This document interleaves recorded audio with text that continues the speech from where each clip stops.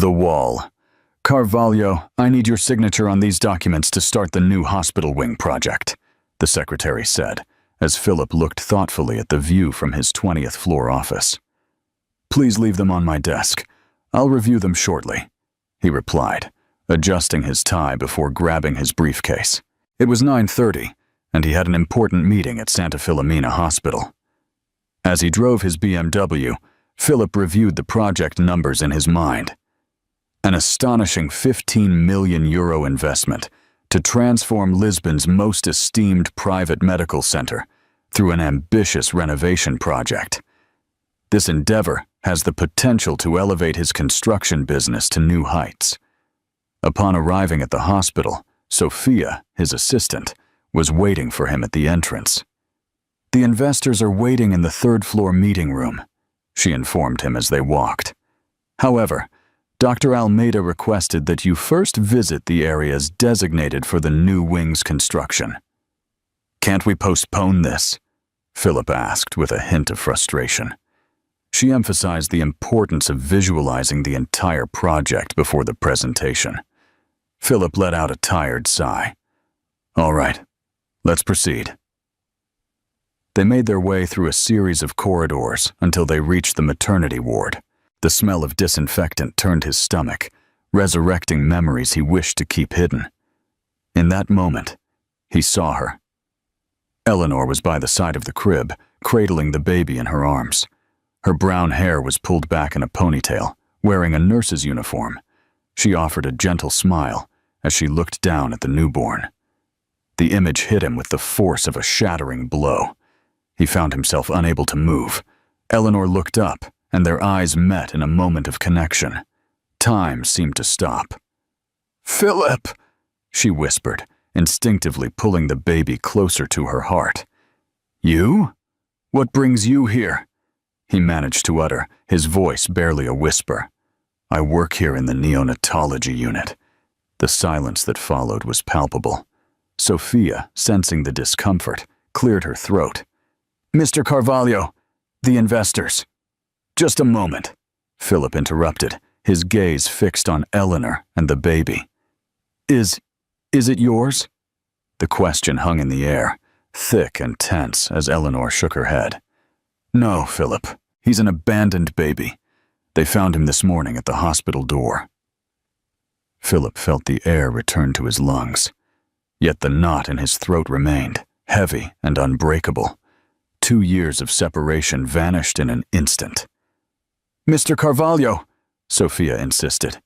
"We really need to—" "I'm coming," he replied, casting one last look at Eleanor, who had returned her attention to the baby. "We need to talk," he said, before turning away. "There's nothing to discuss, Philip," she replied, her gaze fixed elsewhere. "We've discussed everything 2 years ago." Philip clenched his fists and followed Sophia to the meeting room, leaving Eleanor and the baby behind, but taking with him the weight of unanswered questions and unfulfilled dreams. The meeting with the investors faded into a blur in Philip's mind as his thoughts lingered in the maternity ward. "The presentation was excellent," Sophia commented as they left the meeting room. "Are you okay?" "I need a moment," Philip replied, loosening his tie. "Where's the restroom?" He splashed cold water on his face in the bathroom. The reflection revealed an individual transformed in stark contrast to the confident businessman he once was. After drying his face, he left with a resolved purpose to seek out Eleanor. He found her in the nurse's lounge, alone, engrossed in filling out paperwork. "Can we talk?" he asked from the doorway. Eleanor looked up. "I'm busy, Philip." "Just 5 minutes, Eleanor, please." She set her pen down on the table. "What do you want to talk about? About your sudden absence after the divorce, or how you ignored my calls when I reached out about the pending paperwork?" "I know I was a coward," Philip confessed, sitting across from her. "But seeing you today with that baby—" "Don't do this, Philip," Eleanor interrupted him. "Don't use the baby as an excuse. His name is Tomas, by the way. I'm just fulfilling my responsibilities." "How long have you been in this position?" "It's been a year. After I sold the apartment you left, I decided to move hospitals. I was seeking a new beginning. The silence enveloped them, thick with memories. Do you remember the last time we were in a hospital together? Philip asked. Please don't do this, Eleanor urged him, her voice slightly trembling. It was when we went through the loss of our baby, he continued, after our third fertilization attempt. And after that, you became consumed by your work, Eleanor added, as if building structures could somehow mend the emptiness created by our lost child. Eleanor, No, Philip. I don't need your sympathy or your belated justifications. It's been 2 years. I've transformed my existence. I'm content as I am. A young nurse entered through the door. Eleanor, Tomas is crying. He's refusing the bottle. Eleanor rose without hesitation. I need to go, Philip insisted. Can we meet later? There's a new project at the hospital. We'll be crossing paths. This is a workplace, Philip. Let's maintain a professional atmosphere. Eleanor paused at the door. And please, don't bring up the past again. It doesn't hurt as much if we leave it. Philip watched her as she walked down the hallway, her white uniform disappearing into the sea of hospital staff. He sat there, reflecting on how two people who once shared everything could now barely maintain a polite exchange. His phone vibrated. It was Sophia. The revised plans await your approval. Philip put his phone down, choosing silence. The plans could wait for now. He found himself in a moment of reflection. He had to understand why seeing Eleanor with that baby stirred up emotions he thought were buried under layers of concrete and years of relentless dedication. The baby was discovered in a cardboard box, wrapped in a worn blanket. Marissa Oliveira detailed to Philip in her office. It's quite tragic, isn't it? Fortunately, Eleanor was there that morning. Philip approached the administrator, ostensibly to discuss project details. But the discussion naturally veered toward the abandoned baby. So, what will become of him? He asked, feigning disinterest. He currently remains under the temporary care of the hospital. Eleanor is personally looking after him, while social services work on the case.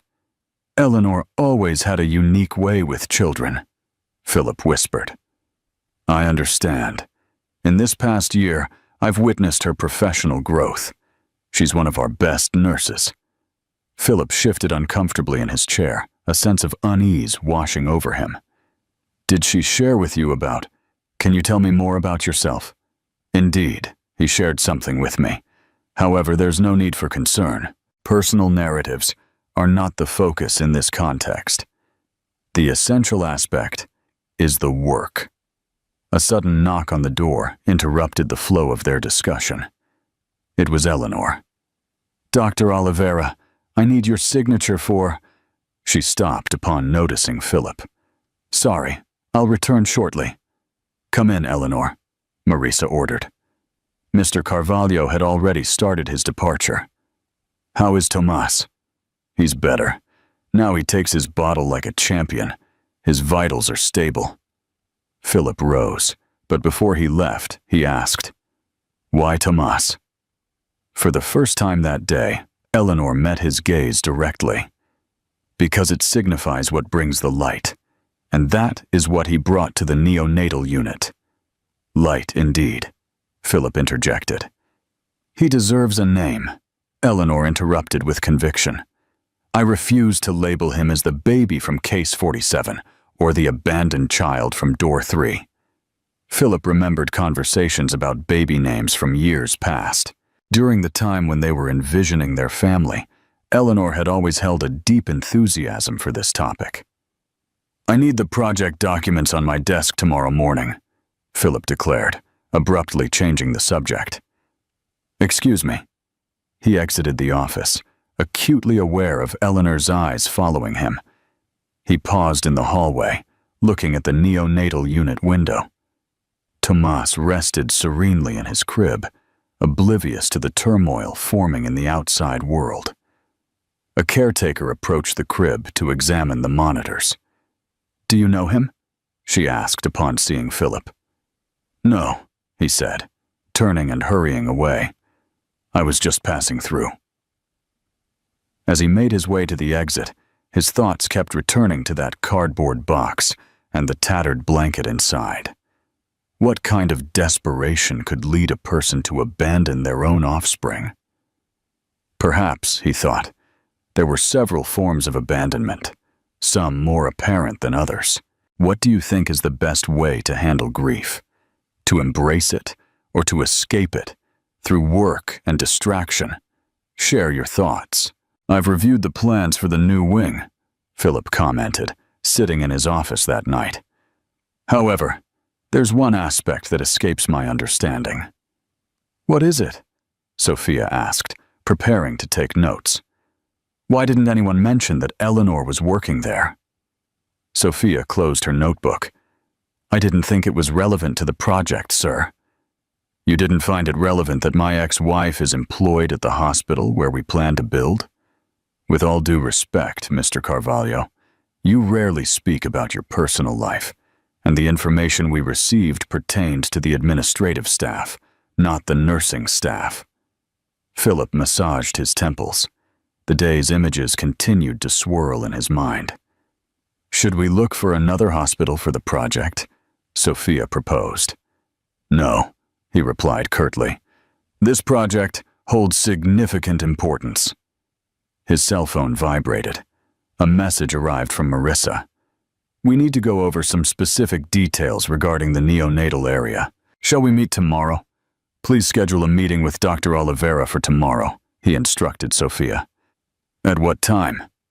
Any time, with the exception of the nurse's shift change. Sophia looked at him with a deep sense of empathy. The shift change is at 3?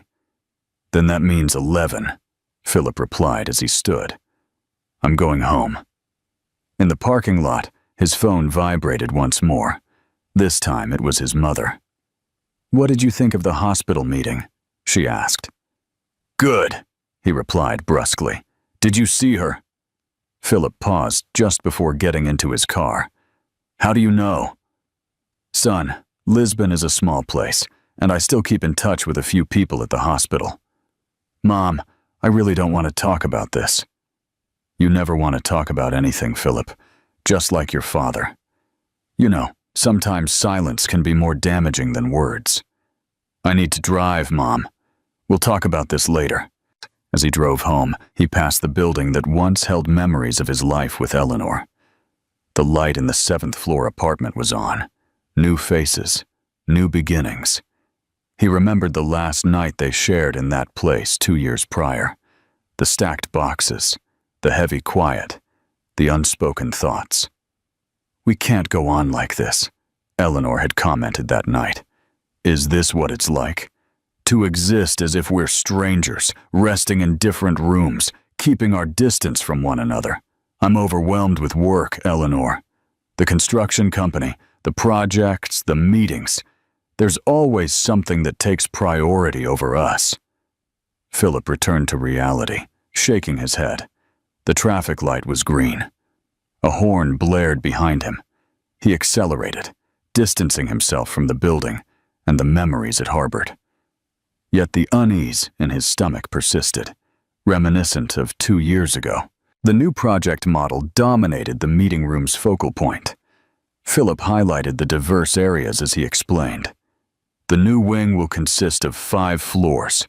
The first floor will be dedicated exclusively to neonates and pediatric intensive care. What's the reason for starting with newborns? One of the investors asked. Because it's where the need is greatest, Marissa answered before Philip. Our current unit is overwhelmed. In that moment, Eleanor entered, carrying some documents. She paused at the door, waiting.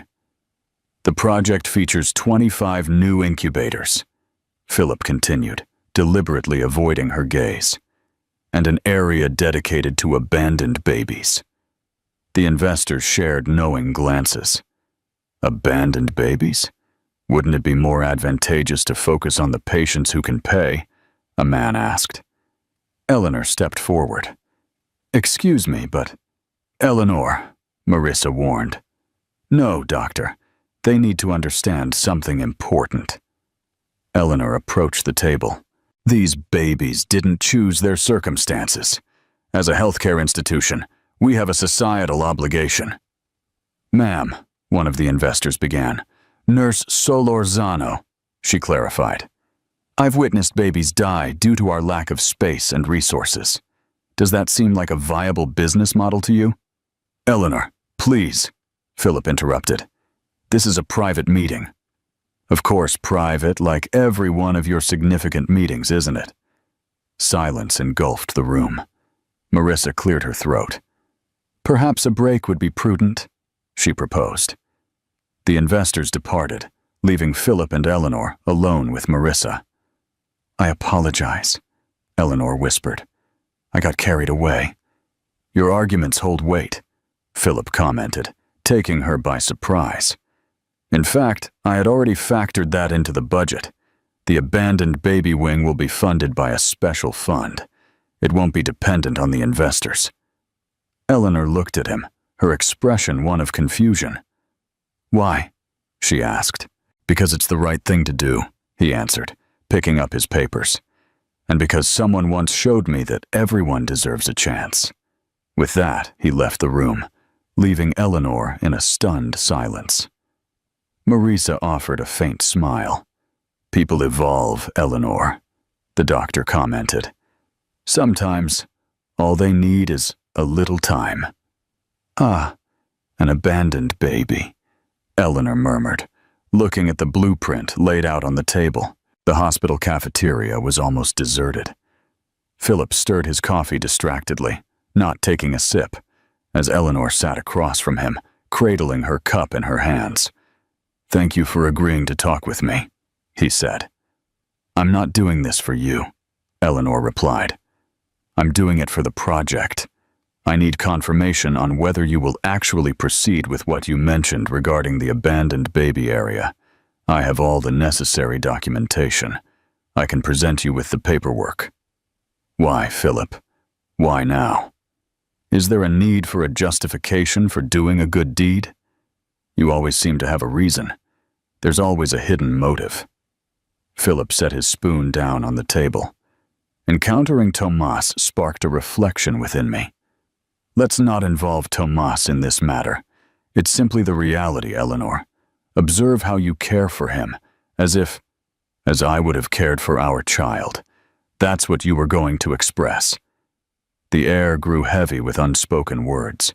When I proposed the idea of adoption, Eleanor continued, you insisted it was a substitute, that you yearned for your own lineage, your own last name. I was an idiot. You were? I'm still an idiot, but at least now I'm aware of it. Eleanor took a sip of her coffee. You know what's most painful? It's that we weren't even in conflict, just you chose to drift away. Our dinners meant for us became meetings with clients. Our nights together transformed into long nights at the office. The work was just a facade, Philip confessed. I was afraid. Afraid of what? Of not being good enough, of disappointing you as I did before. Please don't say that. It no longer matters, Eleanor declared, rising. I need to go back. Tomas needs his medication. Eleanor, if you truly wish to make a positive impact, honor your commitment to the project. These little ones deserve a proper home. I'll make sure of it. Don't make commitments to me. Make them to those who truly matter. Eleanor left, leaving Philip alone with his cold coffee and his reflections. From the cafeteria window, he glimpsed the designated location for the new wing's construction. Concrete and glass structures, he desired, might begin to repair something of what he had destroyed.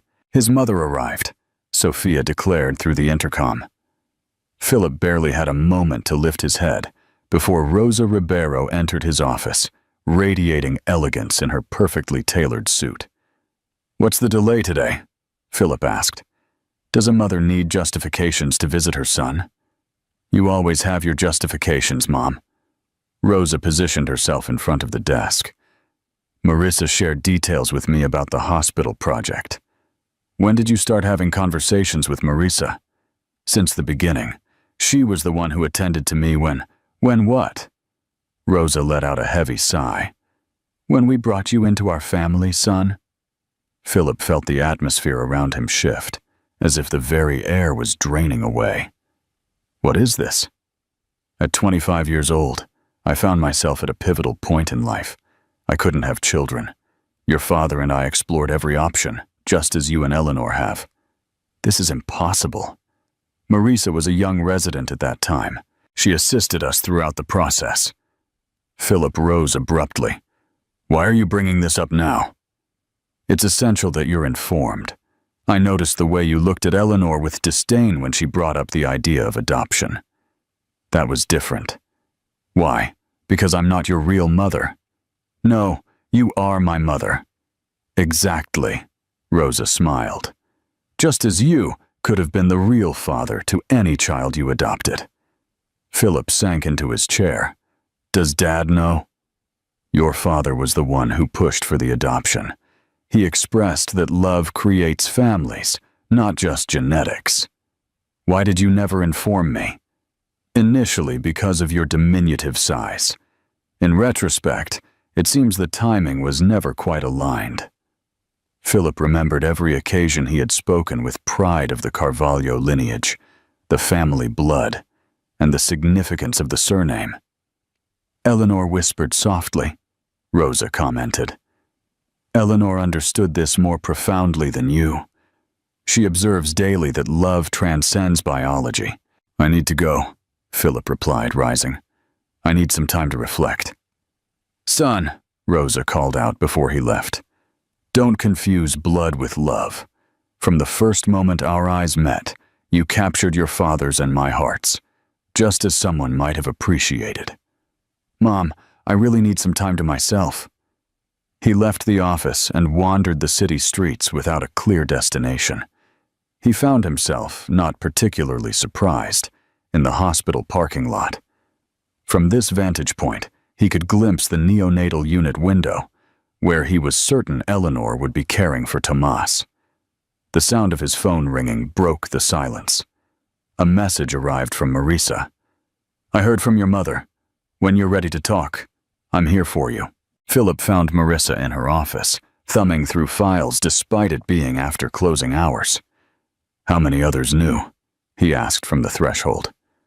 Only Dr. Costa, who has since passed away, and I. Marissa replied, her gaze fixed elsewhere. Sit down. Eleanor never. No, I never revealed it to her. That was not my place. Philip sank into the chair. All this time. You were an adorable little boy, Philip, Marissa smiled. Rosa was overcome with tears as she embraced you tightly. And what about me? The woman who brought me into this world? She was quite young. She desired for you to experience a life filled with more opportunities, just as Tomas's mother did. Every narrative unfolds in a unique way, Philip. Indeed, love can often entail the act of letting go. Down the hall, Eleanor's voice floated softly, a gentle melody that wove through the air. He was completing his nightly rounds. Did you know that she's seeking to adopt Tomas? Marissa asked. Philip looked at her in astonishment. You? This? It's still in progress. The social worker is scheduled to come next week for a final evaluation. But is it really possible? I mean, she's alone and the world is different now, Philip. And Eleanor has a great deal to offer. A stable job, her own place, and excellent references. She has her own place? Yes. The apartment you left, she's completely transformed it. The guest room has become a nursery. Philip remembered that room. They had decorated it together years ago, envisioning the child who never came. She was always prepared, he whispered. And you weren't, Marissa finished. But that doesn't mean you're a bad person, just someone who needed time to understand certain things. What do you mean? Families can take many forms. Love is not confined to genetic ties. Sometimes, the most wonderful parents are those who consciously decide to embrace the role, rather than those who find themselves in it by chance. Eleanor passed by the office, gently cradling Tomas. He didn't notice them. "He seems content," Philip commented.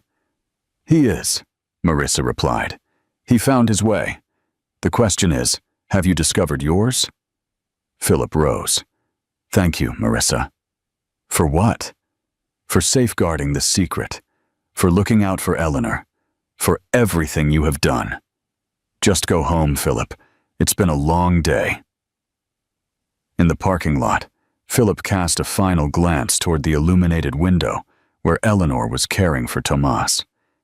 He wondered if this was the same feeling his father had experienced 35 years prior, looking through another hospital window, longing to take home a child who was not of his blood, but would enrich his life with love.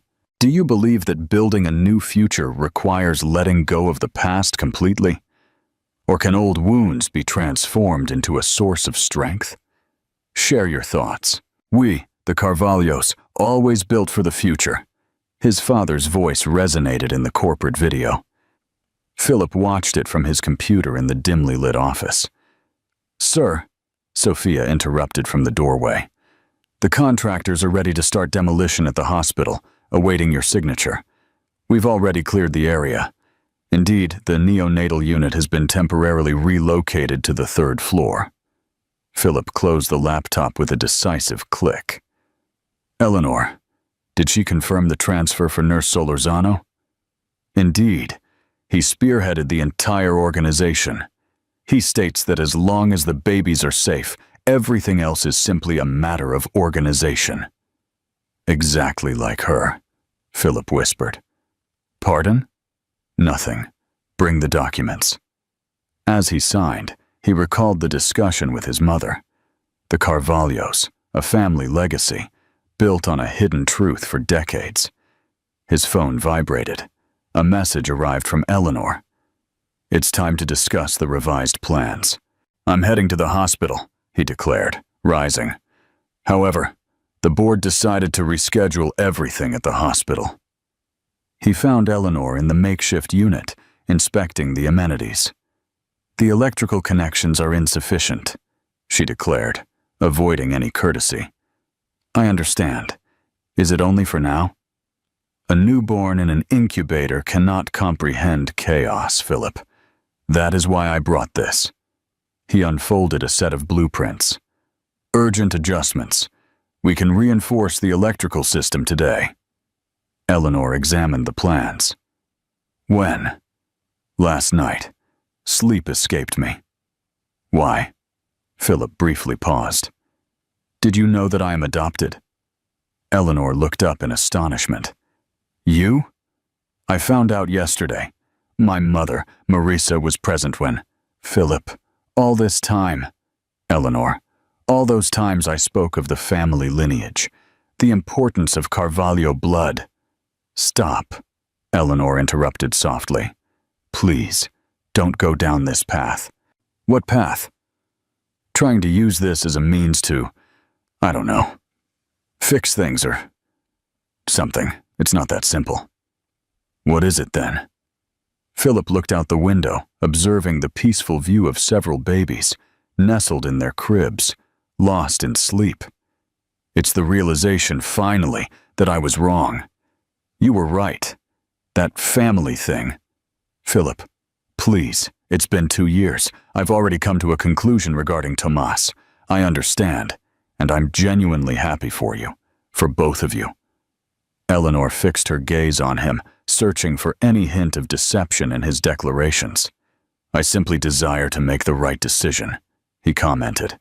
"For these little ones, for the medical team, for all the things I neglected in the past." "That's right," Eleanor responded after a pause. "Let's begin with the electrical connections. Tomorrow marks the beginning of demolitions," Philip declared during the team meeting. "The process will take 3 weeks." Pinsky, the medical team, absorbed his every word as he pointed to the blueprints displayed on the wall. "What happens if they uncover structural issues?" Eleanor asked from the back of the room. "We have backup strategies in place," Philip responded. "We will prioritize patient safety above all else." Marisa observed the interaction with great curiosity. The dynamic between them had shifted. He had become a figure of greater professionalism and maturity. Following the meeting, Philip found himself gathering his documents. "The social worker is coming today," Marisa commented as she approached. "I understand. How do you know?" "You're one of the most palpable grooms to have ever." He had dedicated the last 3 nights to meticulously organizing the documents. "You're quite familiar with her." "I knew her," Philip clarified.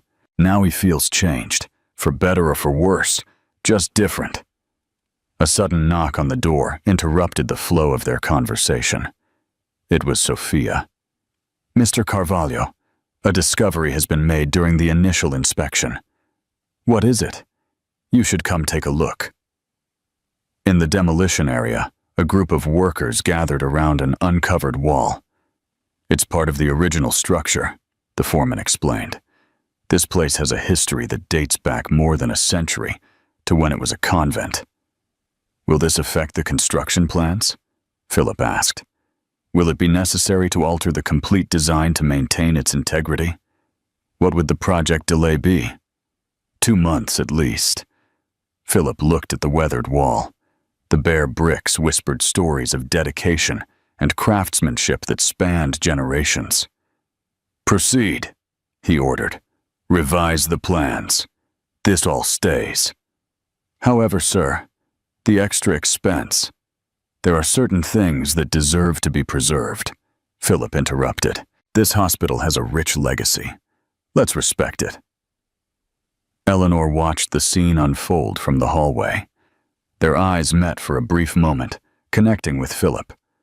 She nodded slightly before turning and returning to the neonatal unit, where the social worker awaited her for the final interview. "Tomas has a fever," Eleanor declared, bending over the incubator. 39 degrees. As darkness enveloped the hospital, the clamor of construction machines faded into silence. "The antibiotics should be working," Dr. Santos said, his eyes scanning the chart. "Something's not right," Eleanor insisted, her concern palpable. "His breathing is rapid." In that instant, the monitors exploded with alarms. "He's convulsing!" Eleanor screamed. A flurry of chaos erupted around her.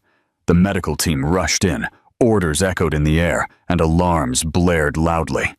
Philip, engrossed in evaluating the developments on the floor below, heard the urgent announcement of a code blue over the loudspeakers. "Neonatal unit, code blue." Instinct took over as he sprinted up the stairs. Upon arriving, he saw Eleanor through the glass, diligently administering compressions on Tomas's fragile chest. "Come on, little one," she whispered softly. "Don't give up." The minutes dragged on interminably. Finally, the heart monitor showed a steady rhythm. Eleanor exited the room. Exhaustion weighed on her, and she was surprised to find Philip there. "What are you doing here?" "I heard the code," he responded. "He's stable," Eleanor sighed. "For now." She sank into a chair, trembling slightly. Philip took off his jacket and placed it over her shoulders. "The social worker," Eleanor began. "She's going to approve," Philip interrupted. "She'd be a fool not to." "How can you be so certain?" "Because I saw you in there. Because anyone who sees you with him." "Philip, no." "Let me finish my thought. You're the most wonderful mother Tomas could ever have." He expressed this as someone who had encountered remarkable adoptive mothers. Eleanor looked at him in surprise at the openness in his tone. "The flowers?" she exclaimed unexpectedly. "What is it?" "The flowers that welcome new life. They're the same ones I used to have at home. Golden flowers that reach for the sun. Ah, Philip scratched the back of his neck, feeling a wave of discomfort wash over him. The landscaper asked which flowers to choose, and in that moment— "Thank you," Eleanor interrupted. "For remembering. There are countless memories that linger, Eleanor." The silence that followed felt different from the previous ones. It was less fraught, more contemplative. "I need to get back to Tomas," Eleanor said finally, taking off the jacket. "Of course. And Eleanor?" "Yes, everything will be all right. Both of them will be." Eleanor nodded and returned to the unit. Philip stood for a moment, watching through the glass as she tenderly adjusted the blankets around the baby. The sunflowers at the entrance cast their reflection on the window, silent witnesses to a new kind of connection between two people who once shared everything. "The adoption has been approved," Marissa declared, entering Philip's temporary office at the hospital. "Eleanor already knows. They'll make the official announcement this afternoon. Indeed, Tomas will be recognized as her son in a legal sense." Philip set aside the plans he had been examining. "Well, they deserve it, you know." Eleanor requested that the waiting area be altered in the new plans. Why? She wants a space where parents can be near their children without interrupting medical work. She states that waiting is the most challenging aspect. "I've already made some changes," Philip responded. "I included a section with reclining armchairs and a small kitchen. When will this happen?" 7 days prior? It was clear it was necessary. Marissa smiled. "You've changed, Philip." "No, I simply perceive things from a different perspective." A sudden knock on the door interrupted the flow of conversation. It was Eleanor. "May I intervene?" she asked. "By all means," Marissa replied, rising. "In fact, I was just about to leave." Once they were alone, Eleanor walked to the table. "The social worker handed me the final paperwork," she commented, presenting a folder. "Well done. I appreciate it." Eleanor paused briefly. "I have a question for you." "What is it?" "Why the wall?" "The old wall?" "Yes. I understand that keeping it intact is delaying the entire project." Philip rose and walked to the window. From that vantage point, they observed the partially demolished building, its centuries-old wall defiantly intact. "When I was a boy," he began, "my father brought me to this very place. He pointed to this hospital and said, 'Son, we don't just build buildings, we create spaces where life unfolds.' I didn't grasp his meaning until now." And what was he conveying? That certain things hold a value greater than money or time? That there are narratives that deserve to be preserved? Eleanor approached the window. "Tomas is better now," she commented. "The fever hasn't returned. I understand. I review the reports daily. But why? What's the significance? Because regardless of our circumstances, even if things change, I genuinely care about what is important to you." Eleanor stared at him intently. "The wall," she commented finally. "It reminds me of our relationship." "In what way?" "As something ancient, that endures through transformations. Different, but resilient." "Eleanor, it's not all right. It's the best. Different, but intact." He averted his gaze from the window and walked to the door. "The adoption ceremony is on Friday," he said before leaving. "If you wish to attend, I will be there." Philip responded. Eleanor nodded and left, the lingering resonance of an invitation that months ago would have seemed unimaginable. The social services office was permeated with the smell of old paper and lukewarm coffee. Eleanor sat in silence as Mrs. Rocha, the social worker, meticulously perused the documents once more. "Everything appears to be in order," she declared finally. "We just need one last signature right here." Eleanor took the pen with a trembling hand. This was the moment she had anticipated. Is this truly what you want? Navigating life as a single mother is quite a challenge. I've never been more certain of anything in my life. There is one more thing, the social worker added. We received an additional letter of recommendation. From whom? From a Mr. Felipe Carvalho. He states that you are the most capable person he knows to embrace motherhood. Eleanor remained motionless, the pen hovering above the page. No, she did not know. It was not necessary for her to know. However, it had a significant impact on the final decision. It's rare for someone of his stature to dedicate the time to compose something like this. Eleanor signed the document, holding back tears. Tomas Solorzano, Mrs. Rocha read aloud. That's a lovely name. It belonged to my grandfather, Eleanor responded. He was a man who understood that family extends beyond blood ties.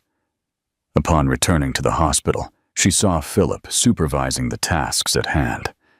Why did you do that? She asked directly. Do what?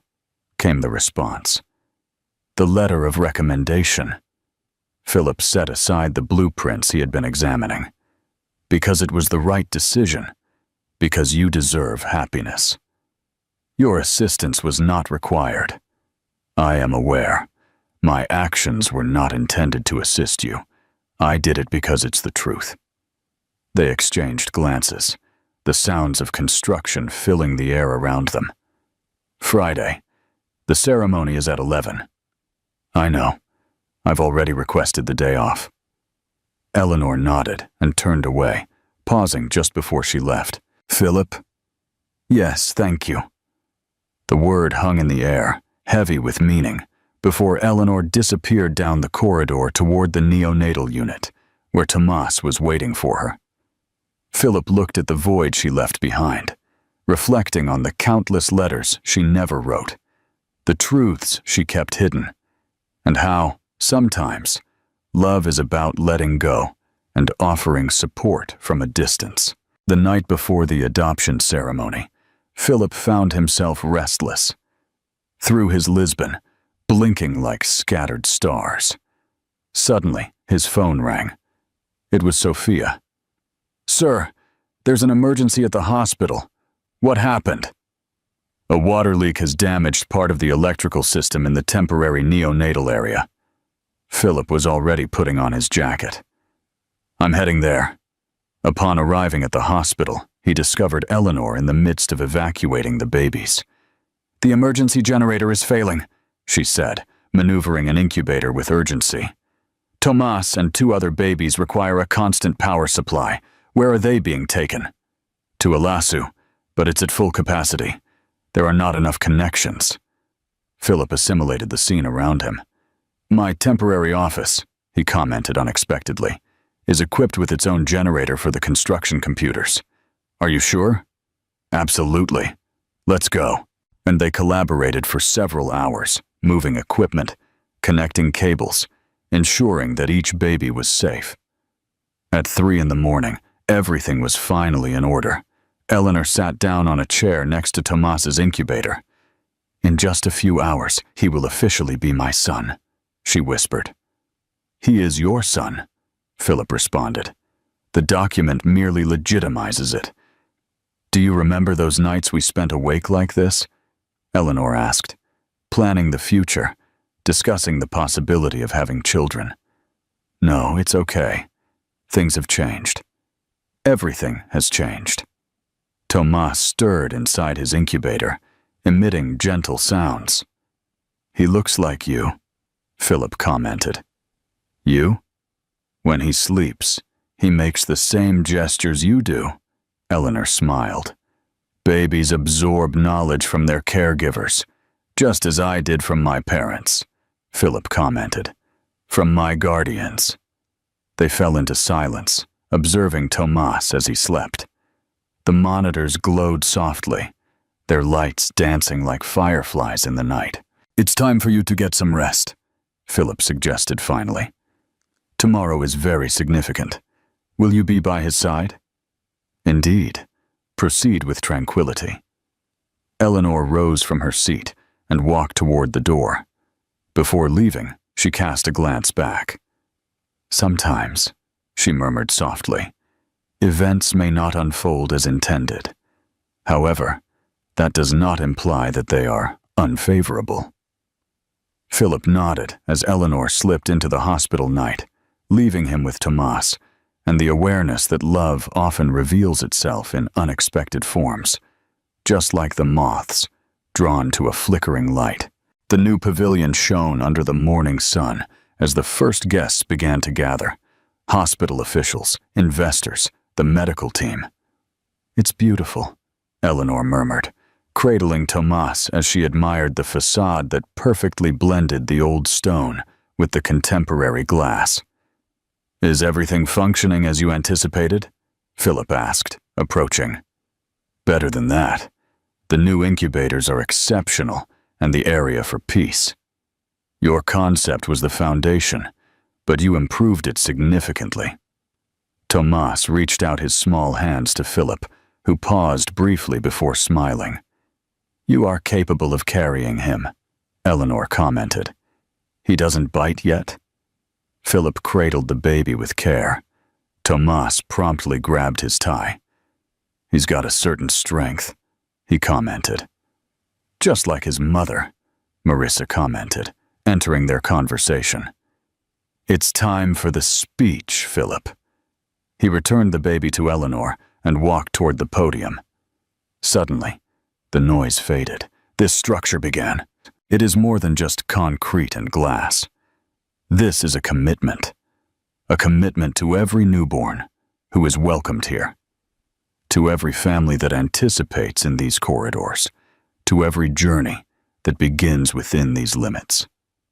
He paused, looking at the weathered wall. "My father instilled in me the belief that we create more than just structures. We create environments where life unfolds, where families unite, where love blossoms, often in unexpected ways." His gaze met Eleanor's for a brief moment. This pavilion serves as a connection between history and what lies ahead. Just like the wall we preserved, it serves as a reminder that certain elements must endure, while others adapt and change into something fresh, something improved. Tomas laughed, breaking the seriousness of the occasion. Some people chuckled, and with a smile, Philip concluded, "That is the genuine sound of hope, the sound through which we build, the sound of what lies ahead." The applause erupted as he cut the ribbon. Eleanor approached with Tomas. "That was a quite impressive speech," she commented. "I took my cues from the best," he said, looking at her and his parents in the audience. "Did you know, Tomas will need godparents for his baptism?" Philip looked at her in astonishment. "Consider it," Eleanor commented, before turning to welcome the guests eager to meet Tomas. Philip continued to watch them, reflecting on how life often builds bridges where there once were walls. "Are you willing to assume the role of Tomas's godfather?" Eleanor asked, with a sense of formality a week later as they sat in the hospital cafeteria. "Are you sure?" Philip responded, stirring his coffee. "Absolutely. Your transformation has become evident. And Tomas, have you noticed the way he smiles at you?" The new pavilion buzzed with energy around them. Healthcare professionals came and went. Families anxiously awaited updates. Life flowed, as it always does. "What will your family say?" "They already know. They agree. Marissa will be the godmother." Philip smiled. "Absolutely. It will be Marissa." "So, what do you think?" "I think it would be a privilege." Eleanor nodded with a sense of satisfaction. "The baptism is scheduled for next month. I appreciate all that you've done. For the pavilion, for your encouragement, for your insight." "Thank you," he said, "for showing me that families can take many forms." "Yes." They rose from the table. Eleanor was ready to return to her shift, while Philip prepared for a meeting with potential investors. "No," she said. "What you're saying is that perhaps we have to lose our way to rediscover who we are, but in a new light. Similar to the old wall within the modern structure." Philip contributed. Precisely. Not everything that is old requires destruction. Some things simply need to discover their new home.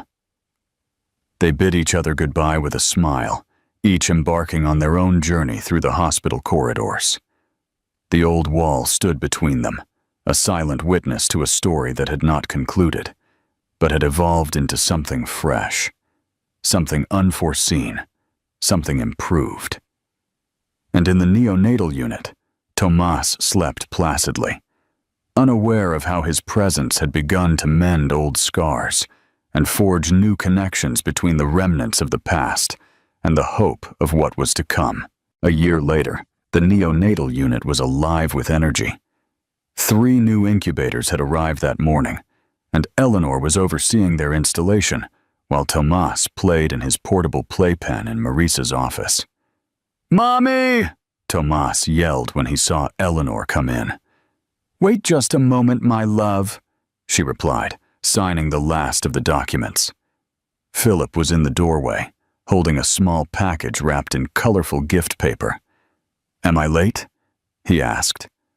"Right on time," Marissa responded with a smile. It was Tomas's first year at the hospital. He crawled eagerly toward his godfather, who lifted him effortlessly, a skill perfected over time. "I can't believe he's already been with us for a year," Eleanor commented as she set down the papers. "Time flies," Marissa commented. "Just like the hospital project. Did you know that we already have a waiting list for transfers?" "That's why I'm here," Philip responded. "The board gave the green light for the expansion. We will build an additional floor." Eleanor smiled. "Will it have the same design?" "They have proven to be quite beneficial." Tomas began to stir, his anticipation growing as he longed to unwrap his gift.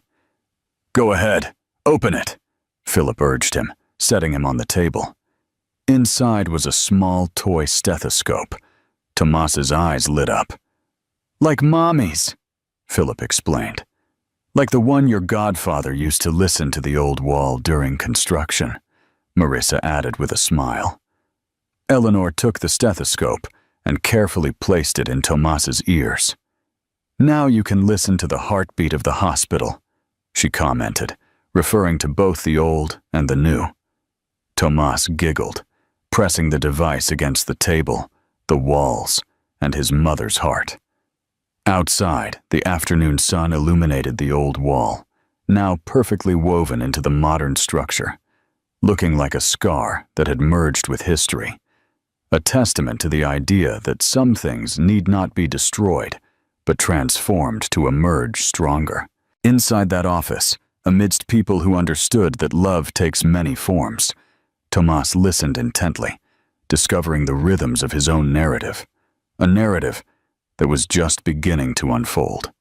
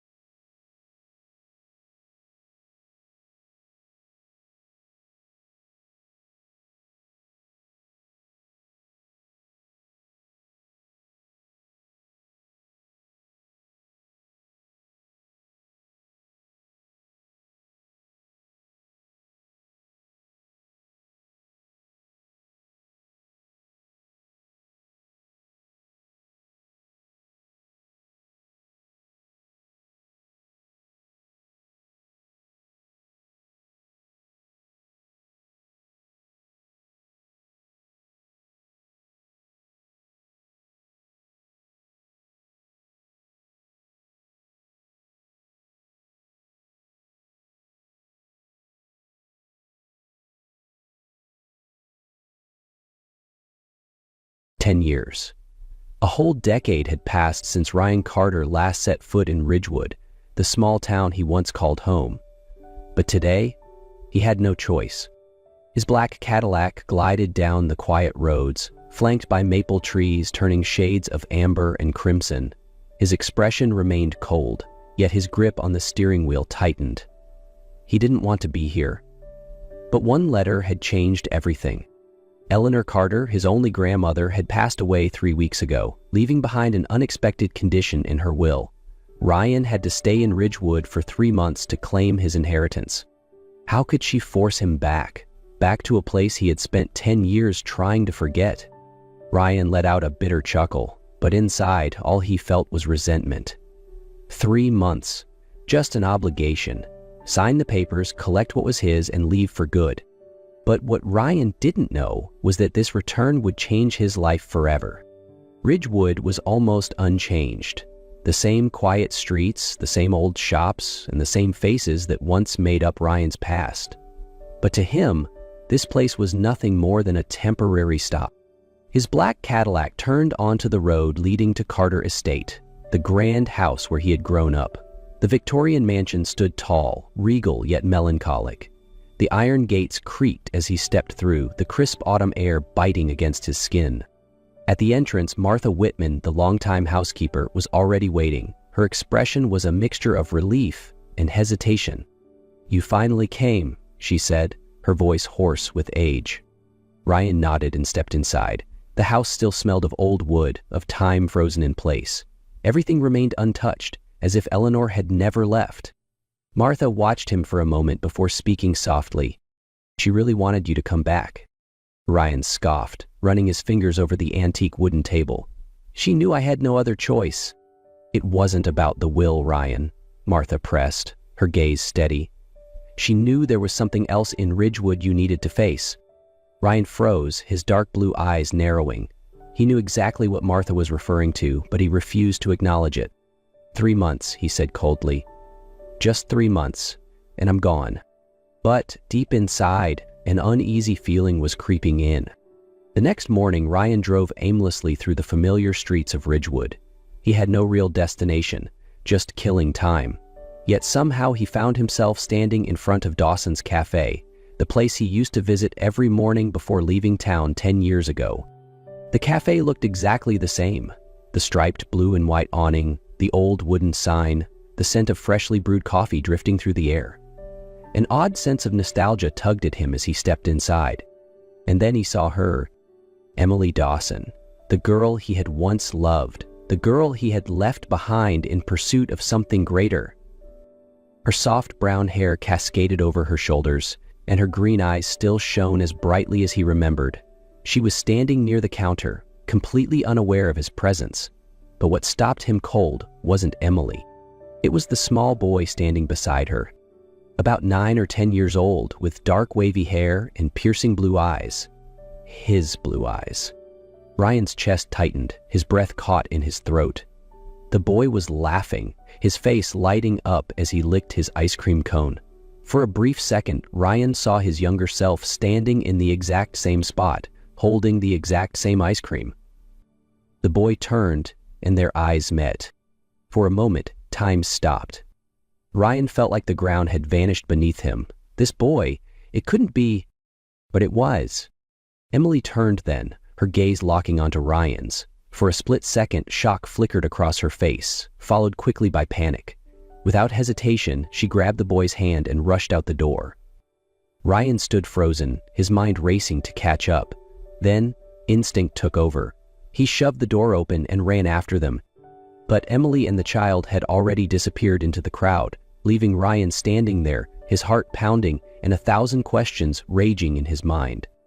Ryan returned to Carter Estate, his mind spinning with 100 thoughts. That boy was his son. There was no doubt about it. Seated in the leather armchair of his study, he couldn't shake the image of those blue eyes, eyes that mirrored his own as a child. But if the boy was truly his, why hadn't anyone told him? His grip on the whiskey glass tightened before he stood abruptly, storming off to find Martha. The elderly housekeeper was tidying up the library when Ryan walked in, his gaze piercing. You knew, didn't you? His voice was raw. Martha didn't flinch. She calmly placed a book down and sighed. You saw Emily. It wasn't a question. Ryan let out a bitter laugh. I saw my son. Martha lowered her gaze, as if she had been waiting for this moment. Eleanor tried to reach you, she murmured. She called, she wrote letters, but you never responded. The words hit like a punch to the gut. How much had he missed? He turned away, staring blankly at the bookshelves. 10 years. He had spent 10 years consumed by his ambition, chasing something bigger, and in the process he had lost something far greater than he could ever imagine. Did Emily ever try to find me?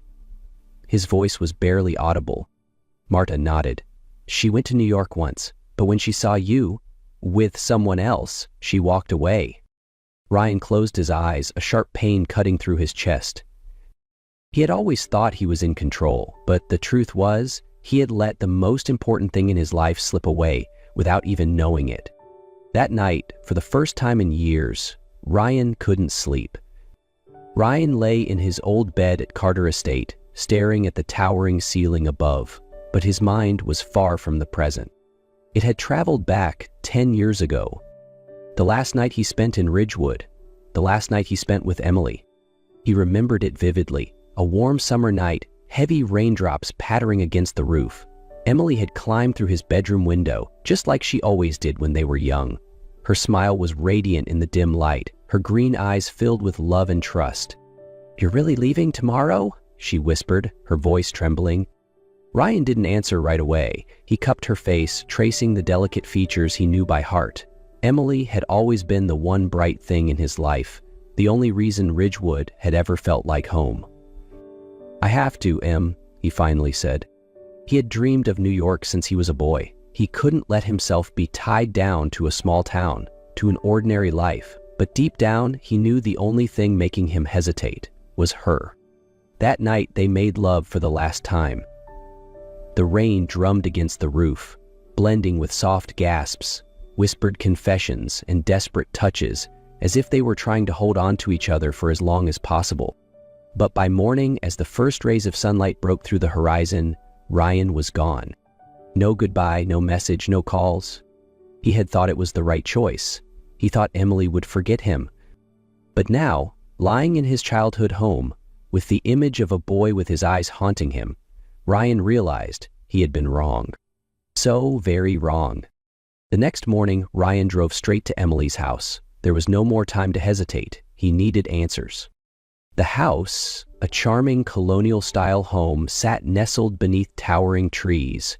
It looked warm, full of life, the complete opposite of the emptiness clawing at Ryan's chest.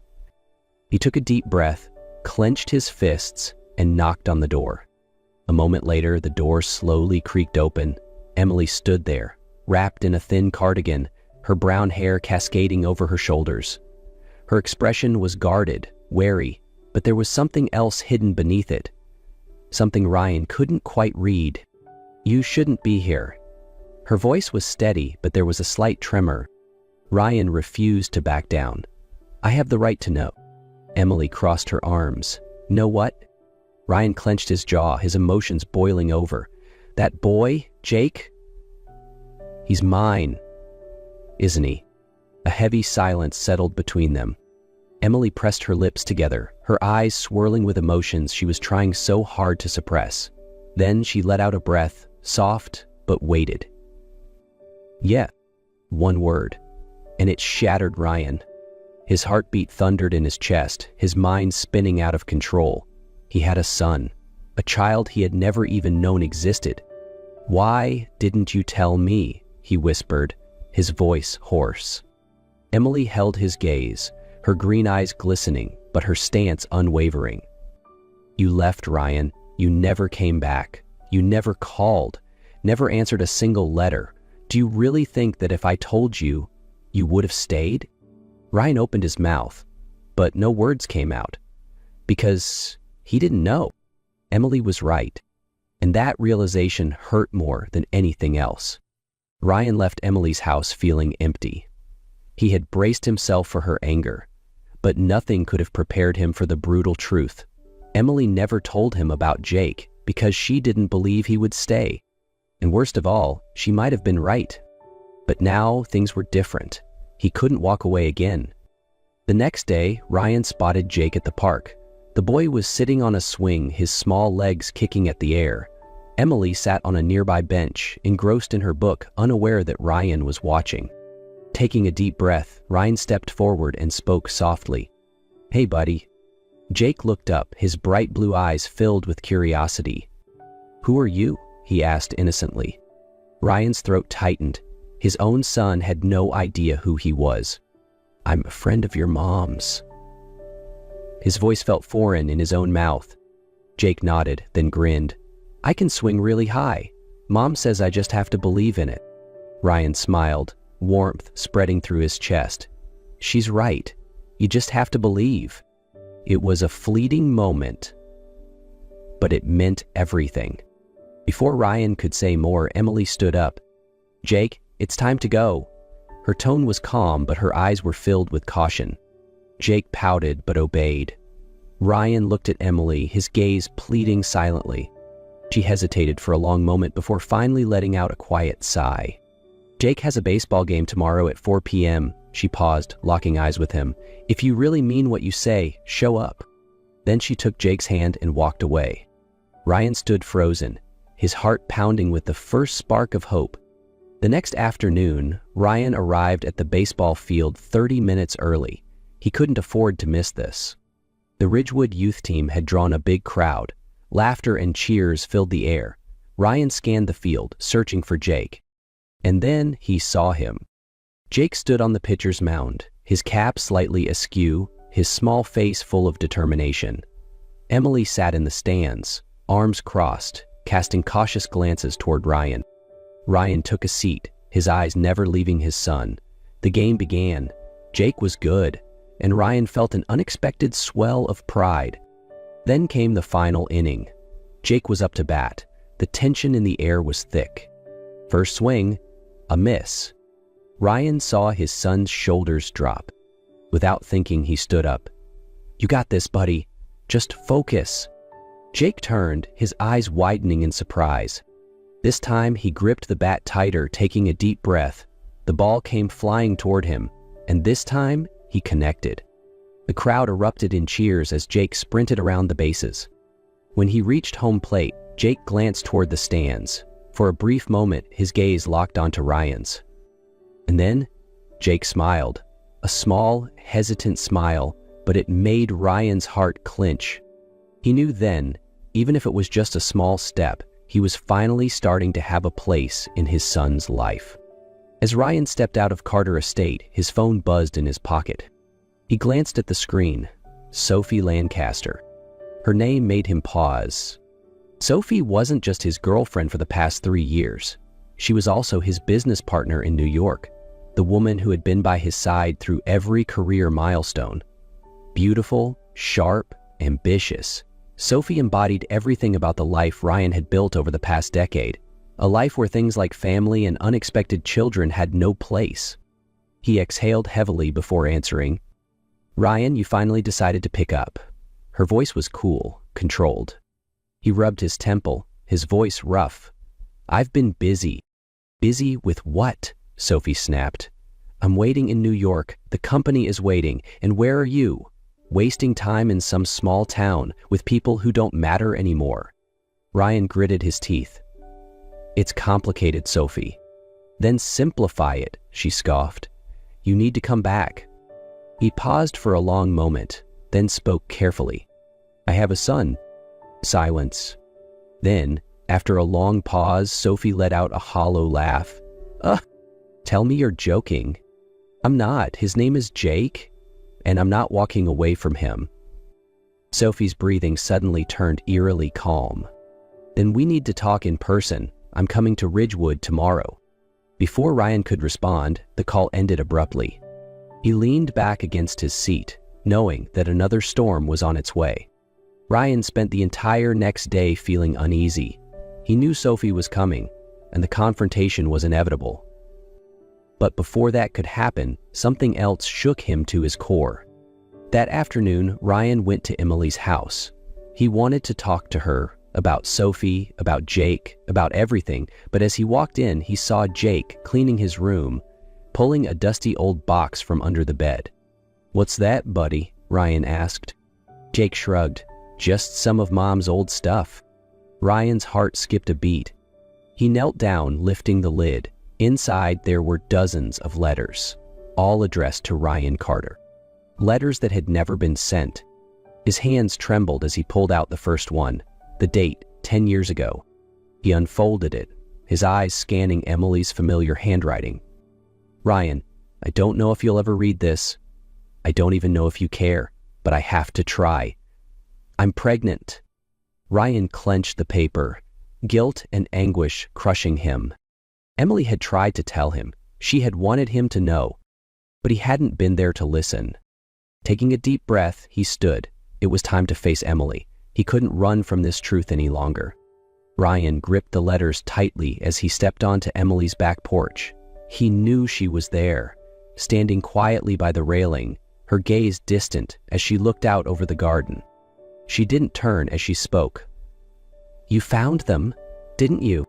Ryan stared at the letters, his voice hoarse. "Why didn't you send them?" Emily sighed, finally turning to face him. "You never answered any of Eleanor's calls or letters. When I went to New York, I saw you with Sophie. That's when I realized you had moved on. So what was the point?" Ryan hated how much sense that made, but it didn't ease the ache in his chest. "But you tried," he whispered. "You wanted me to know." Emily looked at him, her eyes softening for just a moment before she folded her arms across her chest, shielding herself. "Well, now you do, Ryan. So what are you going to do about it?"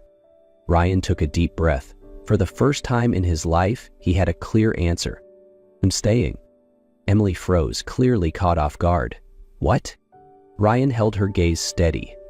"I spent 10 years chasing something that doesn't matter anymore. The company, New York, none of it means anything if I don't have my son. I'm not going anywhere." Emily studied him for a long time, then murmured, "Prove it." Ryan nodded. He would. Ryan sat in the cafe, waiting for the storm that was Sophie Lancaster. When she arrived, eyes sharp with anger, he knew this wouldn't be easy. "What the hell are you thinking, Ryan?" she spat. Ryan remained calm. "I have a son, and I can't walk away from him." Sophie let out a cold laugh. "You think fatherhood is that simple? What about your career? What about us?" "I'm sorry, Sophie, but the company was never my family." That sentence ended everything. Without hesitation, Sophie threw a glass of water in his face and stormed out. The next morning, she unexpectedly showed up at Emily's house. When she saw Ryan there, she simply smiled softly. No anger, just quiet acceptance. "I thought you belonged to a different world, but maybe you finally found where you're meant to be." She turned to Emily, nodding. "Take care of him."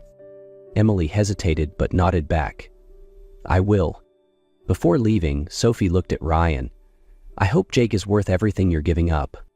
Ryan met her gaze, unwavering. "He's not what I gave up. He's what I finally found." Sophie said nothing more, just nodded and walked away, closing the final chapter of his past. For the next few days, Ryan spent every moment getting closer to Jake. He took him to baseball practice, helped with homework, and treated him to ice cream in the evenings. One afternoon, they sat by the lake as the sun began to set. Ryan picked up a stone and skipped it across the water, watching the ripples spread. "You know how to do that?" Jake grinned. Ryan raised an eyebrow, pretending to be offended. "Not just know, I'm an expert." Jake giggled. "Then let's see who's better." They took turns throwing stones, their laughter filling the quiet air. Then, suddenly, Jake paused.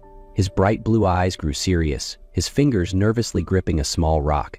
He stared at the water for a long moment before whispering, "Ryan, can I call you Dad?" Ryan froze. His chest tightened. The air around him seemed to disappear. Jake kept his gaze down, voice small but filled with longing. "At school, all my friends have dads. I want to have a dad too." Ryan swallowed hard, his throat burning with emotion. He knelt down, placing a steady hand on Jake's shoulder. "Jake, I've always been your dad." His voice was firm, unwavering. Jake's face lit up, and without warning, he threw his arms around Ryan's neck. Ryan closed his eyes, holding his son tightly. This was the most important moment of his life. It had taken him 10 years to find this, and this time, he wasn't letting it go. Over the next few weeks, Ryan proved with actions that he wasn't leaving. He wasn't just there for Jake. He was there for Emily too, even if she still kept a cautious distance. One evening, after Ryan picked up Jake from baseball practice, Emily spoke unexpectedly. "Would you like to come inside?" Ryan froze for a second, then nodded. For the first time, she was inviting him in. They sat on the wooden porch, watching Jake play in the yard. Emily sighed. "I used to think you'd leave again." Ryan turned to her. "I'm not going anywhere." She was silent for a long moment, then smiled softly. "I know." That night, after Jake had gone to bed, Ryan took Emily's hands in his. "I've spent 10 years chasing the wrong things. I don't want to waste another second." Emily blinked as Ryan knelt down, pulling out a small but elegant ring. "Emily, I love you. I love our son. Let me help rebuild what we should have never lost. Will you marry me?" Tears shimmered in Emily's green eyes, but this time they weren't of pain, but of happiness. She nodded. "Yes." Ryan chuckled, sliding the ring onto her finger before pulling her into a deep, loving kiss. From inside, the sound of small footsteps echoed. "Mom, Dad, what are you doing?" Jake rubbed his sleepy eyes. Ryan and Emily laughed. Ryan reached out, pulling his son into his arms, pressing a light kiss on his hair. "We're starting a family, buddy, a real one." And this time, Ryan knew he had finally found home.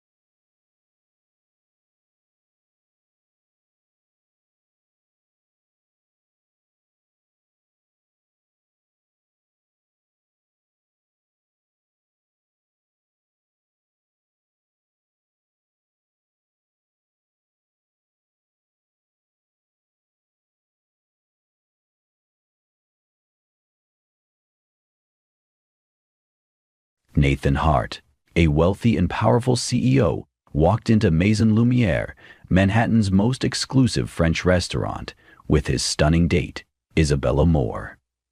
The evening exuded perfection. Elegant chandeliers, the scent of truffles, and soft murmurs of wealth and sophistication. Nathan thrived in this world of control and success, using every detail to reinforce his image. But, as he sipped his wine, a figure emerging from the kitchen caught his eye. Sophie Reynolds, his ex-wife, was serving tables. Nathan's world tilted. She wore a simple black apron, her face etched with quiet strength.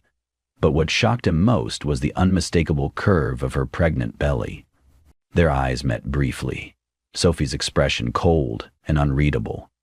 She quickly disappeared into the kitchen, leaving Nathan frozen, his mind racing. Who was the father? Why was she working here?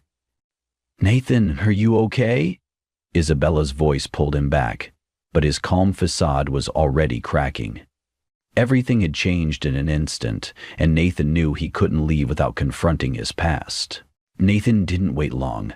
The moment Isabella excused herself to take a call, he slipped away from their table and headed toward the kitchen. His polished shoes clicked sharply against the marble floor, the sound matching the urgency in his chest. He found Sophie near the prep station, stacking plates with the practiced efficiency of someone trying to keep busy. When she saw him, she froze, her hands tightening on the edge of the counter.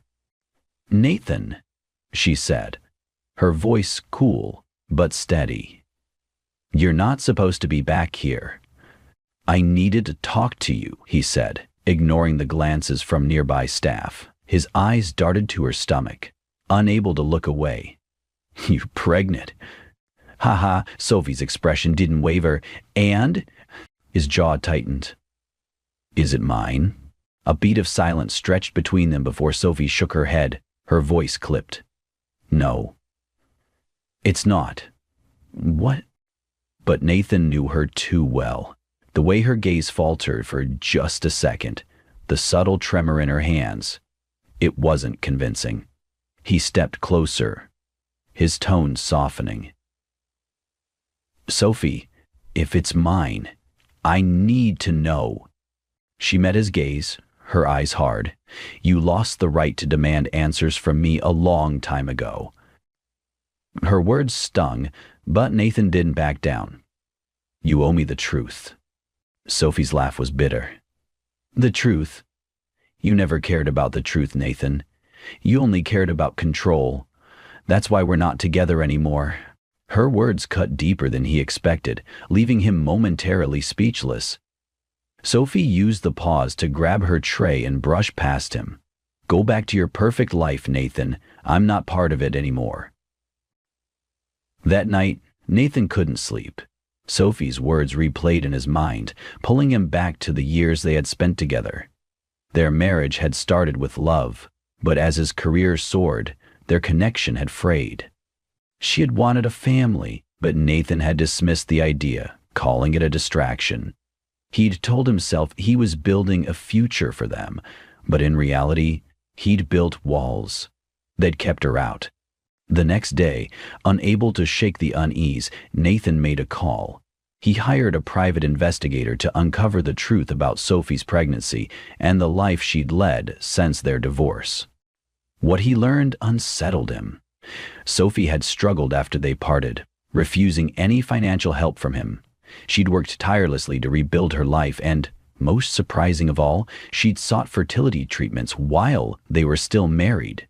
Nathan stared at the report in his hands, a wave of guilt washing over him. Sophie had wanted a child, a chance at the family he'd denied her, and now she had one. But was it his? Or was it too late to be part of her life at all? In the days that followed, he began frequenting the Maison Lumière under the guise of business dinners, though his real motive was Sophie.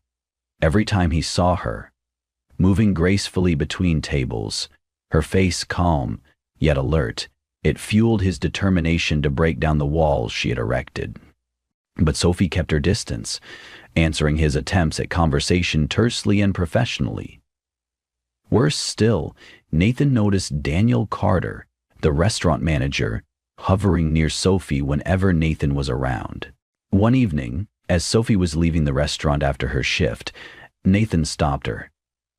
"Sophie, wait," she sighed, clutching her coat. "What do you want, Nathan?" "Talk," he said seriously. "I need to understand." She turned to face him, her eyes filled with exhaustion and disappointment.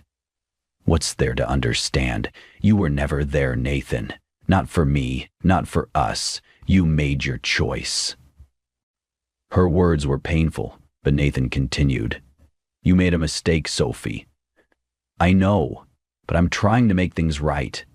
There seems to be no end of mischief created by our two teams at war." She shook her head, her voice shaking. "You can't go back now just because you feel guilty. You don't want a family, remember? You don't want me." Nathan's chest tightened. "That's not true." Sophie's eyes pierced him. "Right? You were so busy chasing success you didn't even notice I was drifting away, and now you think showing up and asking questions is going to fix everything." She stepped closer, her voice soft but still full of pain. "Nathan, I don't need you to fix anything. I've learned to live without you. She turned and walked away, leaving Nathan standing alone on the sidewalk, his hands clenched into fists. Despite Sophie's words, Nathan couldn't ignore the truth he'd uncovered about her struggles, and about himself. For years he had believed that his drive and ambition were his greatest assets, but now he saw the cost: a broken marriage, and the possibility of a child he'd never known about. Determined, he found himself spending less time at the office and more time observing Sophie from afar, trying to understand the life she'd built without him. One evening, as he lingered at the bar after a meal, Daniel approached him. The man's demeanor was polite, but firm. "Mr. Hart," Daniel began, "if you're here for Sophie, you should know she's been through enough. She doesn't need you complicating her life." Nathan raised an eyebrow. "And you're the one looking out for her?" "Yes," Daniel replied, his tone steady, "because I care about her." "Can you say the same, or is this just about your pride?" The words struck a nerve, but Nathan didn't lash out. Instead, he nodded slowly. "I care about her," he said, "and I'm not giving up." Sophie continued to avoid him, but one night, as she wiped down tables after closing, Nathan approached her again. "Just hear me out," he pleaded. Sophie sighed, setting down her cloth. "Fine, say what you need to say." Nathan hesitated, searching for the right words. "I didn't see it then, but I see it now. I was selfish. I thought providing for us meant working harder, building something bigger. I didn't realize what I was losing until it was gone." Sophie folded her arms, her expression unreadable. "I know I can't change the past," he continued, "but if there's any chance, if this baby is mine—" "It's not about the baby," Sophie interrupted, her voice breaking slightly. "It's about trust. I trusted you, Nathan, and you pushed me away. I can't let that happen again. Not for me, and not for my child." Her words hung in the air like a verdict. Nathan nodded slowly, realizing that while his intentions were sincere, rebuilding her trust would take more than just apologies. It would take time and actions that proved he'd truly changed. It happened on a cold, rainy night. Sophie had just finished her shift at Millionaire and was trudging home, her feet aching and her body weighed down by exhaustion. The baby was restless tonight, kicking harder than usual, and Sophie felt a sharp pang in her lower abdomen. She paused on the stairwell to her apartment, gripping the railing to steady herself. "It's nothing," she whispered to herself, "just a long day." But the pain intensified as she unlocked her door. By the time she reached her couch, her breaths were shallow, her vision blurred. Her neighbor, Rachel, heard the thud of Sophie collapsing and rushed in, her face pale with panic. "Sophie, oh my God, are you okay?" Sophie shook her head weakly. "I'll be fine. I just need to rest." But Rachel wasn't convinced. "You need help. I'm calling someone." "No hospitals," Sophie protested, her voice hoarse. Rachel hesitated, unsure what to do, but her instincts told her Sophie needed immediate care. Desperate, she scrolled through her phone until she landed on the one person she knew might help: Nathan Hart. Nathan was working late in his penthouse office when his phone buzzed. Seeing an unknown number, he almost ignored it. But something compelled him to answer. "Mr. Hart." Rachel's voice trembled. "This is Sophie's neighbor. She's in trouble. I don't know who else to call." In an instant, Nathan was on his feet. "What happened? Is she okay?" "She's in pain. Something's wrong with the baby. Please, can you come quickly?" "I'm on my way." The drive to Sophie's apartment felt endless, though Nathan's driver weaved through traffic at breakneck speed. When he arrived, he found Rachel pacing nervously outside Sophie's door. "She's in there," Rachel said, pointing. Nathan burst in to find Sophie slumped on the couch, her face pale and damp with sweat. Her eyes fluttered open as he knelt beside her. "Nathan?" she murmured. her voice barely audible. "I'm here," he said firmly, his hand gripping hers. "I'm taking you to the hospital." "No," Sophie tried to protest, but another wave of pain silenced her. Nathan scooped her up gently, ignoring her weak protests, and carried her to the waiting car. "Drive. Fast," he barked at the driver. At Parkside Memorial Hospital, Sophie was rushed into the maternity ward. Nathan stayed by her side, his heart pounding, as doctors and nurses worked swiftly around them.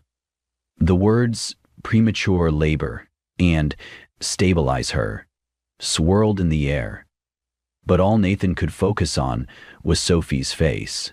Her grip on his hand tightened as another contraction racked her body. I can't do this," she gasped. "Yes, you can," Nathan said, his voice steady despite his fear. "You're the strongest person I know, Sophie. I'm right here. I'm not leaving." Tears streamed down her face, but she nodded, finding strength in his words. Hours later, the cries of a newborn pierced the tense silence of the delivery room. The nurse gently placed a tiny baby boy into Sophie's arms. Despite her exhaustion, Sophie smiled weakly, tears glistening in her eyes. Nathan stood frozen, his gaze locked on the child. "Noah," Sophie whispered. "His name is Noah." The baby stirred, his tiny hand curling into a fist. Nathan reached out hesitantly, his fingertip brushing Noah's soft skin. In that moment, a wave of emotion overwhelmed him. Pride, awe, and a love so profound, it brought tears to his eyes. Sophie looked up at Nathan, her expression softer than it had been in years. "Thank you," she said quietly. Nathan shook his head, his voice breaking. "No, Sophie, thank you." For the first time, Nathan truly understood the depth of Sophie's strength and the sacrifices she had made. Holding his son, he vowed silently that he would do whatever it took to be the man they deserved. Nathan was a changed man after Noah's birth. Holding his son for the first time had awakened something in him, a deep sense of responsibility and love he hadn't realized he was capable of. He threw himself into fatherhood with the same intensity he once reserved for his career. He cut his work hours drastically, delegated responsibilities at Heart Tech, and spent every free moment learning how to care for his son. Nathan marveled at the smallest things, Noah's tiny fingers clutching his own, the way the baby's cries subsided when he hummed a lullaby, even the messy triumph of changing his first diaper. But Sophie was cautious. While she allowed Nathan to visit and be involved with Noah, she kept her emotional distance. She watched him carefully, uncertain if this new Nathan was here to stay or just a temporary version of the man she had once known. One evening, as Nathan sat on Sophie's couch, rocking Noah to sleep, she finally broke the silence. "You've been different," she said softly. Nathan glanced at her, his voice equally gentle. "I'm trying, Sophie. I know I can't undo the past, but I want to be here for you and Noah. I want to be better." Sophie looked at him for a long moment, before nodding, though her guarded expression didn't waver. Nathan's biggest challenge came in the form of Daniel Carter. The restaurant manager had been a steady presence in Sophie's life, offering her support and friendship when Nathan had been absent.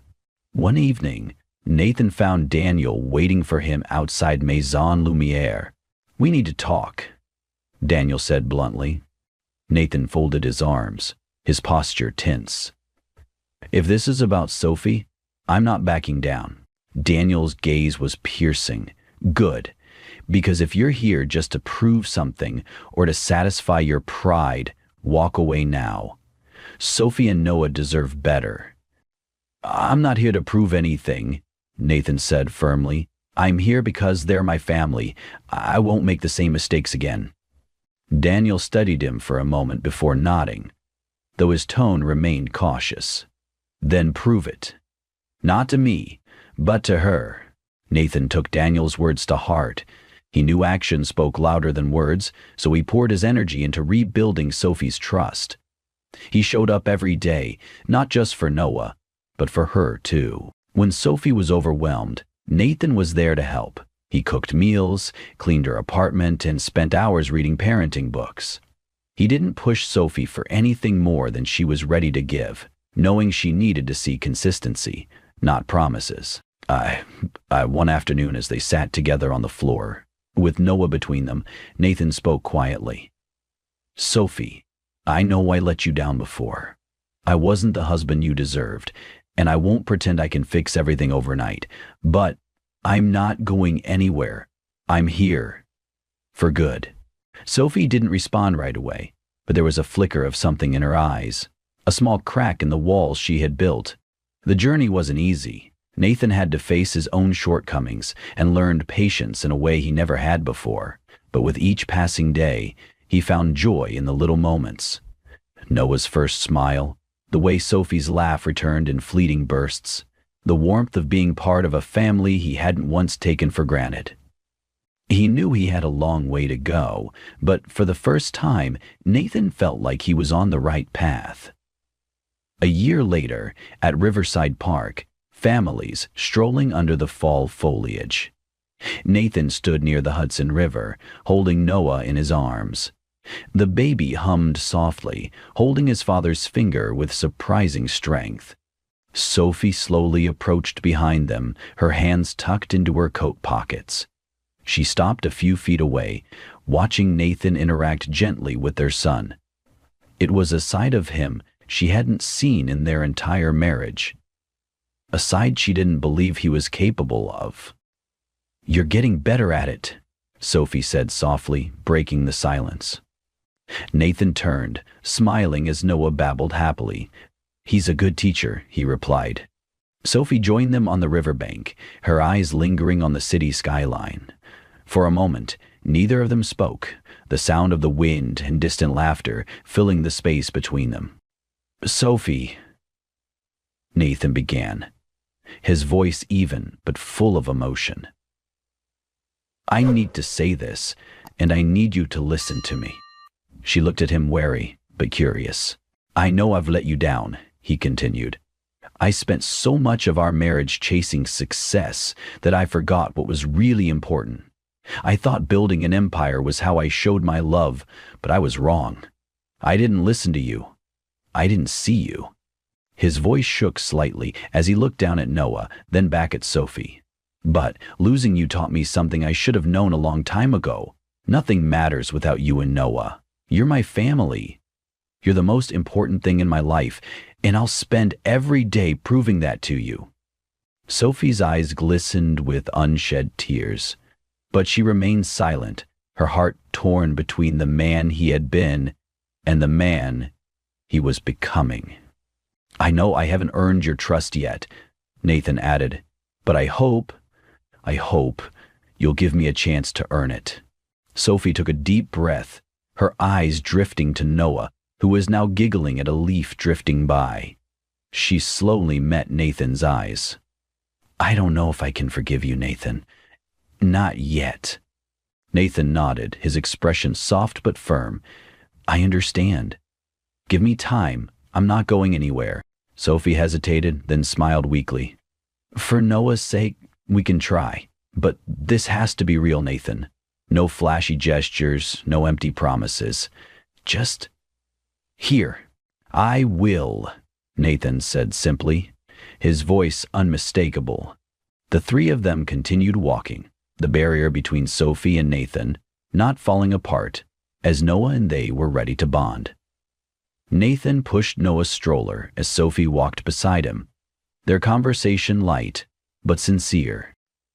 For the first time in years, Sophie felt a glimmer of hope, not just for Nathan, but for the family she had always dreamed of. Nathan's journey wasn't about winning Sophie back. It was about becoming a better man. For her, for Noah, and for himself. He learned that love wasn't about control or appearances, but about sacrifice, patience, and presence. Sophie, too, realized that while past wounds left scars, healing was possible if both hearts were willing to try. And as they stood together at the park, watching Noah's tiny fingers reach for the autumn leaves, they began to rebuild what was lost.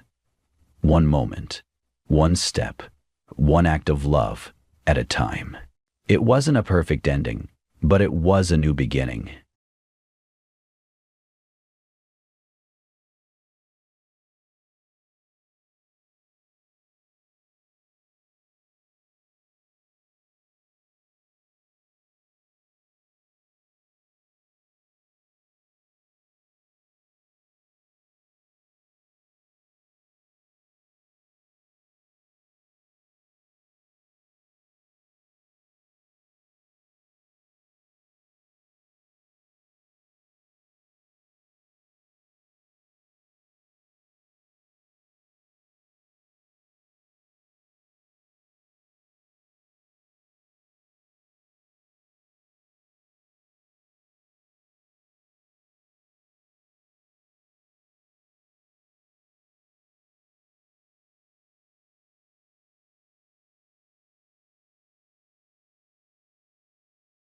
The rain poured relentlessly, blanketing the city in a shroud of gloom.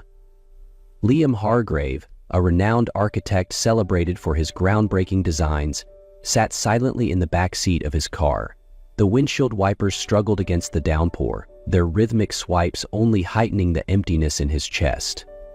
Despite his success, Liam couldn't escape the shadow of loss that clung to him ever since the death of his wife, Rachel, in a tragic accident. His life, once filled with ambition, had shrunk to a singular purpose: his son Ethan. Ethan was all Liam had left, but the boy's struggle with severe anxiety and emotional withdrawal weighed heavily on his father's heart. No amount of therapy or medical intervention seemed to break through the walls Ethan had built around himself. Liam felt powerless, a man used to creating structures that touched the sky, yet unable to rebuild his own family. As the car turned onto a narrow street, the headlights illuminated a frail figure huddled beneath the pouring rain. Liam leaned forward, narrowing his eyes. A young woman stood clutching a small child, her arms wrapped protectively around him. Her clothes were soaked, clinging to her as she braved the storm. "Stop the car," Liam ordered, his voice cutting through the steady drumming of the rain. His driver hesitated but obeyed. Stepping out into the storm, Liam approached the pair. The young woman looked up, startled, her eyes a mixture of defiance and vulnerability. "Are you all right?" Liam asked, his voice softer now. The woman hesitated before replying. "He's lost. I found him in the alley, but I don't know where to take him." Liam felt something stir inside him, a rare spark of compassion. "Come with me," he said, surprising even himself. Liam hesitated for a moment, his thoughts clouded with doubt. Bringing a stranger into his home was something he would never have considered before. His mansion was his fortress, a place where only a select few were allowed entry. But as he looked at Sophie standing in the rain, shielding the crying boy with her frail frame, something shifted inside him. Her determination to protect a child she didn't even know reminded him of Rachel, his late wife. She had possessed the same unyielding compassion, the same instinct to help those in need, no matter the cost. It wasn't just about Sophie. It was about Ethan. Liam knew his son needed something more than what therapists and caregivers could offer. Sophie's kindness, so genuine and unguarded, struck a chord in him. Maybe, just maybe, she could provide the emotional connection Ethan desperately needed. "I'll take the risk," Liam thought to himself. And so, with a mix of hope and uncertainty, Liam opened his door to Sophie, knowing full well that he was stepping into uncharted territory. The Hargrave residence loomed like a fortress of glass and steel, its cold elegance a stark contrast to the warmth Sophie had tried to offer the lost child just hours ago. As Liam led Sophie and the boy through the grand entrance, She felt small under the high ceilings and opulent chandeliers. Her worn-out sneakers squeaked against the polished marble floors, each step amplifying her discomfort. As the rain continued to pour that night, Liam arranged for the boy to stay in a warm guest room. Sophie stayed by his side, comforting him until he finally fell asleep. The next morning, Liam contacted the local authorities, who quickly identified the boy as Daniel, a 5-year-old who had gone missing during a shopping trip with his mother. Later that day, Daniel's mother arrived at the mansion, tears streaming down her face as she embraced her son. "Thank you so much," she said, her voice breaking as she turned to Liam and Sophie. "I don't know what would have happened if you hadn't found him." Sophie knelt down to meet Daniel's gaze. "Stay safe, okay?" she said gently. Daniel nodded, holding his mother's hand tightly. "Thank you, Miss Sophie." As Liam watched the emotional reunion, he felt an unexpected warmth. Sophie's selflessness had brought Daniel and his family back together. It solidified Liam's belief that, despite the risks, inviting Sophie into his home had been the right decision. The next morning, the housekeeper, Margaret, greeted Sophie with a thin smile that didn't reach her eyes. "Mr. Hargrave expects you to assist with his son Ethan," Margaret said, her voice clipped. "Follow me." Sophie was led to Ethan's room, a space filled with muted colors and untouched toys. The boy, no older than 7, sat cross-legged on the floor, his back to the door. He was pale, his eyes downcast, and he flinched at the slightest sound. "Ethan," Sophie said gently, kneeling at his level. "Hi, I'm Sophie." Ethan didn't respond, but his small hands trembled as they clutched a stuffed dinosaur. Sophie stayed quiet for a moment, letting the silence settle before speaking again. "Do you like dinosaurs?" she asked softly. Ethan's head tilted slightly, a flicker of curiosity breaking through his guarded demeanor. Sophie smiled, pulling out a book from the shelf nearby. "I love dinosaurs. Want me to read to you?" Margaret, watching from the doorway, frowned. "You're wasting your time," she muttered under her breath. But as Sophie began reading, Ethan scooted closer, his eyes fixed on the pages. Word of Sophie's interaction with Ethan quickly spread among the household staff. Some regarded her with curiosity, others with outright suspicion. Margaret, in particular, seemed to take issue with Sophie's presence. "Mr. Hargrave," she said one afternoon, cornering Liam in his study, "that girl has no place here. She's unqualified and unreliable."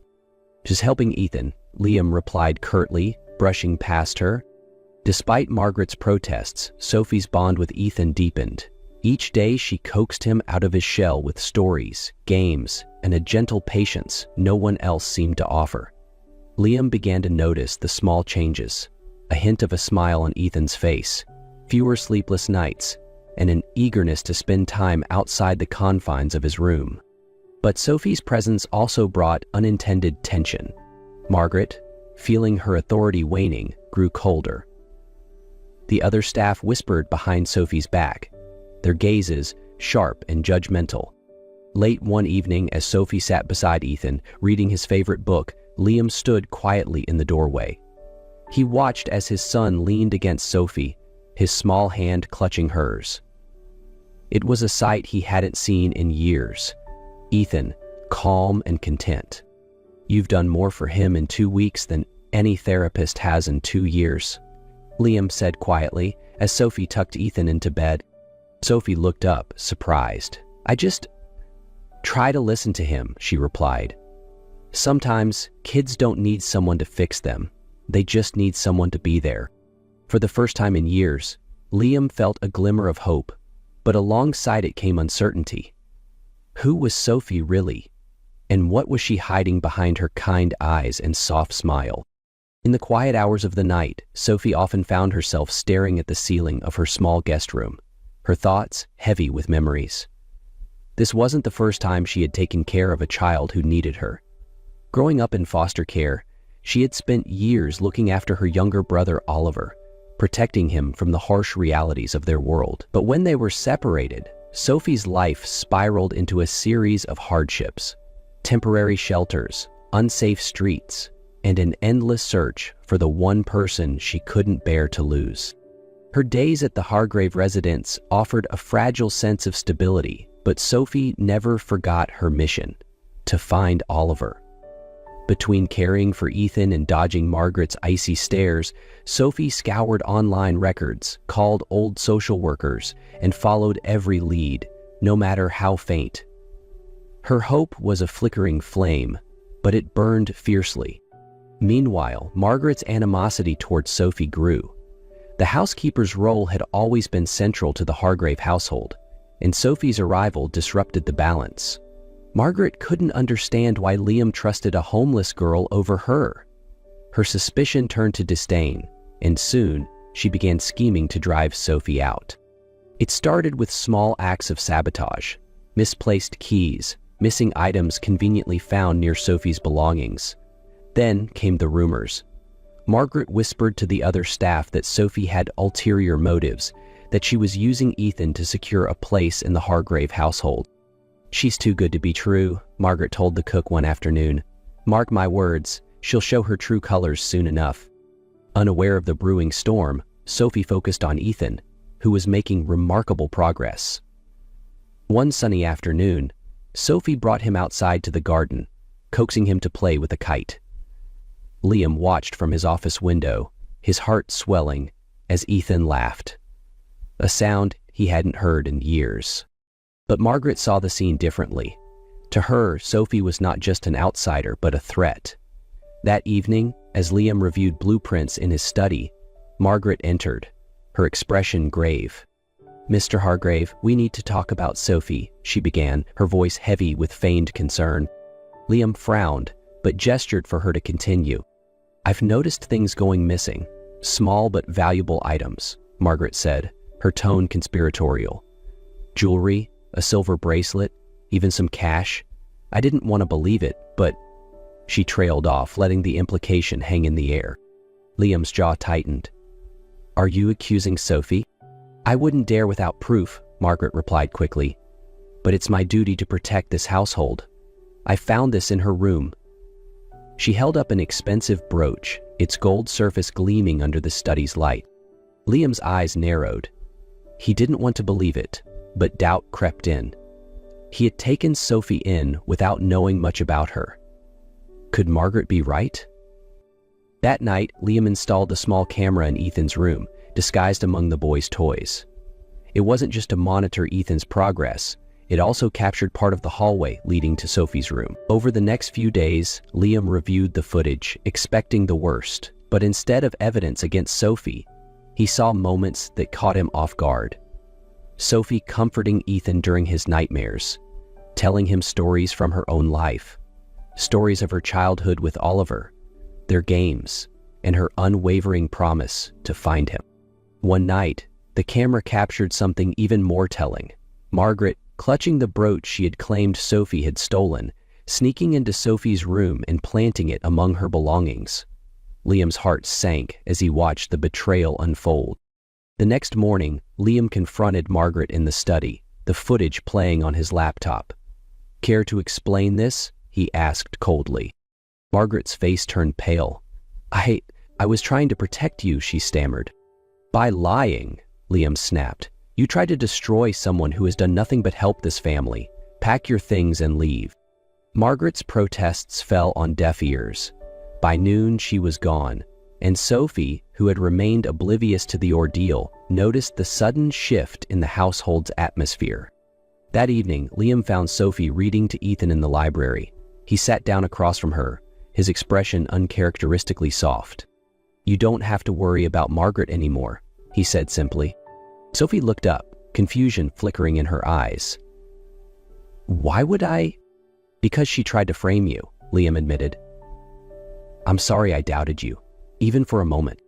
Sophie's heart ached at the thought, but she managed a small smile. "Thank you," she said quietly. Liam nodded. "I owe you more than an apology, Sophie. You've done so much for Ethan, and for me." But as Sophie returned to her room that night, her mind wasn't on Liam's gratitude. It was on Oliver. She clutched the worn photograph of her brother, whispering a silent promise to find him no matter what.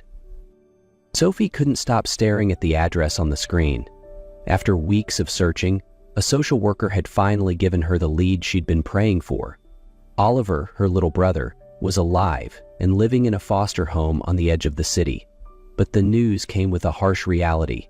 The family taking care of him had a history of neglect and mistreatment. That evening, Sophie approached Liam in his study, her hands trembling as she held the printed report. "I found him," she said softly, her voice breaking with emotion. Liam looked up, concern etching his features. "Oliver?" She nodded, tears welling in her eyes. "But he's not safe, Liam. I need to get him out of there." Liam studied her for a moment before replying, "We'll go together." The following afternoon, Liam and Sophie drove through a rundown neighborhood. The houses were dilapidated, the streets littered with broken glass and forgotten toys. Sophie clutched a photograph of Oliver as they pulled up to a small, grimy house with peeling paint and a sagging porch. "Are you ready?" Liam asked, his voice steady but kind. Sophie nodded, though her heart raced with fear and anticipation. They approached the door, and before they could knock, it swung open. A burly man with a scowl that matched the house's menacing exterior stood in the doorway. His eyes darted between Liam and Sophie, landing on her with an unsettling smirk. "What do you want?" he growled. "I'm here for my brother," Sophie said firmly, holding up the photo. "Oliver?" The man let out a bitter laugh. "Your brother? That brat doesn't have anyone. What kind of scam is this?" Before Sophie could respond, a thin, wiry figure appeared behind him. Sophie's breath caught as her eyes met Oliver's. He was taller now, his face gaunt, but his eyes, those big, dark eyes, were unmistakable. "Oliver?" Sophie whispered, stepping forward. The boy's expression hardened as he pushed past the man and stood on the porch. "Who are you?" he demanded, his voice laced with suspicion. "It's me, Sophie, your sister," she said, her voice trembling. "I've been looking for you for so long." Oliver's gaze flickered to the photo in her hand, but his face remained cold. "You're lying," he said flatly. "I don't have a sister. She left me." The words hit Sophie like a punch to the gut. "I never left you," she pleaded. "They separated us. I tried to stay, but—" "You didn't try hard enough," Oliver shouted, his voice breaking. "You abandoned me. Everyone does." Liam stepped forward, his presence calm but firm. "Oliver, your sister has spent years trying to find you. She loves you. Don't let someone else's lies convince you otherwise." Before Sophie could say more, the sound of a car pulling up interrupted the tense moment. She turned, her heart sinking as she saw Margaret step out of a sleek car, her expression triumphant and cold. "Well, isn't this touching?" Margaret sneered, striding toward them with calculated confidence. "It wasn't hard to find you," she said, her voice dripping with malice. "I've been keeping tabs on you for weeks."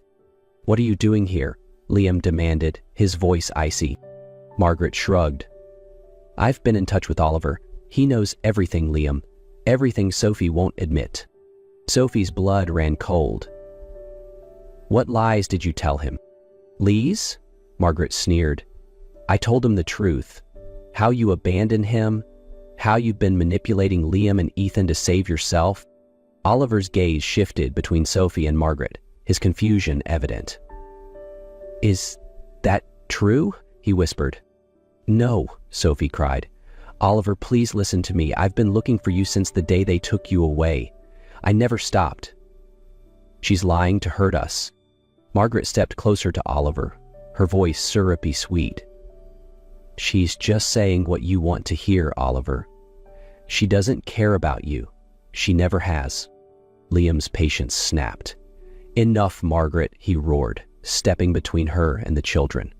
"You've done enough damage. Leave, or I'll make sure you regret it." Margaret's smirk faltered, but she recovered quickly. "This isn't over," she hissed, before retreating to her car. The sound of the engine fading into the distance left an uneasy silence. Sophie turned back to Oliver, her heart breaking at the doubt in his eyes. "Do you remember the swing?" she asked softly. Oliver frowned. "What swing?" "The one in the foster home garden. Sophie continued, her voice steady despite the lump in her throat. I used to push you on it every afternoon after school. You told me that when we grew up, we'd build a swing just for us, one no one else could use. Oliver's eyes widened, his lips trembling as if he were holding back tears. I don't know if I can believe you, he whispered, his voice cracking, but as Sophie continued, his guarded expression began to crumble. Slowly, he stepped closer, his arms dropping to his sides in a gesture of surrender. Sophie reached out gently. I never forgot, Oliver. I've been holding on to that promise, and I'll never leave you again. Tears welled in his eyes as he looked at her, his hardened exterior crumbling. With a strangled sob, Oliver threw himself into her arms, clutching her tightly. Sophie held him close, her own tears falling freely. I love you, little brother. I'm so sorry, she whispered. Liam watched quietly, his chest tightening with emotion. As the siblings clung to each other, he felt a renewed determination to protect them both from whatever came next. The tension at the Hargrave mansion was palpable in the days following Sophie's reunion with Oliver. Though the siblings had begun to mend their bond, the shadow of Margaret's interference lingered. Liam remained on high alert, knowing Margaret's departure from their lives wouldn't be the end of her schemes. His instincts proved correct when a letter from a law firm arrived, bearing accusations that Sophie had manipulated Oliver to gain access to the Hargrave estate. She's claiming I used Oliver to manipulate you and Ethan, Sophie said, her voice trembling as she read the legal summons in Liam's study. Liam's jaw tightened, his eyes scanning the document. And she's fabricated evidence to back it up, he said grimly. Oliver, who had been silently listening, slammed his fist on the desk. This is insane. She's the one who lied to me. She's the one who tried to turn me against Sophie. Liam placed a reassuring hand on the boy's shoulder. We'll fight this, Oliver. Margaret underestimated us. She didn't think we'd be ready. Sophie looked at Liam, her eyes filled with doubt. How can we fight someone like her? She has money, connections. And I have resources too, Liam interrupted, his voice firm. More importantly, we have the truth on our side. That evening, Liam made a series of calls to private investigators he trusted. He explained the urgency of the situation, instructing them to dig into every aspect of Margaret's recent activities. If she had fabricated evidence, there would be a trail. Meanwhile, Oliver, determined to help, rifled through the letters and emails Margaret had sent him during their secret meetings. One name stood out: Robert Mays, a supposed former colleague of Sophie's from her foster care days. According to Margaret, Mays could prove Sophie's history of theft and deceit. Do you think he's real? Oliver asked Liam, handing over the letters. Liam frowned, reading through the documents. If Margaret named him, he's probably not who she claims. Let's find out. The investigators worked quickly, and within days, the pieces began to fall into place. Mays wasn't a colleague of Sophie's, but a disgraced private investigator Margaret had hired to forge documents and fabricate lies. They uncovered emails and bank transfers linking Margaret to Mays, detailing payments for his services. Got her, Liam said, slamming the final report onto his desk. Sophie, who had been pacing nervously, stopped and looked at him. What does this mean? It means Margaret's entire case is built on lies, Liam replied. We'll expose her in court. The trial was set for the following week, and when the day arrived, the tension was palpable. The courtroom buzzed with whispers as Sophie, Oliver, and Liam sat at the defense table. Across from them, Margaret radiated confidence, dressed impeccably in a black suit with her signature smirk firmly in place. This is just another stage for her, Sophie whispered to Liam. Liam nodded, his eyes locked on Margaret. And it'll be her last performance. The trial began with Margaret's lawyer presenting falsified documents and testimony from Mays. He painted Sophie as a manipulative opportunist who had deceived Oliver and the Hargrave family. Sophie listened in silence, her hands clenched tightly in her lap. When it was Liam's turn to present their defense, he stood calmly and addressed the court. Your Honor, The evidence presented by the plaintiff is not only false, but part of a larger scheme to destroy Sophie Collins's reputation. He gestured to the door. "I'd like to call Robert Mays to the stand." A hush fell over the courtroom as Mays was led in, his demeanor nervous and fidgety. Liam's lawyer wasted no time presenting the emails and bank transfers that tied Mays to Margaret. "Mr. Mays," the lawyer said, his voice firm, "isn't it true that you were hired by Margaret to fabricate evidence against Sophie Collins?" Mays hesitated, glancing at Margaret, who glared at him from across the courtroom. Finally, he sighed. "Yes," he admitted. Gasps rippled through the audience. Margaret shot to her feet. "He's lying," she shouted. "Order," the judge barked, pounding his gavel. Mays continued, his voice trembling. "She paid me to create fake documents. She said it was the only way to protect her reputation." Liam's lawyer turned to the judge. "Your Honor, with this testimony and the accompanying evidence, it's clear that the plaintiff's claims are baseless and malicious." The judge nodded, his expression stern. "The court finds the plaintiff guilty of fraud and evidence tampering. All charges against Sophie Collins are hereby dismissed." Margaret's confident facade crumbled as security escorted her out of the courtroom. "You'll regret this," she screamed, her voice echoing through the chamber. Sophie felt tears streaming down her face. For the first time in what felt like forever, she could breathe freely. Liam placed a comforting hand on her shoulder, and Oliver leaned closer, whispering, "We did it." As they left the courthouse together, the Hargrave family felt a newfound strength. Margaret's lies had fallen, but their bond was stronger than ever.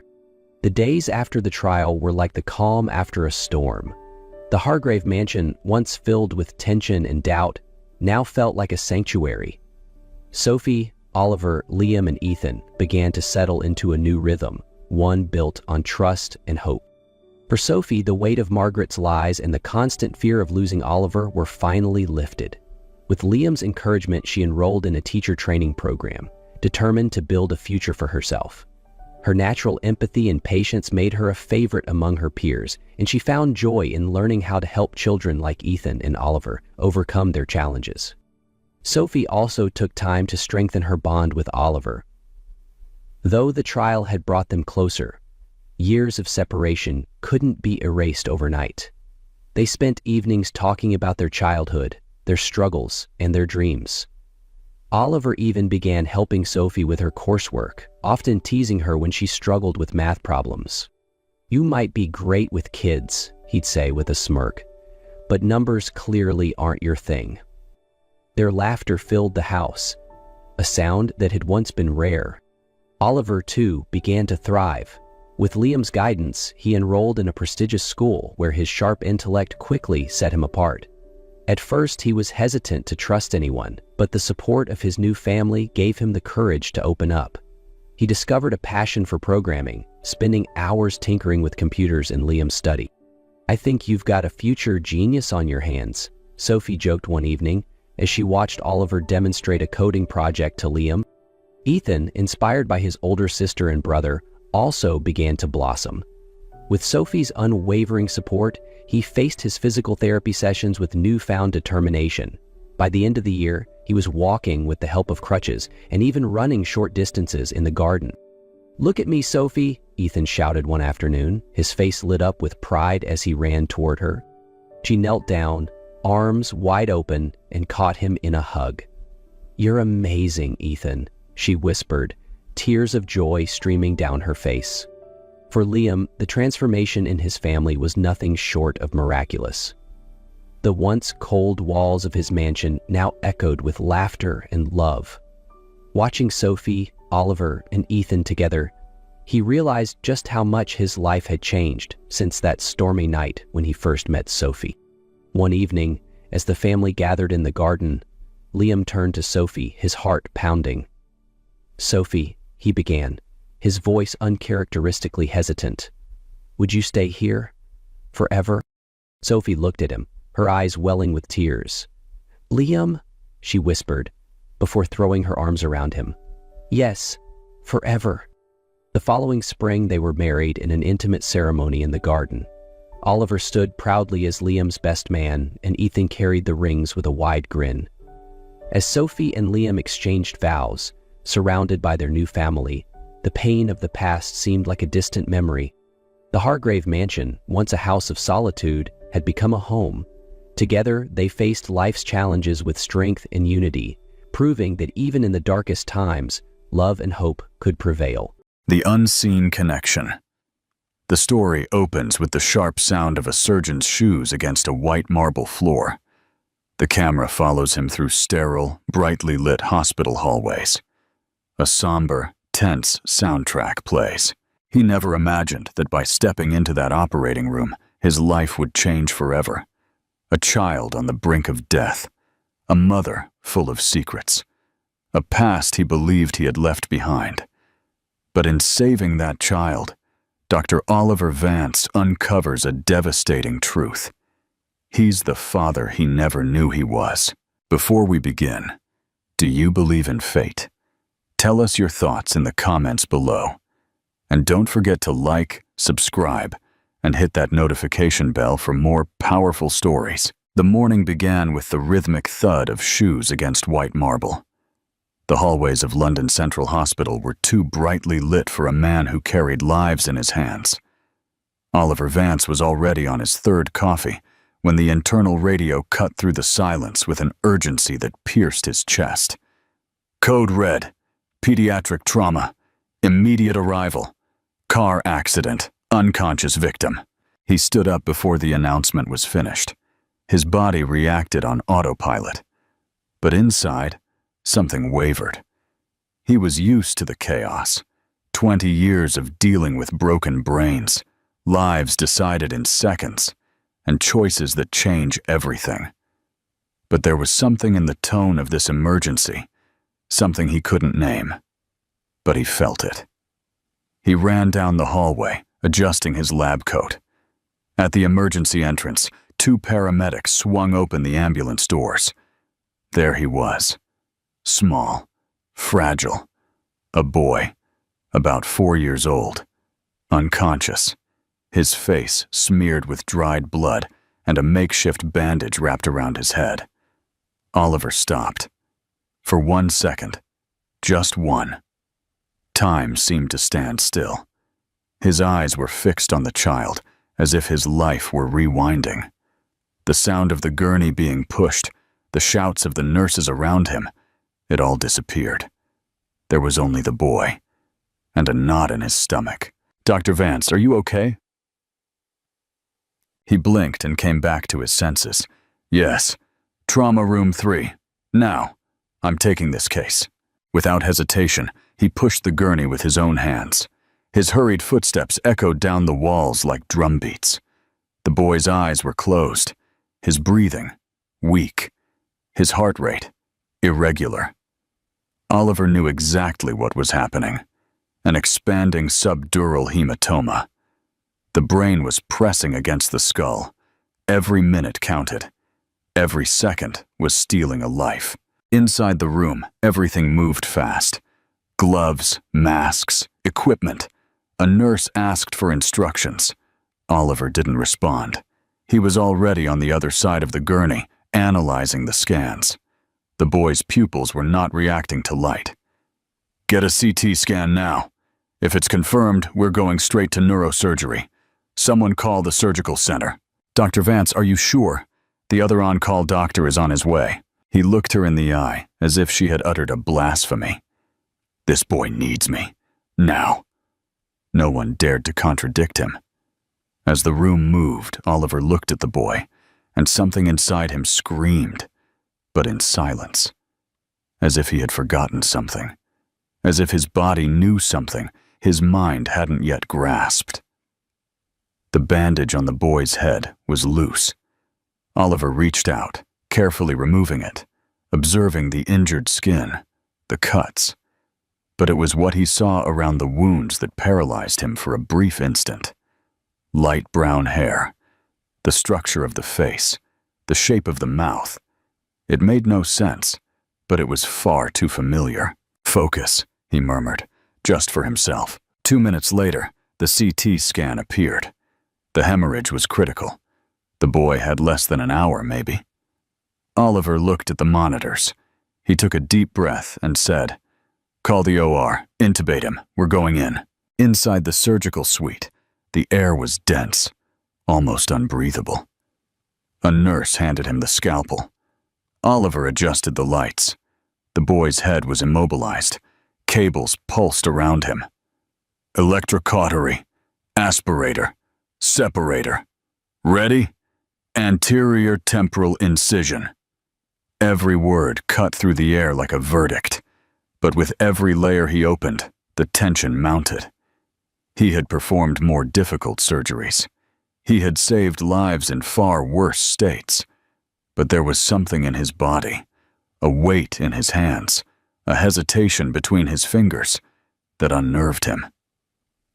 "It's just another surgery," he repeated to himself. But inside, he knew it wasn't. The team worked in silence.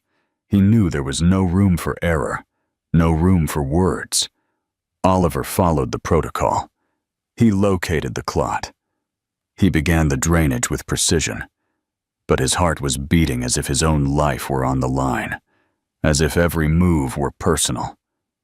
The room was in complete silence, except for the intermittent beep of the machines. Oliver heard nothing else, only the internal sound of his own breathing. A nurse commented that the boy was holding on. Oliver glanced sideways. He's going to make it. He has to. And when he realized what he had said, he felt something cold go up his spine. It wasn't the kind of thing he usually said. He never talked like that. He never let emotion in. His hand trembled, slightly, almost imperceptibly. But he felt it. 2 hours later, the surgery was over. The drainage was successful. The vital signs stabilized. Oliver stepped away from the gurney. He took off his mask. Sweaty, out of breath. He looked at the boy's face again, now clean, inert, but alive. What was it that his body had been screaming? A nurse approached. "Dr. Vance, do you want us to call the mother?" He didn't answer immediately. He was still trapped in that image. The light skin, the fine features, the oppression in his chest he had felt from the first glance. And then, without knowing why, he answered, "Yes, bring her in." Now, Oliver walked to the sink, where he scrubbed his hands even though they were already clean. Water ran down his wrists. He looked at his reflection. His face was tense. His eyes were deeply shadowed. The look of someone who for the first time in years was not certain of anything. His hands rested on the sink. His body was hunched over. "What's happening to you?" he whispered to his reflection. But there was no answer. Only that pressure in his chest that refused to disappear, and a strange emptiness that pulsed like a warning, as if his life had just been cut open and stitched back up, without anesthesia. Outside, the hospital went on as usual. People arriving, people crying, people waiting. But for Oliver, everything had changed. He just didn't know how much yet. What do you think is happening to Oliver? Do you think he knows who the boy's mother is? Find out what happens next in Part 2. Like, subscribe, and turn on notifications. Part 2. A past unveiled. The hallway seemed to get narrower. The air felt thin. Sophie felt as if she were trapped in a nightmare. But with her eyes open, her feet on the ground, and the jarring sound of sirens still echoing in her head, there was no doubt. This was real. She was alone, sitting on a hard plastic bench, where no one should ever have to spend more than a few minutes. She had no idea how much time had passed. Her hands were shaking, and she squeezed them tightly, trying to keep the panic at bay. Each passing second brought with it a cruel question. What if he doesn't make it?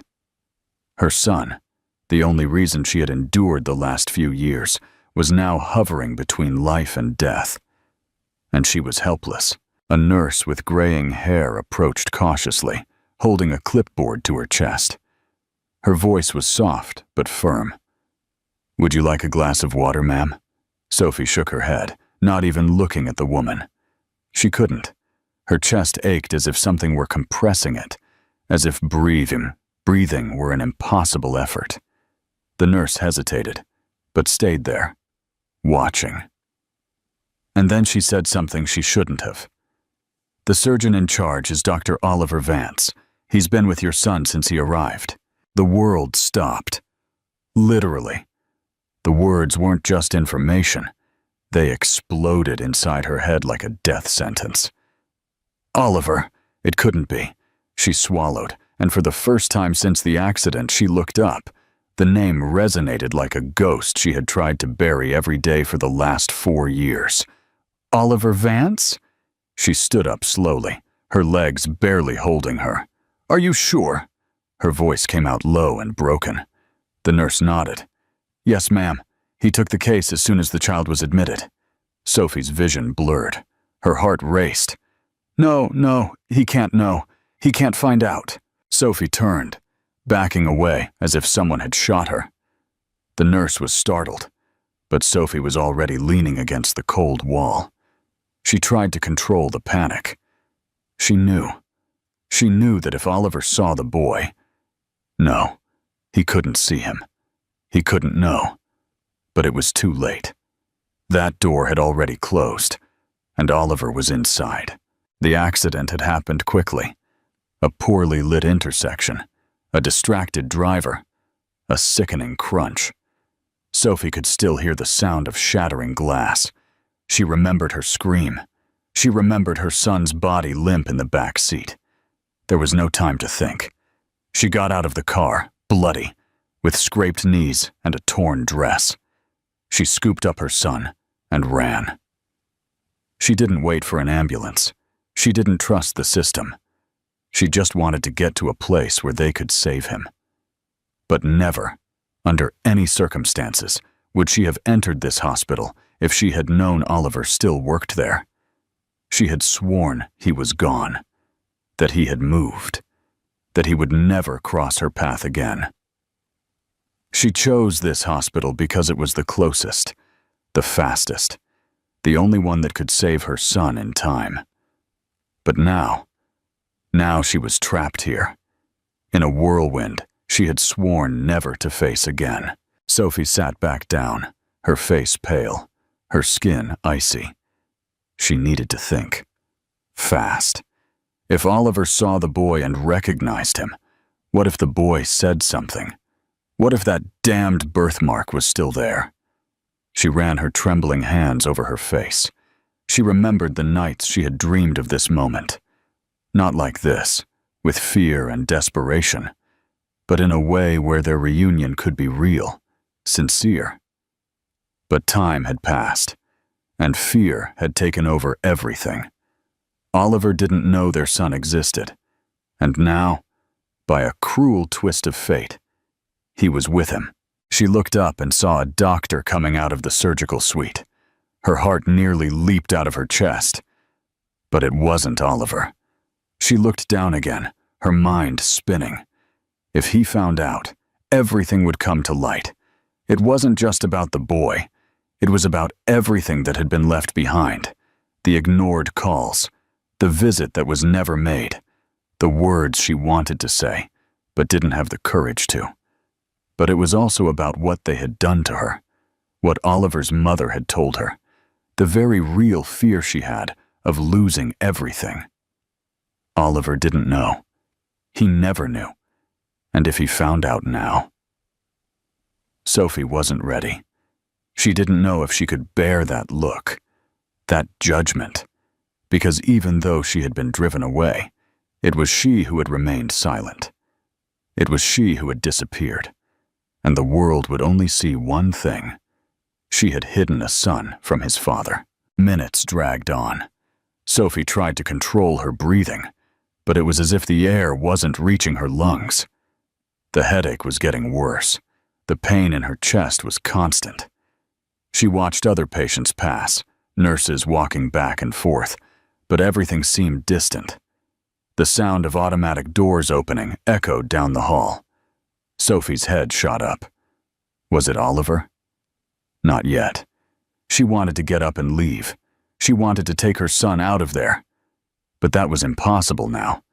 He was sedated, intubated, fighting. And Oliver. Oliver was her only hope. The cruel irony of life. The one person she had run from her entire life was the only one who could save her son. She put her hands to her face, resting her elbows on her knees. She tried to hold back the tears that threatened to overwhelm her. But one tear fell, and then another, and then her body gave in. Sophie wept silently. No sound, no desperation, just pain. It was a cry she had held back for 4 years, a cry she had pretended to swallow so many times that she had forgotten what it felt like to let it out. She huddled on the bench, her hair falling over her face, her soul begging for relief. The guilt came in waves. She knew she should have faced everything years ago, but she couldn't. And now there was no escape. She took a deep breath, trying to compose herself. She wiped her face with the sleeve of her blouse. Her son needed her to be strong, and if Oliver found out, she would have to endure it. Alone, as always, the door to the surgical suite slowly opened. Sophie looked up, startled. Her heart was pounding so hard it hurt. She saw his silhouette, even with a mask, even with tired eyes. She knew instantly. Oliver. He was there. But he didn't see her. Not yet. He was talking to a nurse, his expression serious, his body tense. Sophie turned her head as fast as she could. She looked down, pretending to search for something in her bag. Her body was trembling. Her hands felt like stone. She could smell his scent. The same scent of hospital, watered-down coffee, and long, early mornings. 4 years without that face, without that presence. And now the man she had loved the most was less than 10 feet away from her. And she didn't know how much longer she could keep the truth hidden. Who do you think is responsible for this whole mess? Sophie for hiding the truth, or Oliver for not reaching out? What would you do in their situation? Let us know in the comments. The truth is about to be revealed, and it will change everything. Don't miss the next part of this emotional story. Like, subscribe, and hit that notification bell to be the first to know what happens next. Part 3. The Mark of a Father. The heart monitor emitted its steady beeping, like an unforgiving metronome. Oliver stood there, by the bed, but his mind no longer followed the rhythm of medicine. His eyes were fixed on the fragile skin of the boy's left shoulder, just below the bandage. It was small, almost imperceptible, but he would recognize that mark anywhere. A dark wine-colored birthmark with irregular borders and a strange shape that resembled a twisted leaf. Oliver stood motionless. The scalpel had been put away, the cables disconnected. The nurses had left the room, but he was still there, watching, feeling a strange weight in his stomach. The mark, the same one he had, the same one his father carried. A rare genetic trait that was always a source of jokes within the family. The mark of the Vances, they would say, as if it were an invisible signature passed from father to son. Oliver looked at the boy. So small, so familiar. His mind tried to resist. He searched for any logical explanation. It could be a coincidence. It could be another genetic condition. It could be anything except what he was starting to suspect. But the more he ran from it, the more his chest tightened. He moved a little closer. He gently touched the skin around the mark. The boy didn't react. He was still sedated. But that touch on his shoulder caused a profound ache in Oliver, as if a fragment of the truth was trying to get out. Oliver whispered, without realizing it. That mark. It can't be. But it was. He knew it. He took a step back. He took a deep breath. Another step back. His eyes returned to the boy's face, the fine eyelashes, the slightly rounded nose. He hadn't noticed it before, but now it was impossible not to see it. He was seeing beyond medicine. He was seeing what his instinct had been screaming since the moment the gurney rolled in. Oliver looked around. The room was empty. Just him and that boy, and a secret about to explode. His fingers trembled as he picked up the medical chart. He needed to check the history. He needed to know who the boy's mother was. He scanned the information written in a hurry upon admission. Child's name, Leo. Age, 4. Sex, male. Below that, the name of the person responsible. Oliver stopped. His eyes lingered on that line longer than they should have. Sophie Carter. The air escaped his chest in a gasp. The words blurred for an instant. He read it again and again. It was as if time had rewound 4 years in a matter of seconds. Sophie? The same one. Oliver let the folder fall onto the table. His heart pounded out of rhythm. She was here. She was the mother. And that boy. His body started to move without him noticing. He left the surgical suite with a determined stride, but his mind was clouded. The hallway seemed longer. The hospital, louder. But nothing stopped his steps. He walked past nurses, patients, murmurs, until he saw her, sitting down, head bowed. Alone? Sophie. Oliver stopped a few feet from her. The entire world stopped with him. He hadn't seen that face in years, but he hadn't forgotten it. Not her eyes, not her gestures, not the way she always seemed ready to run. She looked up, and when their eyes met, the truth passed between them without the need for a single word. Oliver took another step. Sophie tried to hide, but her eyes said it all. Fear. Guilt. The certainty that the moment she feared the most had arrived. He said nothing. He just held out the folder with the boy's name on it. Sophie didn't take it. She just stood there, motionless, staring at him, and in that silence, there were more words than in any conversation. Oliver broke the silence. His voice was hoarse, contained, almost without strength. Is he your son? Sophie closed her eyes for a second. Then she nodded slightly. Oliver took a deep breath. He ran a hand through his hair. And he's 4 years old. She nodded. 4. Oliver's throat went dry. That birthmark on his shoulder. Sophie tried to hold back tears. I know. Oliver leaned against the wall behind him. He needed something to hold him up. You never told me. She stood up slowly. Her body was trembling, but she held her head high. Why didn't I have a choice? What do you mean you had no choice? He said, his voice cracking. You disappeared. You took away my chance to see my son born. Sophie was silent. The hospital around them no longer existed. Only them. And a past that had, until now, remained hidden. Julian insisted. Why did you do that? She bit her lip. She swallowed her tears, and she spoke in a low voice. I tried to tell you, more than once. But when I tried, your mother threatened me. She said that if I showed up, if I said anything, she would destroy my life. Oliver frowned. My mother? Yes. She held his gaze. She knew from the beginning. When I found out I was pregnant, I went to your house. I wanted to see you, but she threw me out. She told me that if I ever came near you again, she would do everything to take the baby away from me. That she had lawyers, connections, money. Oliver fell silent. His world began to crumble from the inside.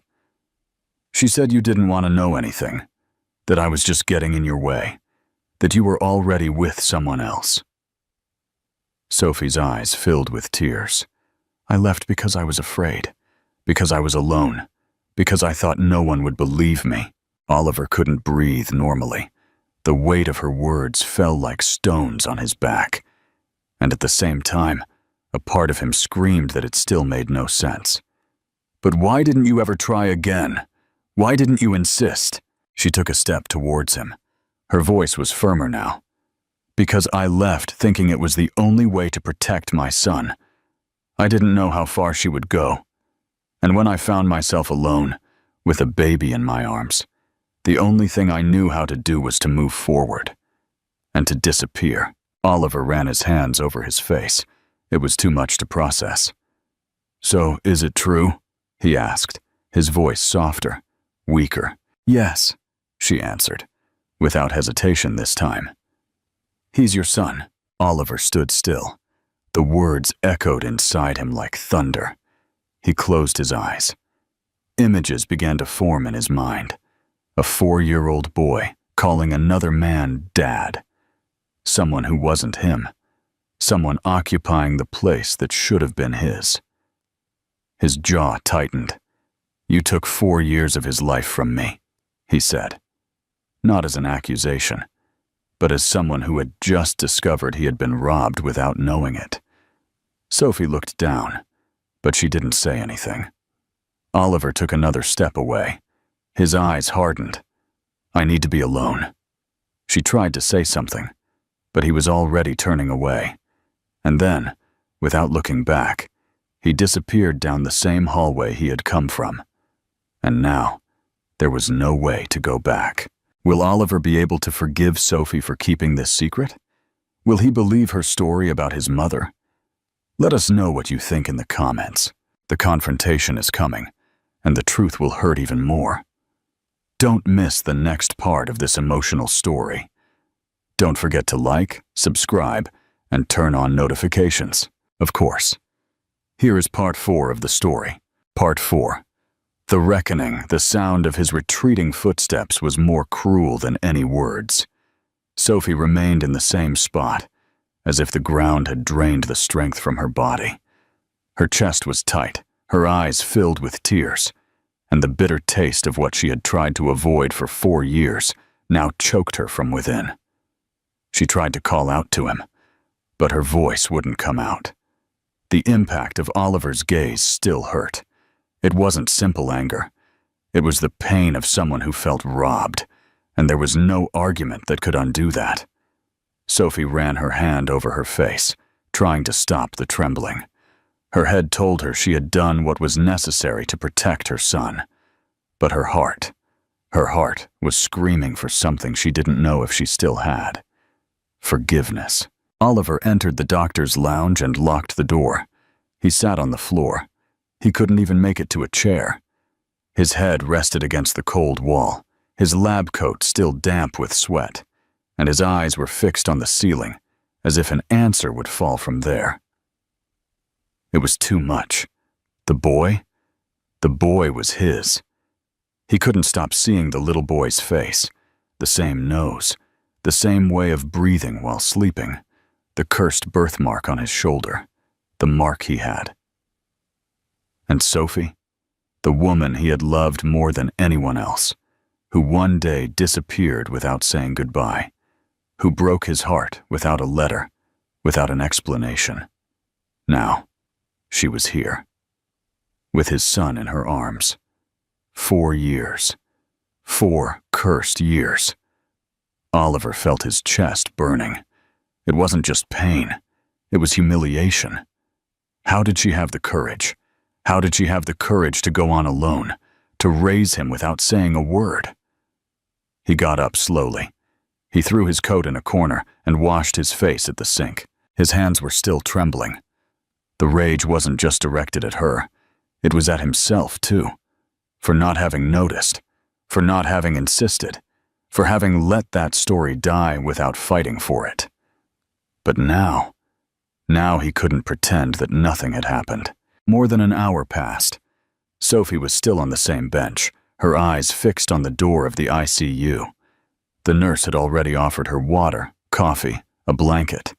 She had refused everything. She just wanted to know if her son was going to wake up, and if Oliver would come back.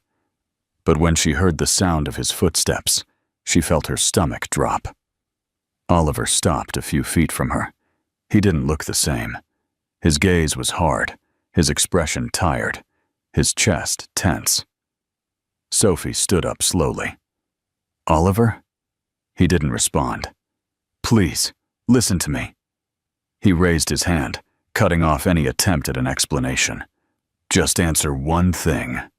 His voice was low, but filled with tension. "Did you know from the beginning that he was mine?" Sophie hesitated. Then, she nodded. Oliver let out a dry laugh, almost a sigh of disbelief. "Then it was your decision, to erase me from his life, as if I didn't exist." "It wasn't like that," she tried. "No." He walked closer, his eyes fixed on hers. "Because it looks exactly like that." Sophie bit her lips. She felt tears wanting to come out, but she didn't let them. "I tried to find you, Oliver. I swear. But your mother pushed me away. She crushed me with her words. She said that if I said anything, you would never believe me, that you would fight for custody, that you would call me a gold digger." I panicked. "My mother?" He looked confused. "She didn't even know." "Yes, she did." Sophie held his gaze. "She met me, alone. She threw me out. She told me she would take care of you, that I didn't need to be in your life anymore." Oliver swallowed hard. "You could have insisted. You could have sent me a letter, an email, anything." "And would you have believed me?" she answered, without fear this time. "Or would you have accused me of wanting something? I was pregnant, alone, scared, and they threw me out of your house like garbage. I moved forward, not for me, for him." Oliver was silent for a few seconds. The sound of the hospital filled the void between them. "He talks about you every day," Sophie said. "Even though he doesn't know who you are, he talks about an imaginary dad, someone who protects him in his dreams, who will come one day." Oliver closed his eyes. The impact of those words pierced his chest like a knife. "You took that away from me," he whispered. His first steps, his first words, his first, "Dad." Sophie looked down. "And do you think it was easy for me? Do you think I didn't cry every night for having done that?" Oliver took another step away. "You decided that alone." She took a deep breath. "Yes, I did. And I blame myself for it every day. But I couldn't risk my son in the middle of a family war. I knew how far your mother could go. And you were so far away, Oliver. So out of my reach." Oliver ran a hand over his face.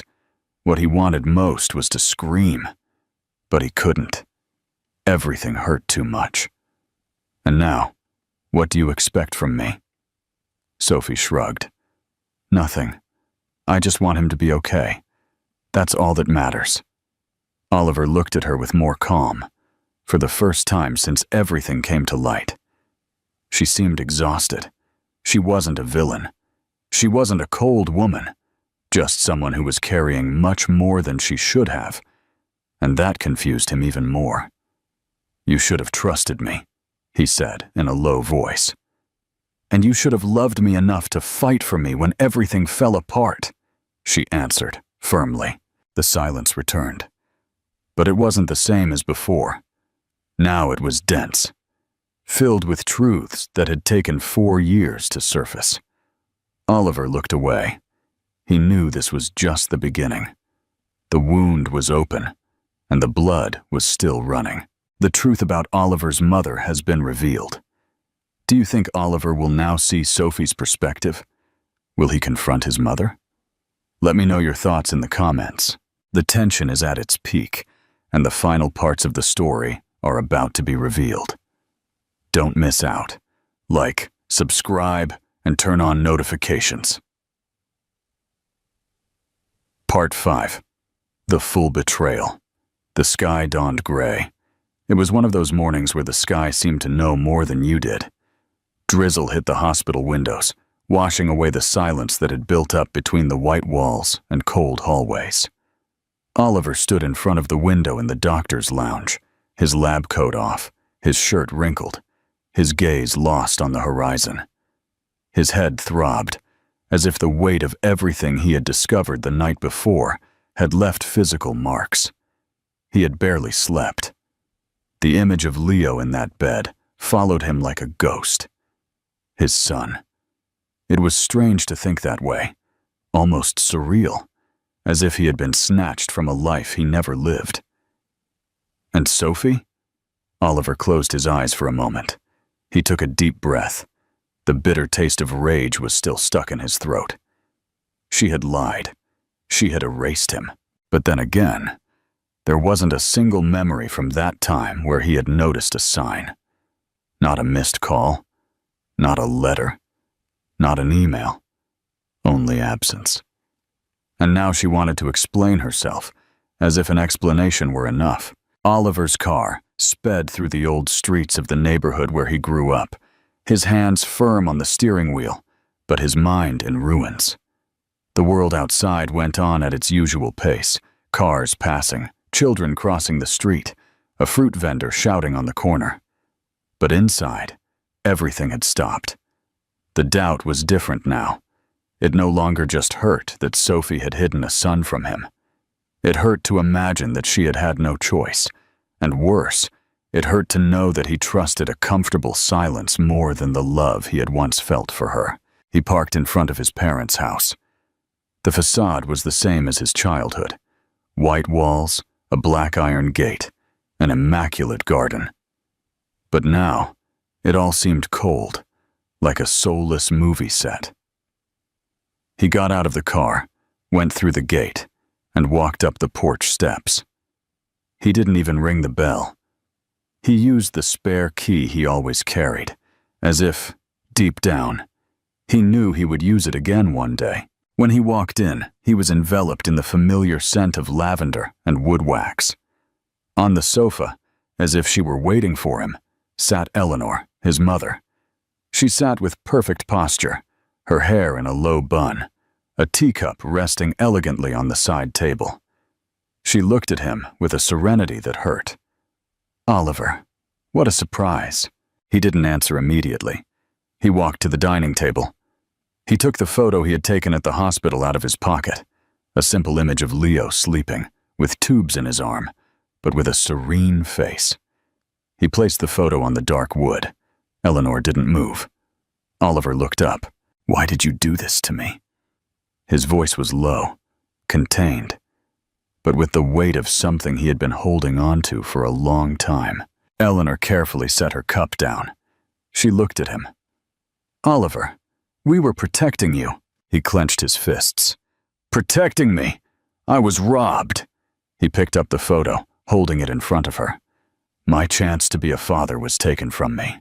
His father, Marcus, appeared in the hallway, drawn by the sound of voices. He wore his usual pajamas and a tired expression. "Oliver, son, what's going on?" Oliver turned to him, his eyes burning. She knew, from the beginning. She knew Sophie was pregnant, and she threw her out of the house, Dad. Marcus looked at Eleanor. She didn't flinch. "She wasn't right for you," she finally said. "She had no stability. She didn't come from a solid family. You were starting your career. She would have ruined everything."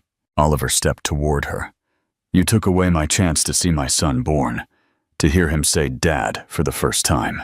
Eleanor swallowed, but she didn't apologize. "You wouldn't have understood at the time. It was for the best." Oliver laughed, a dry, hollow sound. "For the best for whom?" He looked at his father. "You knew." Marcus hesitated. His gaze went from Eleanor to the floor. I didn't know everything, only that Sophie had come, and your mother told me she was trying to get money from you." Oliver shook his head. "You destroyed a part of my life, a part I'll never get." Eleanor was still sitting, proud. "You have everything now. Recognition, stability, a future. She would have dragged you down. Oliver closed his eyes. Sophie's words came back to him like a bitter wave. She threatened me. She said if I insisted, they would destroy me. I ran because I had no other choice. He turned, walked to the door. I don't want anything from you anymore. No advice, no apologies. From today, no one else decides for me. Not about my life, not about my son. Eleanor stood up, but he was already leaving. Marcus took a step as if to follow him, but stopped halfway. Oliver didn't look back. He walked down the steps, his eyes burning. The sky was beginning to clear after the night's rain, and for the first time in a long time, he felt something different in his chest. It was no longer rage. It was a cold, quiet purpose. Part 6. A New Dawn. The silence inside the car was heavy. Oliver drove through the streets of the city, his hands firm on the steering wheel, but his mind in ruins. He parked and walked to the hospital. He didn't know how Sophie would react, but now he knew. He knew he had believed lies. He knew he had let fear speak louder than love. And he knew, above all else, that she deserved something she never received from him: an apology. He walked to her room. The door was slightly ajar. He pushed it open carefully. The light was dim. Leo was asleep. His face was serene, his breathing light. Beside him, Sophie was sitting, her back to the door, her head bowed, gently holding the child's hand. Oliver stood there for a few seconds, watching. It was like looking at a painting that should have always existed, but he never had the courage to paint. Finally, he spoke. "Sophie." She turned slowly. Her eyes were red, her face tired, her dark circles deep. "What else, Oliver? Have you come to blame me again?" Her voice was low but firm. He didn't answer right away.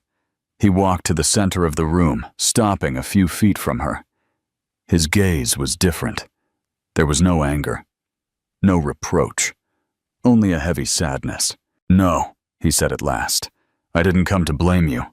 I came to ask for your forgiveness." Sophie didn't react. She stared at him as if she couldn't believe it. Oliver looked down for a second. Then he met her eyes again. "I know everything now. I went to see my mother. I confronted her, and she confirmed it. She pushed you away. She made you believe I didn't want to know, that you were alone. And you were alone. That's the worst part, because you should have been able to count on me. You were looking to me for support, and I made you feel like you couldn't."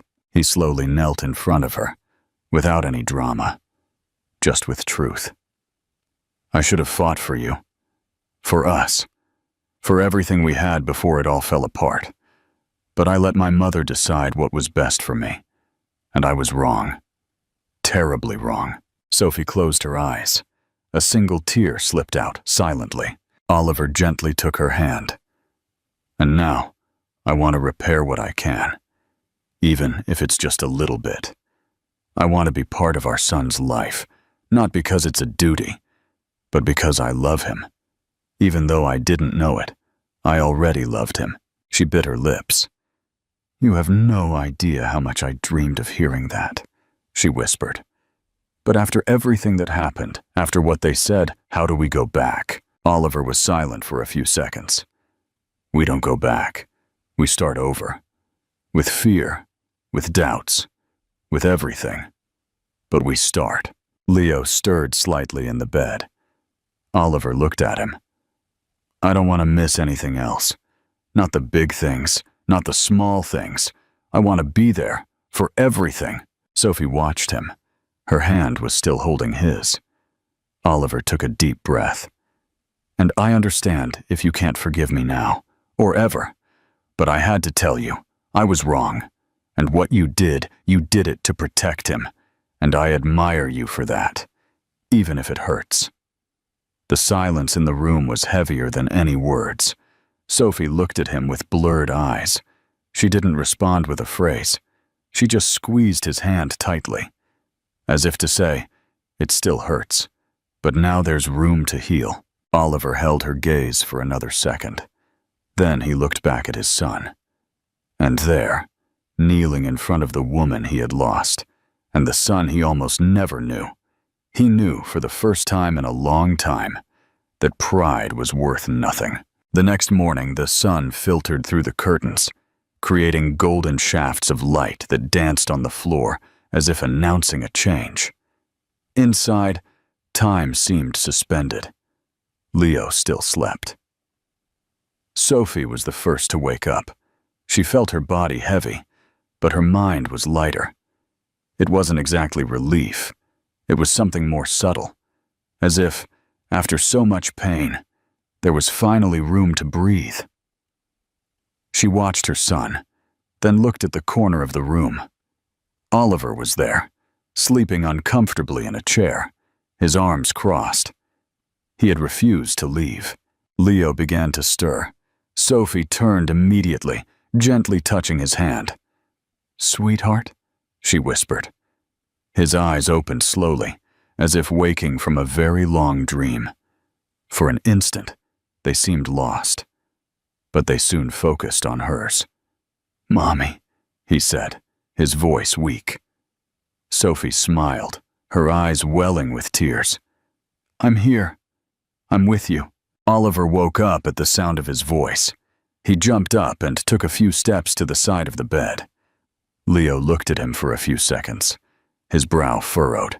His eyes were curious. "You're the doctor who saved me, aren't you?" he asked, with that honest innocence only a child can have. Oliver smiled. He knelt by the bed and nodded calmly. "I am, but I want to be more than that." Leo looked at him, as if trying to recognize something in his face. Then, slowly, he extended his hand. Oliver took it carefully. Sophie couldn't hold back her tears. There were no shouts, no big declarations, just that silence full of meaning. A father, a son, and a woman who for years had carried the world on her shoulders. And suddenly, something new was born there. The following week, the world met a different Oliver. In a packed stadium, he scored the winning goal. The crowd erupted. But he didn't run to his teammates. He ran straight to the camera, took off his jersey, revealing another one underneath. White. Simple. With 3 words written by hand. Sophie. Leo. My home. The image went viral. He didn't give interviews that day. He went straight home. He brought pizza, a board game, and a heart that finally no longer hurt. What do you think will happen to their family now? Will they be able to truly heal? Let me know your thoughts in the comments, and don't forget to like and subscribe for more stories.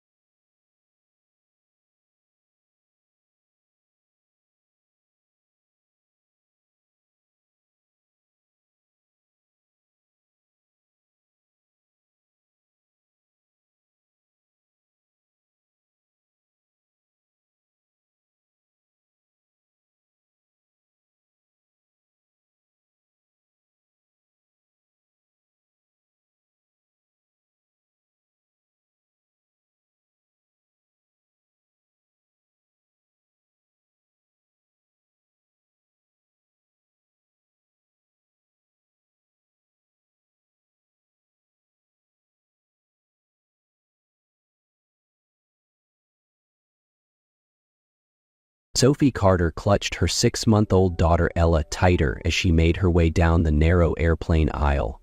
Her worn-out diaper bag threatened to split at the seams with every step. The late-night flight from Chicago to San Francisco was packed with business travelers, as she could feel their judgmental stares. Her faded restaurant uniform and frayed jeans stood out among the designer suits and sleek laptops. "Please, Ella, be good for Mommy," she whispered, pressing a soft kiss to her daughter's forehead. The baby remained peaceful, her tiny fingers curled around Sophie's necklace, a simple brass locket containing the only photo she had of Nathan Brooks, Ella's father, the man who had walked away the moment Sophie told him she was pregnant. This flight represented everything Sophie had sacrificed. For months, she skipped meals, worked double shifts, and saved every penny just to afford these tickets. Ahead lay a job at her aunt's restaurant, a chance at a fresh start, a stable life for Ella. As she struggled to push her bag into the overhead compartment, a deep voice beside her offered, "Let me help you with that." Sophie turned, coming face to face with a man in his mid-30s. His expertly tailored suit spoke of wealth, but his green eyes held a kindness that caught her off guard. Sophie hesitated for a moment, but then nodded, stepping aside as the stranger effortlessly lifted her overstuffed bag into the overhead compartment. He did it with ease, as if helping others came naturally to him. "Thank you," she murmured, adjusting Ella in her arms before settling into her seat. The man took his window seat beside her. Sophie couldn't help but notice his polished appearance, the expertly tailored suit, the expensive watch that glinted under the cabin lights. But what caught her attention the most was the wedding ring on his left hand. "I'm Luke," he introduced himself, his voice warm and steady. "Sophie," she replied, still feeling a bit awkward. The plane's engines roared to life, and as it began its ascent, Sophie instinctively held Ella tighter, silently praying she wouldn't wake up. But as the cabin pressure shifted, Ella's tiny face scrunched up. A second later, a sharp, desperate wail filled the air. Sophie fumbled for the pacifier, trying to soothe her, but it didn't work. She felt the weight of judgmental stares around her. A businessman in front of them sighed and put on his noise-canceling headphones, while a middle-aged woman across the aisle muttered something to her seatmate, her disapproving gaze flickering toward Sophie. "Please, baby, calm down," Sophie whispered, rocking Ella gently, but her daughter's cries only grew louder.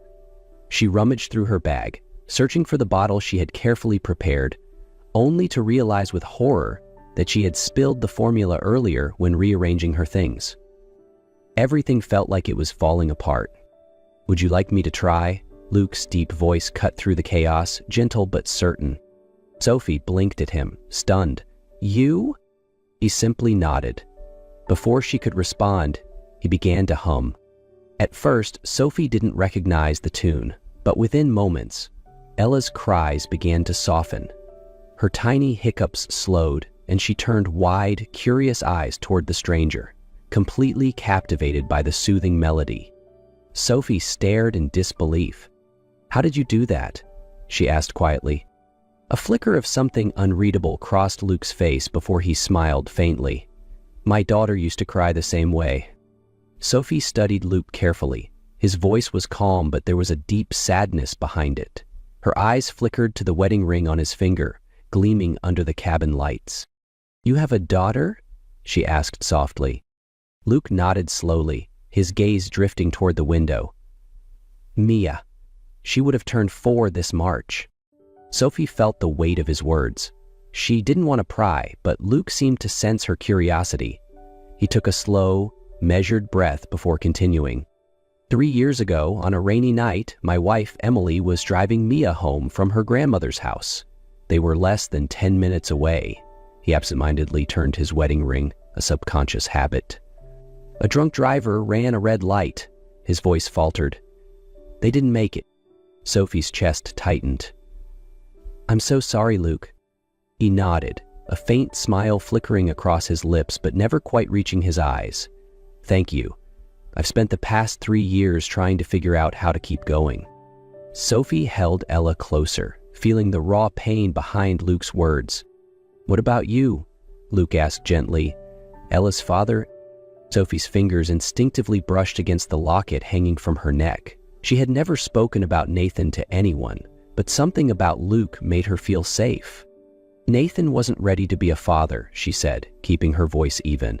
"The moment I told him I was pregnant, he said it was my problem to deal with. Then he left. Abandon you both." Luke's voice was firm, without hesitation. "That's his loss." Sophie pressed her lips together. A part of her had once blamed herself, wondered if she had done something wrong to make Nathan leave. But hearing Luke say it so plainly, without judgment, made her feel seen in a way she hadn't before. "Sometimes I think, maybe it's better this way," she admitted. "At least Ella won't have to grow up with a father who never wanted her." Luke studied her, his green eyes both gentle and contemplative. "You're doing an amazing job, Sophie. I can see it in how she looks at you, in how safe she feels with you." The unexpected praise warmed something inside her. They continued talking, sharing memories, losses, and unspoken hopes. And for the first time in a long time, Sophie felt like she wasn't alone. Sophie stood up, gently adjusting Ella in her arms as the baby stirred. "I need to change her diaper real quick." Luke nodded, watching as she made her way toward the cramped airplane restroom. The moment the door clicked shut, he let out a quiet sigh and opened his briefcase. Inside was a thick envelope, Sophie Carter printed neatly on the front. His fingers traced the edge of the envelope, hesitating. He had planned to tell her from the start, to hand her this letter the moment they landed. But now, after everything they had shared, after the unspoken understanding between them, the stories of loss and pain, he found that he couldn't. Because the truth inside this envelope would change everything.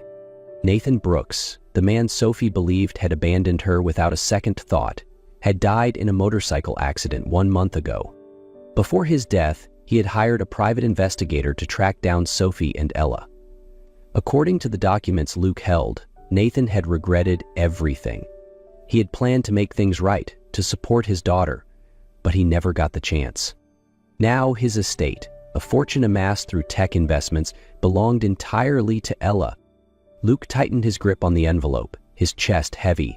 He was the executor of Nathan's estate, the one responsible for handling the inheritance. But in this moment, he wasn't just a lawyer delivering legal news. He was someone who had begun to care about the woman sitting beside him.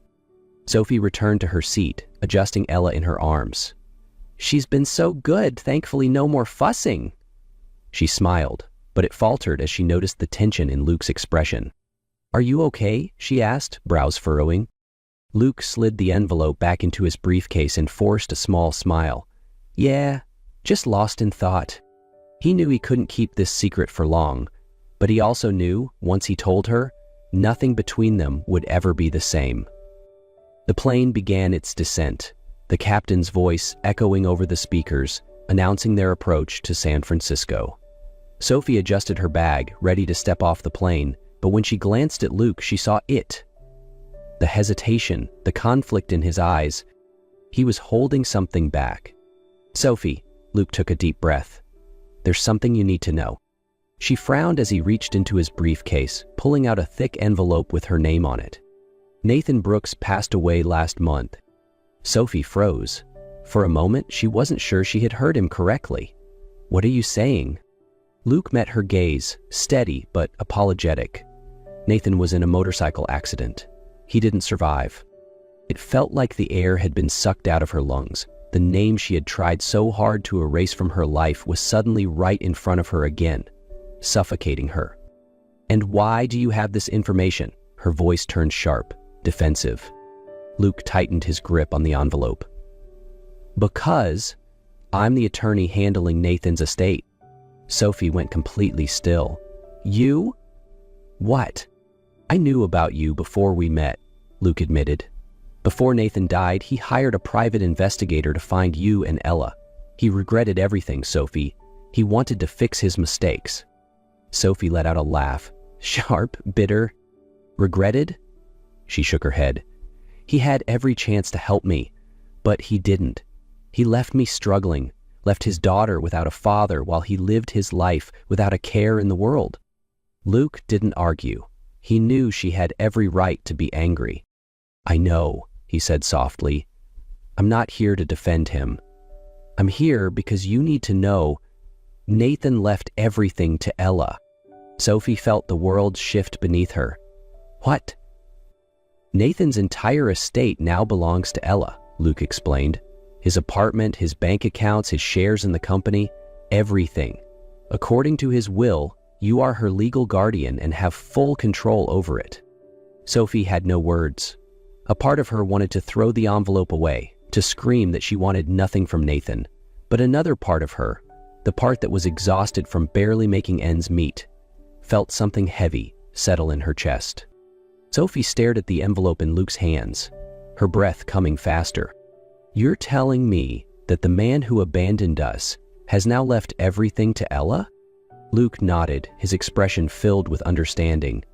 I know this is a lot to take in, but Sophie, this isn't about Nathan anymore. This is about Ella, about her future. Conflicting emotions crashed over her like a tidal wave. A part of her wanted to reject it all, to prove that she could raise her daughter without Nathan or anything he left behind. But another part of her thought about the sleepless nights, the endless worry over affording formula, the constant struggle to make ends meet. You don't have to decide right now, Luke said gently. Read the documents, think it over, but don't let your anger toward Nathan stop you from doing what's best for Ella. Sophie looked up at Luke, her heart heavy. Why do you care? She asked. Luke took a deep breath, his gaze unwavering. Because I know what loss feels like, Sophie, and I don't want you to have to choose between pride and what's best for your daughter. A long silence settled between them as the plane touched down, both of them knowing that Sophie's life had just changed forever. Passengers began filing out of the plane, but Sophie remained seated, the envelope in her hands feeling heavier than it should. She had dreamed of a fresh start, but not like this. Luke stood, reaching up to grab her bag from the overhead compartment. When he handed it to her, their eyes met, a silent understanding passing between them. You can hate Nathan forever if you want, Luke said, his voice steady. But don't let that stop you from giving Ella a better life. Sophie swallowed hard, then slowly nodded. I need time to think. Luke gave her a small smile. I understand. If you need anything, my number is in the paperwork. She glanced down at Ella, who looked up at her, tiny fingers reaching for Luke's tie, just as she had throughout the flight. A part of Sophie knew that Luke wasn't just the messenger. He had become something more. Ella needs dinner, she murmured, then met his gaze, and I could use someone to talk to. Luke smiled, warmth flickering in his green eyes. I know a great Italian place on Columbus Avenue. And as they walked out of the airport together, Sophie didn't know what the future held, but for the first time in a long while, she felt hope. That night, under the warm glow of the Italian restaurant's lights, Sophie laughed more than she had in the past year. Luke made her feel safe, and more importantly, he made her believe she wasn't alone anymore. In the weeks that followed, he stayed in touch, helping her navigate the complexities of Nathan's estate. But what Sophie hadn't expected was Luke's next decision. He requested a transfer to San Francisco. Are you sure? Sophie had asked when he told her. I've never been more sure. Luke smiled, his green eyes full of certainty. I don't want to be just the guy who helps you sign paperwork and disappears. As time passed, Luke became an irreplaceable part of their lives. He was there to help Sophie with Ella, carrying her when Sophie was too exhausted, reading bedtime stories every night. And little by little, Ella started calling him Daddy. 4 years later, on a sunny afternoon in the park where Ella loved to play, Luke knelt before Sophie, holding a sparkling ring in his hand. Sophie Carter, you walked into my life on a fateful flight. You and Ella gave me something I thought I'd never have again, a family. I don't want to just be the man who helps. I want to be your husband, Ella's father, forever. Will you marry me? Tears streamed down Sophie's face, but this time they were tears of joy. She glanced at Ella, who was bouncing up and down in excitement, then back at the man before her. Yes, Luke, I'll marry you. As Luke slipped the ring onto her finger, Ella squealed and threw her arms around both of them. And in that moment, Sophie knew she had finally found her real family. The city of San Francisco glowed under the golden hues of sunset. But to Sophie, the most beautiful sight wasn't the skyline. It was the man standing at the altar, waiting for her. Luke, dressed in a charcoal gray suit, his green eyes filled with love, stood still as she walked toward him. Ella, in a tiny white dress, held a basket of petals, tossing them with enthusiasm. As soon as she saw Sophie, she squealed in excitement. "Mommy, you look so pretty. Daddy, look at Mommy." The room filled with laughter at her innocent joy. Sophie chuckled, but when her eyes met Luke's, her heart stilled. This moment, it was something she once thought she would never have. When the officiant spoke, "Luke Harrison, do you vow to love and protect Sophie Carter for all your days?" Luke didn't hesitate, gripping Sophie's hands tighter. "Absolutely." Then it was Sophie's turn. She glanced at Ella, who was gripping Luke's hand, her little face glowing with happiness. "Do you, Mommy?" Ella whispered. Tears filled Sophie's eyes as she smiled. "Yes, I do." As Luke kissed her, surrounded by cheers and applause, Sophie knew she had finally found her real family. Married life for Sophie and Luke wasn't about extravagant luxuries. It was about quiet, simple moments filled with love. Every morning, Luke woke up early to make breakfast, a habit he had kept since they first moved in together. Sophie often teased him, "You're a lawyer. Why don't we just hire a chef?" But Luke would only smile, placing a plate of pancakes in front of her. "Because I like taking care of my family myself." Ella, now 8 years old, had long since stopped calling him Luke. Now she only ever used one word: Daddy. "Daddy, can you pick me up from school?" "Daddy, can we have pizza tonight?" "Daddy, tell me a story about Mommy when she was little." And every time Sophie would look at Luke with gratitude, knowing he didn't just love her, he loved Ella as if she were his own. Weekends were filled with family adventures, a trip to the beach, a picnic in the park, or simply cooking together and watching movies at home. These were moments Sophie never imagined she would have. One evening, as Sophie and Luke cleaned up after dinner, she turned to him with a soft smile. "Thank you for being here," she whispered. Luke frowned. "I'll always be here, Sophie." She shook her head, stepping closer, placing her hand over his heart. "Not just here. I mean, thank you for choosing me and Ella, for loving her, for making us a family." Luke pulled her into his arms, pressing a gentle kiss to her forehead. "I didn't choose you, Sophie. I just belong with you." And in his embrace, Sophie knew she had finally found her forever home.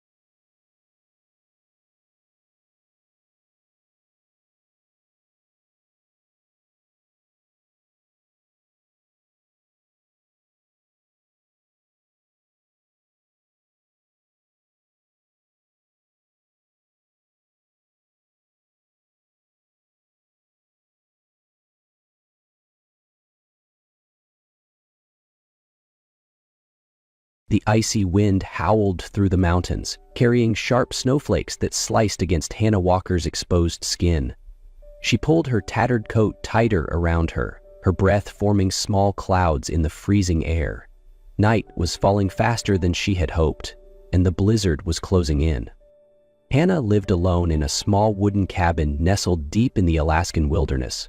As a survival guide, she led thrill-seeking tourists who wanted to test their limits against the unforgiving land. But in winter, when the snow buried the trails and tourists disappeared, she relied solely on her survival skills to make it through. Today, she had ventured farther than usual, desperate to gather enough firewood before dark.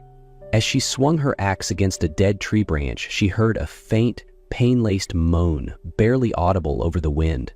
Hannah froze, her pulse quickening. There it was again. It wasn't her imagination. She turned, scanning the white expanse around her, and then she saw it, a dark figure half buried beneath the snow. Her chest tightened. Out here in the middle of nowhere, a man lay unconscious in the freezing cold. If she didn't act, he wouldn't survive the night. Without hesitation, Hannah rushed toward the stranger, unaware that this single decision would alter the course of her life forever. Hannah knelt down, her hands trembling as she brushed away the snow covering the man's body.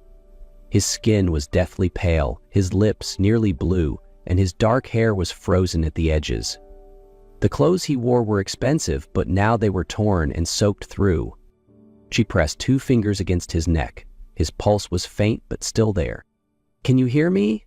she called, shaking his shoulder lightly, but all she got in response was a weak, pain-filled groan.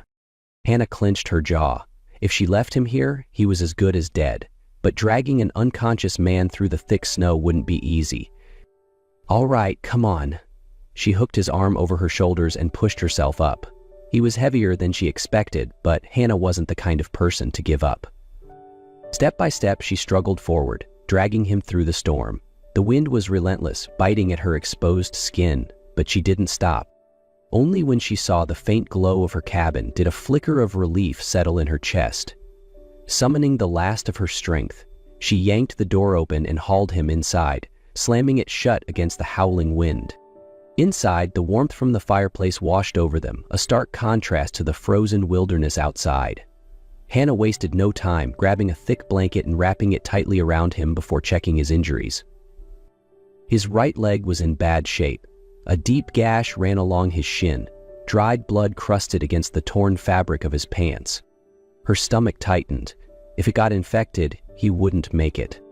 Rushing to the kitchen, she boiled water and grabbed her medical kit. As she gently pressed a warm cloth against the wound, he let out a faint groan, his eyelids fluttering open slightly. Hannah leaned in, her voice firm and steady. "I don't know who you are, but if you want to live, you need to work with me." She had no idea that the man she had just saved was about to change her life in ways she never imagined.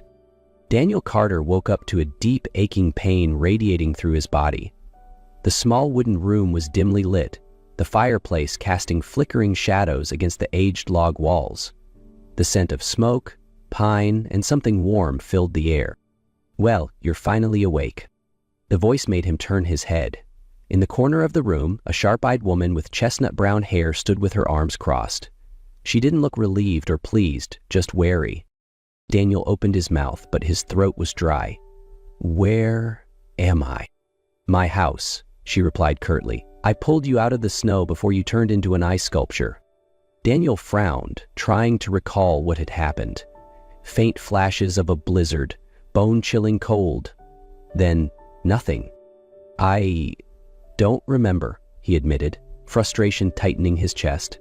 Hannah gestured toward his leg. "You messed up your leg pretty bad. I patched it up, but if you're not careful, it'll get infected."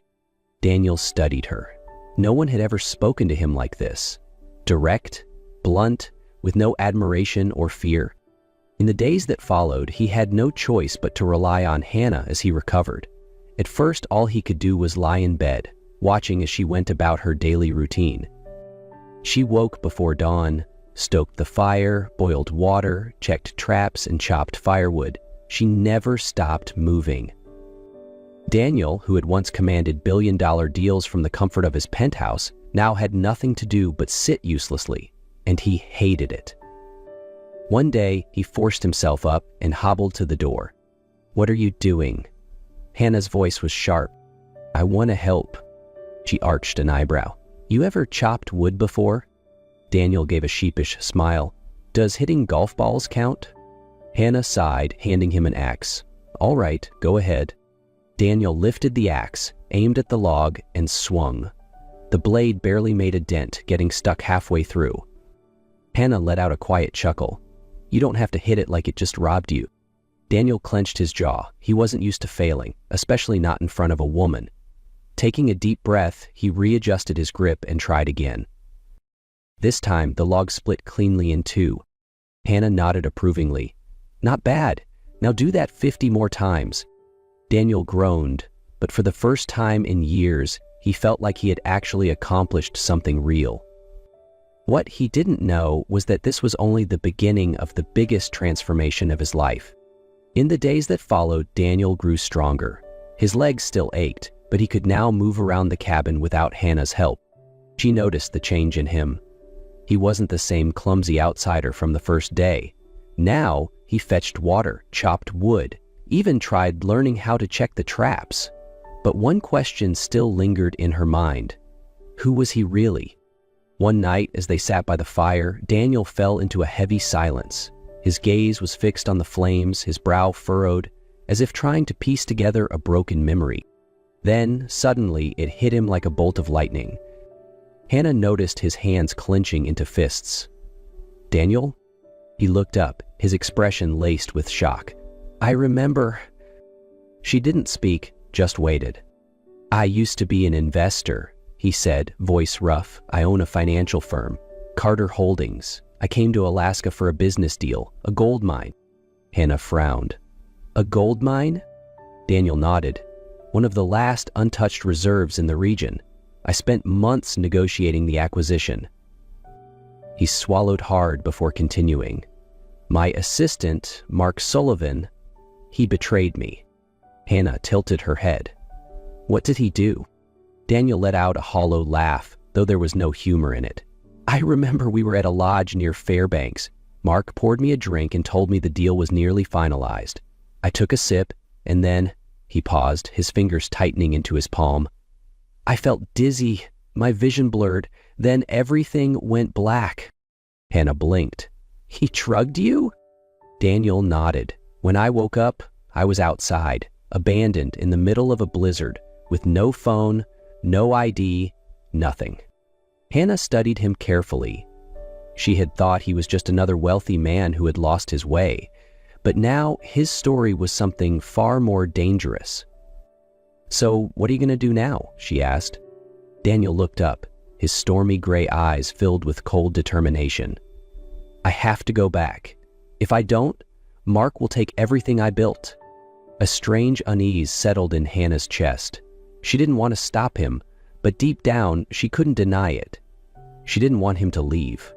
What she didn't know was that this goodbye would change both of their lives forever. The sky was a dull shade of gray the next morning, the air heavy with the promise of another snowstorm.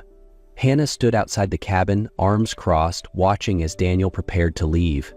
As he climbed onto the sled, he looked back one last time, his gaze lingering on the small cabin, the smoke curling from the chimney, and the woman who had saved his life. A strange ache settled in his chest.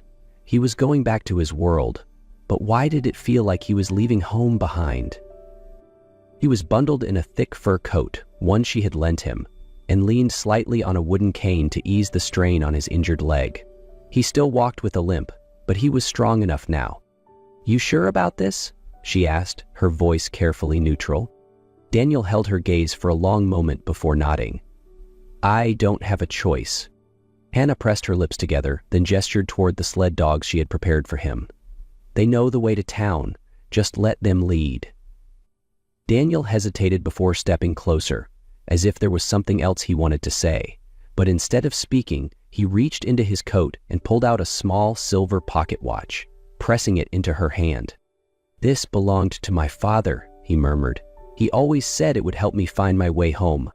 Hannah stared down at the watch, something unexplainable tightening in her chest. She clenched it in her fist, but when she looked back up at him, her expression remained firm. "Then you better figure out where home really is." Daniel exhaled slowly, then gave her a small nod. There was nothing left to say. He turned away, climbed onto the sled, and, with a sharp command, the dogs took off, pulling him away from the cabin and into the vast white wilderness. Hannah stood there, watching until he disappeared into the snow. She didn't realize she had been gripping the watch so tightly that her fingers had gone numb. She also didn't realize this wasn't the end. New York gleamed with lights, skyscrapers towering high, streets bustling with people who had never known the kind of cold Daniel had endured. Stepping out of the black SUV, he felt a strange sense of detachment. A few weeks ago, this was the only world he had ever known. Now, it felt alien in the worst way. Mark Sullivan had taken over his office, running the company as if it had always belonged to him. But Daniel wasn't the kind of man to surrender without a fight. As he strode into the high-rise building, the room fell silent. Stunned faces turned toward him. The man they thought was dead had returned. Mark's expression turned ghostly pale as Daniel pushed open the boardroom doors. Surprised? Daniel's voice was icy. What followed was anything but easy. Daniel spent days gathering evidence, contacting trusted allies, and setting a trap for Mark. When he finally confronted him in the boardroom, Mark's face paled. "I thought you were dead," he stammered. Daniel smirked coldly. "You should have made sure." The evidence was presented, the board members turned against Mark, and within hours, security escorted him out of the building. Yet, as Daniel stood in his luxurious office, staring at the skyline, he realized he no longer cared about power. This world, the designer suits, the multi-million-dollar deals, none of it mattered anymore. A few weeks later, instead of rebuilding his empire, Daniel founded the Walker Initiative, a nonprofit dedicated to helping rural communities, providing infrastructure, healthcare, and education. Then, he sent a letter to Alaska delivered by a trusted messenger. Inside, there was only one line. "I kept my promise. I'll wait for you." Hannah clutched the letter in her hand, her heart pounding. She had never expected Daniel to actually write. After weeks of silence, she had convinced herself that he had returned to his old life, forgotten everything about Alaska, but now he was still waiting for her. The flight to New York felt surreal. As she stepped off the plane, she hesitated for a moment, gripping the silver pocket watch Daniel had given her. The towering buildings loomed over her, the noise of the city a stark contrast to the quiet of the Alaskan wilderness. She had spent years navigating blizzards and wild terrain, yet here, surrounded by glass and steel, she felt lost. What if he had changed too much? What if she no longer recognized the man she once saved? A car was waiting, taking her to a luxurious hotel. When the elevator doors slid open at the top floor, Daniel was already there. He was no longer the broken man she had dragged from the snow. He wore a tailored suit, his hair neatly styled, but his eyes, they were different now, softer, real. "Hannah," his voice was deep, steady. She crossed her arms, tilting her head slightly. "Why did you call me here?" Daniel studied her for a long moment before simply saying, "So? You could see the man I've become?" Hannah didn't answer, but as she looked into his eyes, she realized perhaps this world was no longer just his. Hannah sat across from Daniel in the lavish hotel suite, but instead of feeling impressed, she only felt out of place. "You say you've changed." She placed the letter on the table. "But words aren't enough." Daniel tilted his head, studying her. "So what do you want me to do?" Hannah took a deep breath, meeting his gaze. "Prove it. Not here, in Alaska." Daniel went still for a moment before slowly nodding. A few weeks later, he returned to the place where he had nearly lost his life, this time not as a lost man, but as someone determined to belong. He learned to build a fire without a lighter, to hunt without a grocery store nearby, to split wood not for exercise, but for survival. It was difficult, but he never complained. One night, as they stood by the river, the northern lights shimmering above them, Daniel turned to Hannah. "Can I stay?" His voice was steady, more real than any promise he had ever made before. Hannah held his gaze for a long moment, then smiled softly. "You can." And for the first time in his life, Daniel Carter had found a place where he truly belonged. Winter slowly gave way to spring, the thick snow beginning to melt, revealing the first hints of green beneath. Daniel stood by the riverbank, the same place where he had once told Hannah he wanted to stay. But this time, he had a different question to ask. Hannah stepped beside him, pulling her coat tighter against the lingering cold. "You look nervous today," she teased. Daniel took a deep breath, then turned to her. "I've lost a lot of things in my life," he said quietly, "but I never want to lose you." Hannah blinked, silent. Then Daniel knelt down, pulling out a simple silver ring, one he had crafted himself. "Will you marry me?" Hannah studied him for a long moment before letting out a soft laugh. "Are you sure? Life out here isn't easy." Daniel smiled. "I've never been more sure of anything." Hannah's lips curled into a smile as she extended her hand. Then, yes, in the wilds of Alaska, where two people from different worlds had once met in the heart of a snowstorm, they had found the most precious thing of all, a home in each other. Daniel's story wasn't about losing an empire, it was about rediscovering himself. And Hannah, who had once believed she was just an ordinary woman living in the wilderness, realized that she hadn't just saved a man's life, she had saved a lost soul. Because sometimes the most valuable things in life aren't what we own, but the people we choose to hold on to.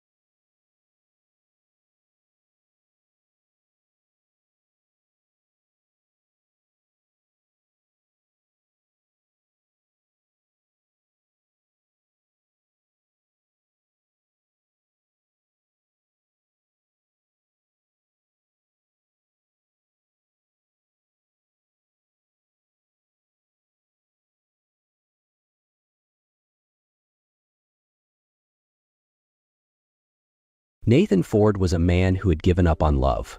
As a highly successful entrepreneur and millionaire, he had experienced his fair share of heartbreaks and failed relationships. To him, love was an illusion, a dangerous weakness that gave others the power to hurt him. At 49, Nathan had made a firm decision. He didn't need emotional ties to build the future he envisioned. All he wanted now was simple: a child to carry on his legacy. On a quiet afternoon, Nathan drove through the bustling streets of Los Angeles, lost in thought. His plan was clear. He needed a woman who would agree to his terms without emotional complications, someone practical, someone who wouldn't challenge or entangle him. But deep down, Nathan wondered if it was more than just a task. Was he secretly hoping for something he had long denied himself?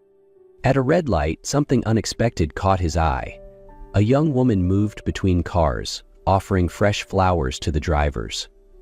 Her clothes were plain, and her face bore the marks of hardship, yet there was something captivating about her, a quiet strength hidden beneath her weary gaze that made Nathan pause. Who is she, he wondered, his thoughts interrupted by curiosity. As the light turned green, he continued driving, but her image remained etched in his mind. Little did Nathan know that this brief encounter would awaken parts of himself he thought were lost forever. Nathan continued driving through the crowded streets, but the image of the flower girl remained stuck in his mind. "This is ridiculous," he muttered under his breath. But something compelled him to turn the car around. Minutes later, he found himself back at the intersection where he had first seen her. There she was, gracefully weaving between the cars, offering flowers to passing drivers.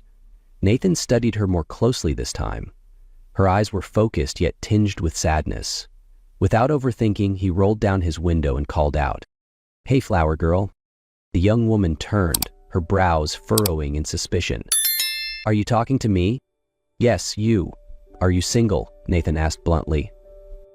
Her expression hardened instantly. She crossed her arms and glared at him. "Excuse me? What did you just say? Who do you think you're talking to?" Nathan raised an eyebrow, surprised by her defensive tone. He wasn't used to people talking back to him like this. Still, he kept his composure.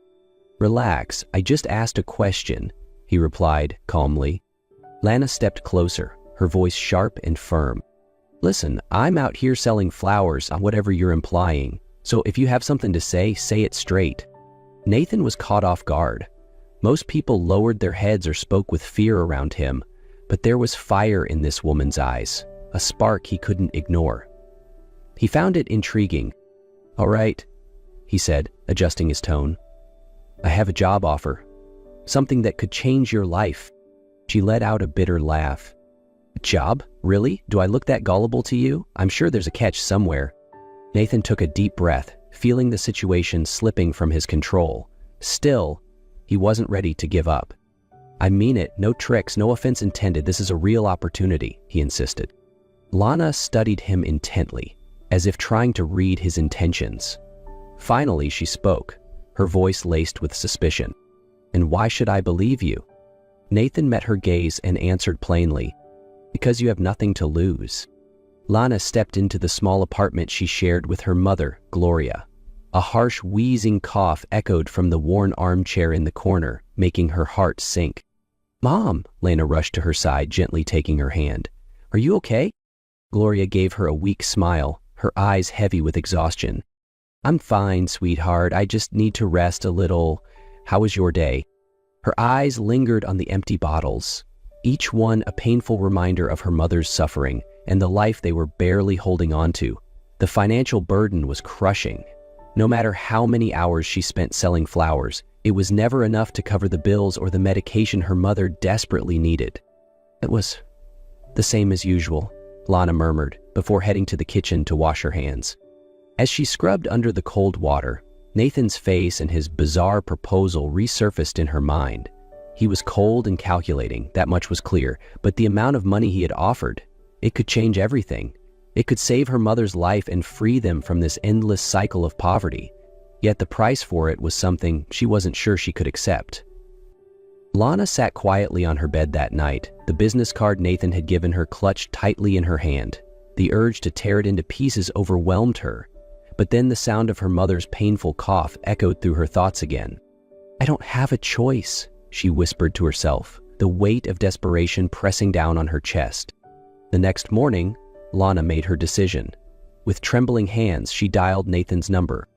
Port speaking, came his calm, steady voice on the other end. It's Lana Reed, she said, trying to keep her voice firm.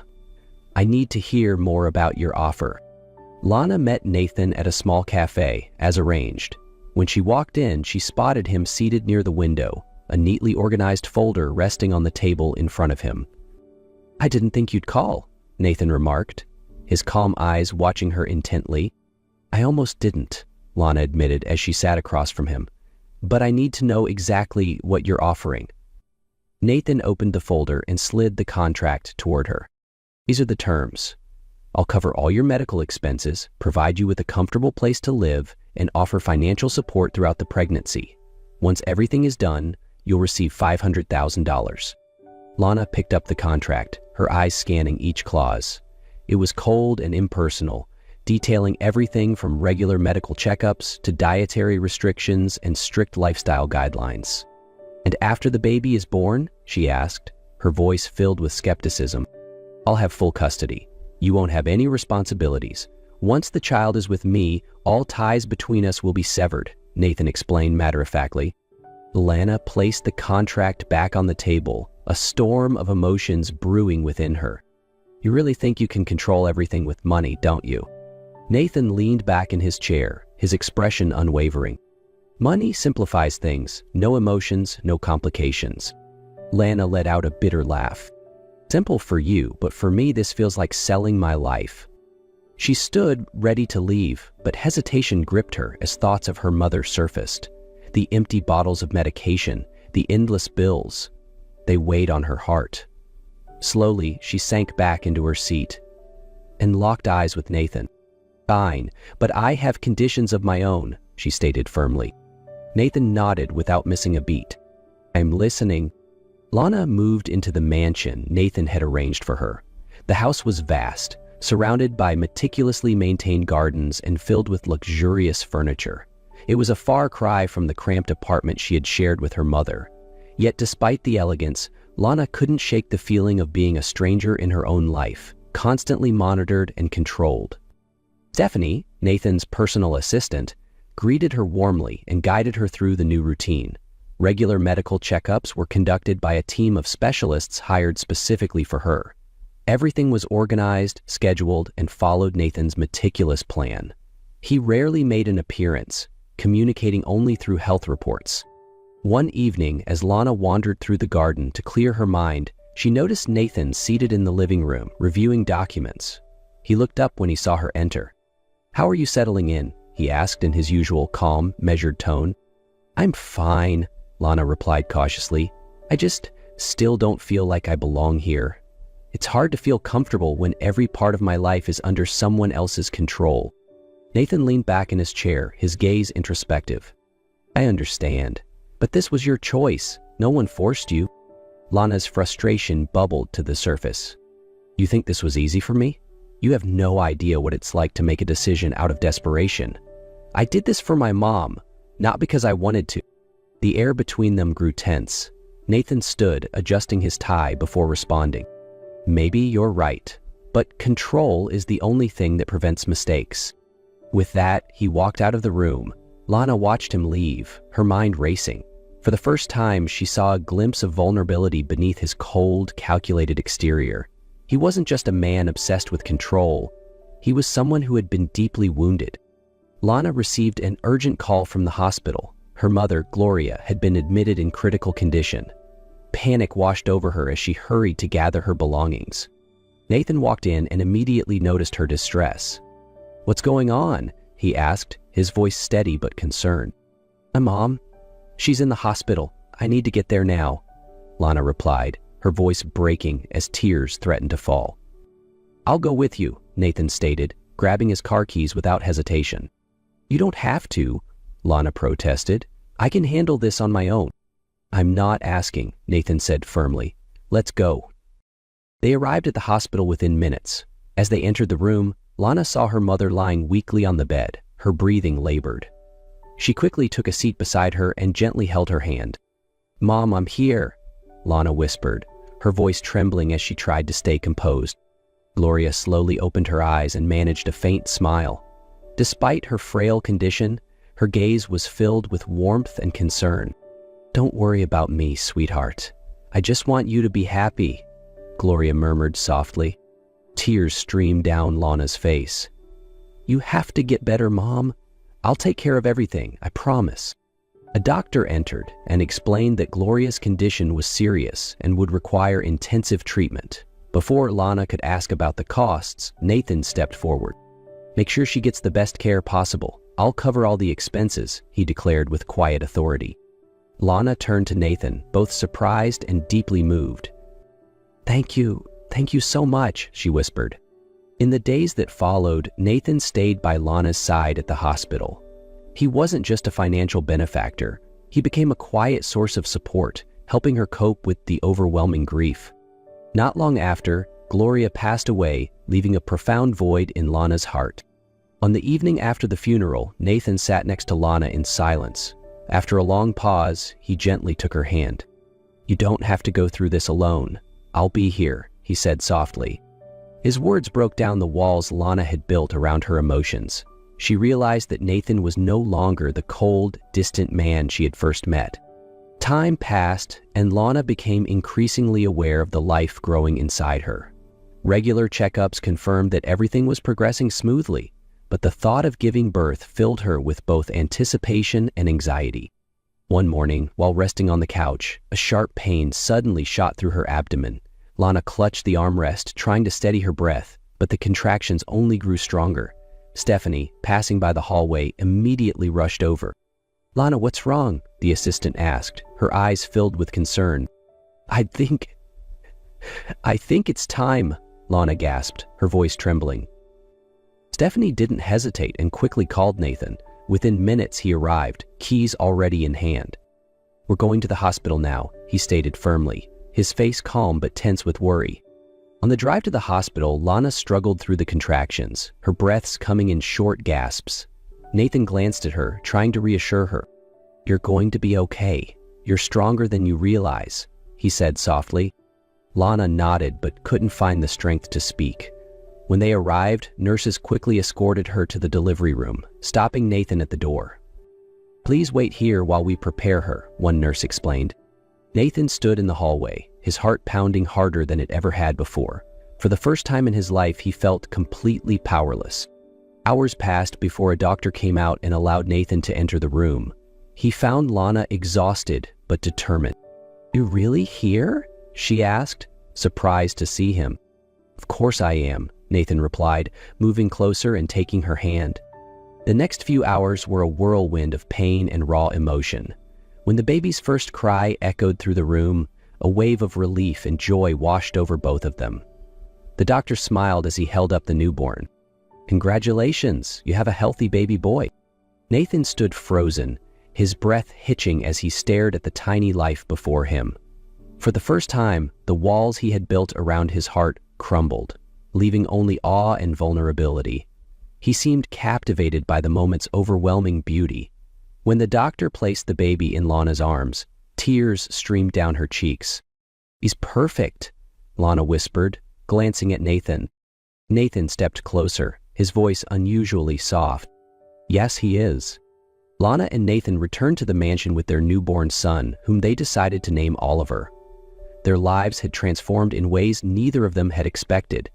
Nathan, once a cold and calculating businessman, had become a devoted father. He would wake up in the middle of the night to help Lana care for Oliver, something she never imagined he would do.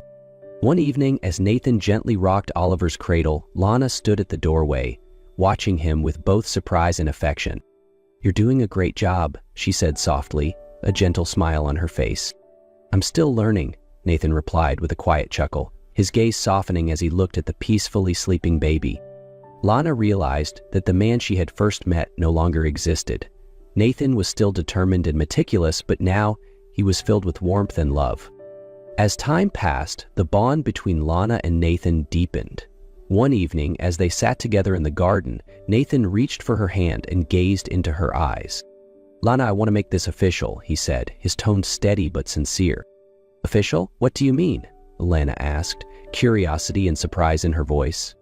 Nathan pulled a small box from his pocket, revealing a simple yet elegant ring inside. "I want you in my life forever, not just as Oliver's mother, but as my wife," he said slowly, his eyes full of honesty. Tears welled up in Lana's eyes. She never thought she would hear these words from Nathan. "Are you serious?" she asked, her voice trembling with emotion. "I've never been more serious in my life," he replied. Lana smiled through her tears and softly whispered, "Yes, I will." Nathan slid the ring onto her finger and pulled her into a warm embrace.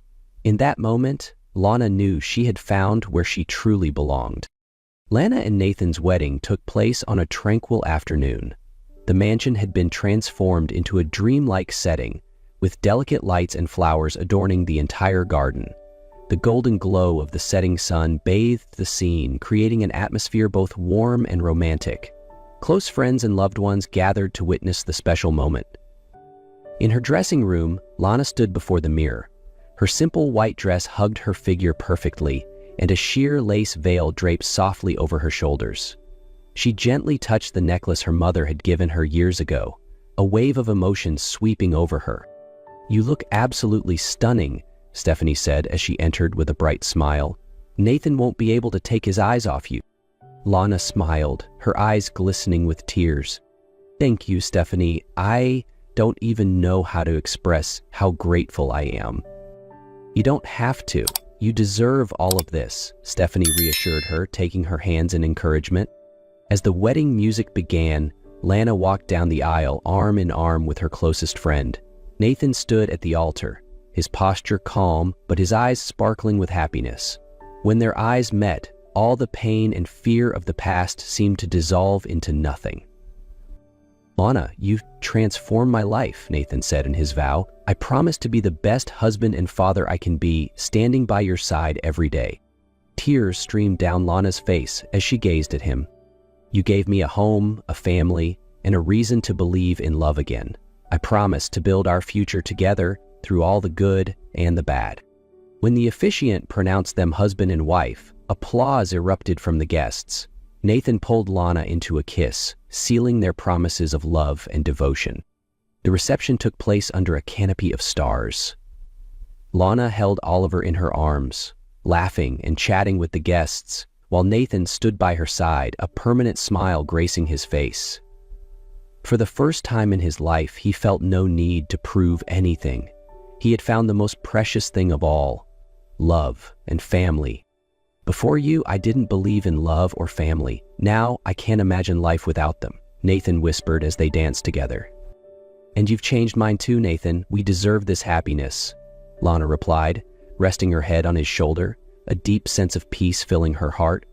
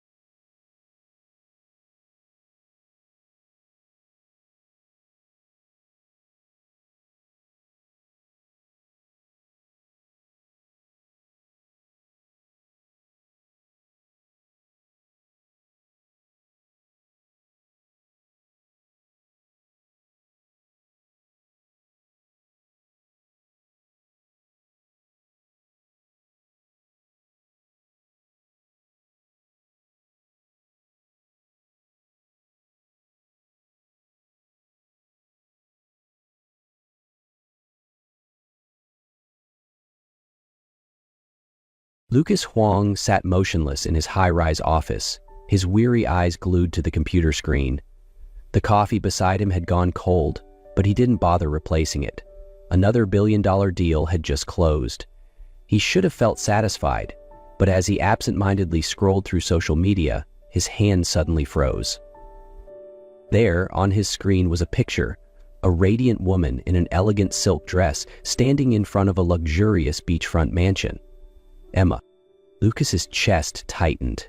She looked more beautiful than ever, her smile untouched by the pain he once left behind. But what stole the breath from his lungs wasn't just her. It was the two children standing beside her. A boy with sharp, familiar eyes. A girl with a smile as warm as the morning sun. Lucas nearly dropped his coffee. Two children, twins. His heart pounded violently against his ribs as his trembling fingers traced the image on the screen. This couldn't be real, could it? 6 years ago, Lucas remembered the day he first met Emma, a rainy afternoon in New York. She had rushed into the cafe where he sat, her hair dripping wet, her bright eyes filled with determination. When they fell in love, they dreamed of a home filled with the laughter of children. But dreams had a way of breaking. They had tried for a baby, but each failed attempt drove another wedge between them. Emma kept smiling, assuring him, "We still have time." But Lucas saw the sadness in her eyes, the way she turned away to hide her silent tears. Then came the crisis. His company spiraled downward. Deals collapsed, stocks plummeted, meetings stretched late into the night. Emma tried to pull him out of it, but Lucas only pushed her further away. "It's going to be okay, Lucas," she whispered, gently massaging his tense shoulders. "No, it won't," he snapped. "You wouldn't understand." One late evening, Emma brought him tea, worry evident in her eyes. "Lucas, we need to talk." "Not now, Emma," he cut her off coldly, his eyes glued to the screen flashing red numbers. "Lucas," her voice wavered.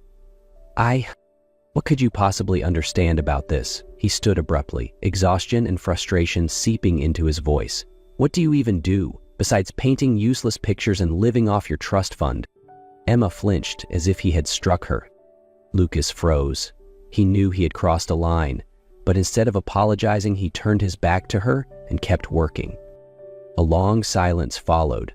Then, Emma slowly placed a hand over her stomach, her eyes filled with something unsaid. The next morning, she was gone. Lucas stared at the screen, his mind spinning. Twins. Could they be his? "Linda," he rasped, pressing the intercom button. "I need everything on Emma Williams, where she lives, the company she runs, and the children." "Yes, sir." Hours later, Linda sent over a full report. Lucas opened the file, his pulse hammering against his ribs. Emma Williams, CEO and founder of Horizon Publishing, leading publisher of children's books, especially the best-selling series The Starlight Twins, about a pair of adventurous twins exploring the world together. Mother of two, Liam and Lily, born May 15th, exactly 7 months after she left. Lucas's hands slackened, his breath caught in his throat. He blinked, but the numbers didn't change. 7 months after she left, his mouth went dry. He scrolled down to the attached photographs. One showed Emma leaving a maternity clinic, her hand protectively resting on her belly, the same way she had that day when she tried to tell him something. Another captured Liam, his sharp gaze locked onto something as if calculating every angle. The exact same look Lucas saw in the mirror every day. And Lily, her gentle smile a mirror image of her mother's. Lucas gripped his phone tighter, a painful lump forming in his throat. He had abandoned them without even knowing. He thought back to the long nights spent drowning in work, believing he was protecting Emma by walking away, but while he had been consumed by saving his empire, Emma had been quietly building one of her own, a family he never knew existed. And the worst part? She never reached out. No calls, no messages, no accusations, as if he had never existed. Lucas stood motionless in his office, the city lights reflecting off the glass windows. The numbers in his bank account, the billion-dollar deals, none of it mattered anymore. He had once thought he was the one left behind when Emma walked away, but the truth was, he was the one who abandoned his family. Images of 2 children flashed in his mind. Liam with his own piercing gaze, Lily with Emma's warm smile. 6 years he had been absent from their lives. He couldn't turn back time, but he could fix this. Lucas pressed a button on his desk. "Linda." "Yes, sir?" "Make the arrangements. I'm stepping away from the company for the next 3 months." A stunned pause. "Sir, you're taking a leave?" "I'm going to find my family." Ending the call, he turned to his laptop, searching for Horizon Publishing. Emma had built it all from scratch. She hadn't touched the divorce settlement. She had thrived without him. But he wasn't here to reclaim her. He couldn't expect forgiveness. He just wanted a chance to know his children. His grip tightened when he spotted a recent article. Horizon Publishing to host a children's book reading event at Central Park this weekend. Lucas exhaled sharply. This was it. A chance to see Emma again. And more importantly, to see Liam and Lily. This time, he wouldn't walk away. The sky was clear, sunlight filtering through the leaves of Central Park. Lucas stood at a distance, watching the crowd gather around a small stage where Emma was preparing for the reading event. He couldn't take his eyes off her. She hadn't changed much in 3 years, still elegant, still poised, but there was something different. She was glowing, stronger than ever. Lucas swallowed hard, his gaze scanning the stage, and then he saw them. Liam and Lily. The boy stood beside Emma, arms crossed, his sharp eyes scanning everything around him with quiet intensity, a mirror image of himself.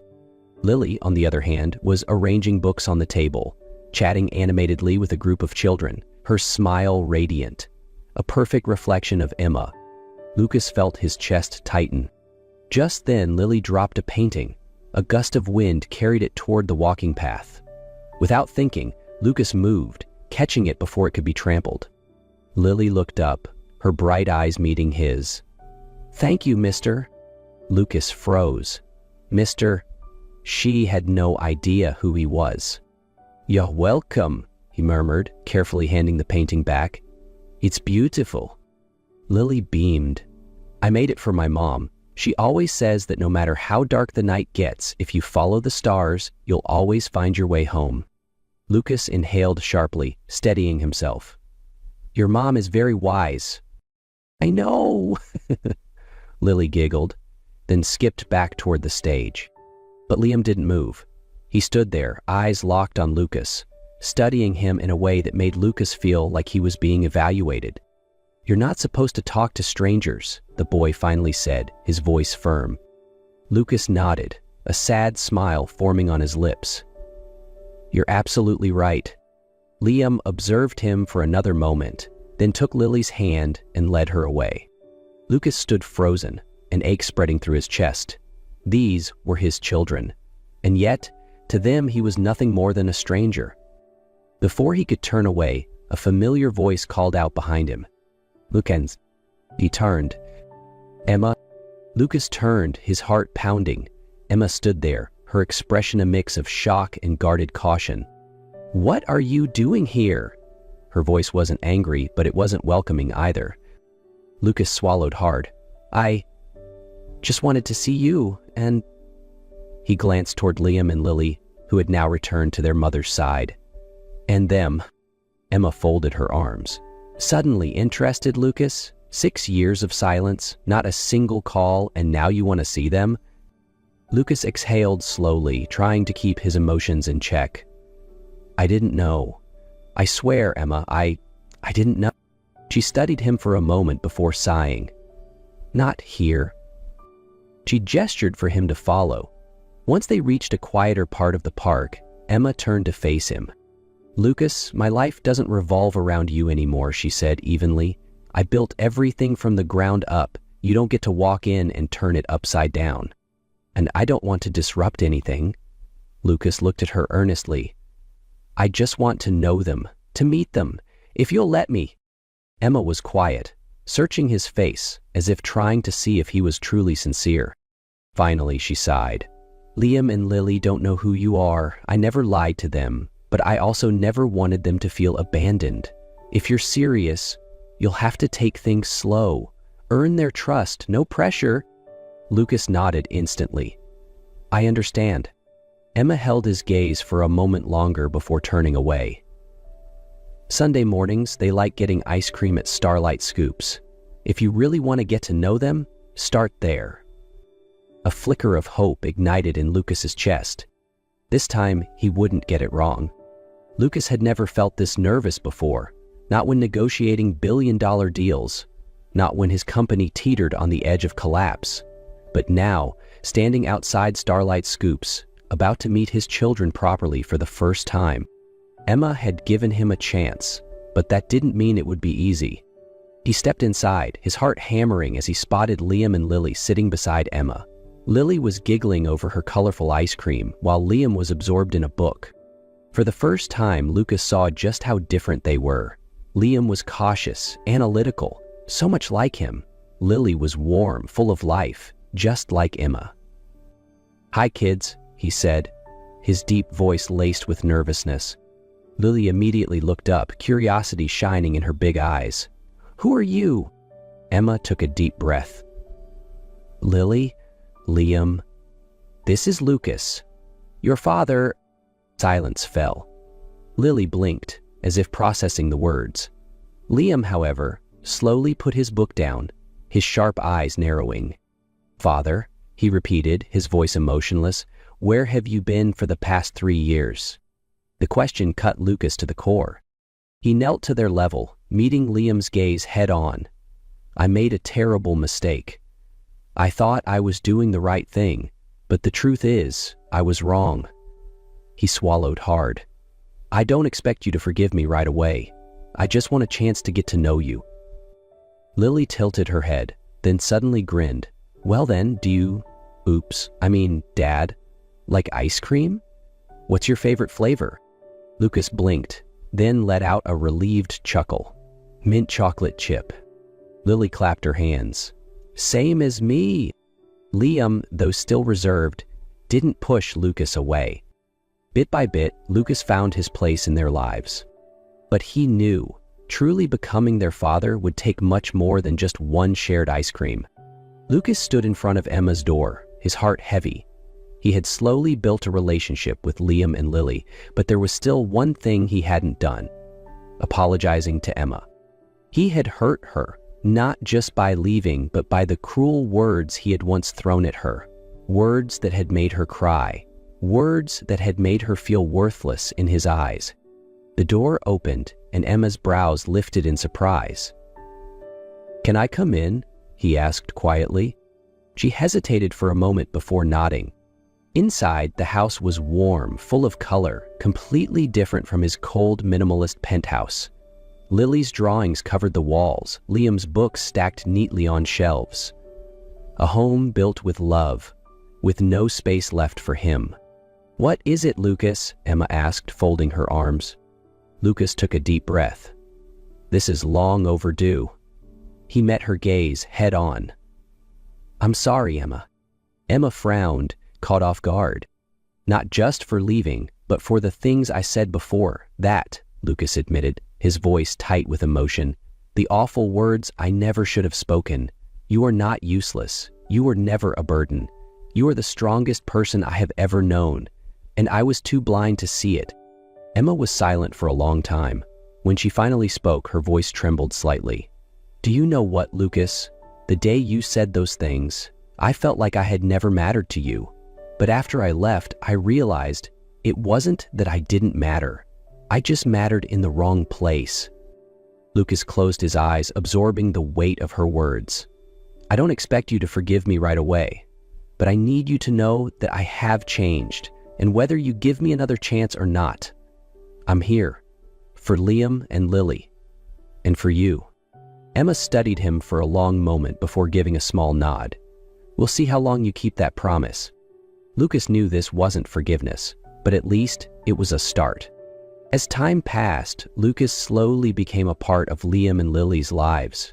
He drove them to school, helped Liam assemble his astronomy models, and read bedtime stories with Lily. Then, one day, something miraculous happened. Lily reached for his hand, looked up at him with bright, trusting eyes, and called him Dad. That moment made Lucas realize something. He didn't just want to be their father. He wanted his family back. One evening, he and Emma stood by the shore, watching the kids laugh as they played in the waves. "Emma," he said softly. She turned, her eyes warm but cautious. Lucas took a deep breath. "I know I've caused too much pain. I have no right to expect anything from you, but I need to say this." He met her gaze. "I love you, Emma, and I never stop." Emma stiffened, her heart pounding. Lucas reached into his pocket and pulled out a small velvet box, flipping it open. Inside was a simple yet elegant ring. "I don't expect you to forget the past, but will you give me a chance to rewrite our future?" Emma's eyes shimmered with unshed tears. "Lucas, But before she could answer, a voice rang out from the distance. "Dad, watch this," Liam shouted, balancing on top of a sand dune. Lucas chuckled. Emma did too. Her answer wasn't spoken yet, but Lucas knew he still had a chance. Lucas adjusted his tie, staring at his reflection in the mirror. His heart pounded, not from nerves, but from the overwhelming joy filling his chest. After all the mistakes, all the efforts to make things right, this day had finally come. "Dad." He turned to see Liam in a tiny suit, looking like a miniature version of himself. Lily stood beside him in a delicate white dress, her eyes sparkling with excitement. "Are you nervous?" Liam asked, ever serious. Lucas chuckled, kneeling to their level. "A little." Lily tilted her head, smiling. "Mom said if you ever feel scared, just remember, we're all here with you." Lucas looked at them, his two guiding stars, the reason he found his way home. "I'm the luckiest man alive to have you both." He pulled them into a hug. Outside, the music began to play. Lucas stepped forward, and there, standing under the soft glow of sunset, was Emma. She was radiant, in a flowing white gown, her eyes filled with emotions too deep for words. Lucas took her hand, whispering, "I lost you once. I won't ever let that happen again." Emma smiled, squeezing his fingers. "We've been on a long journey, Lucas, but now we're finally home. And as they exchanged vows under a sky full of stars, Lucas knew this wasn't the end. It was only the beginning.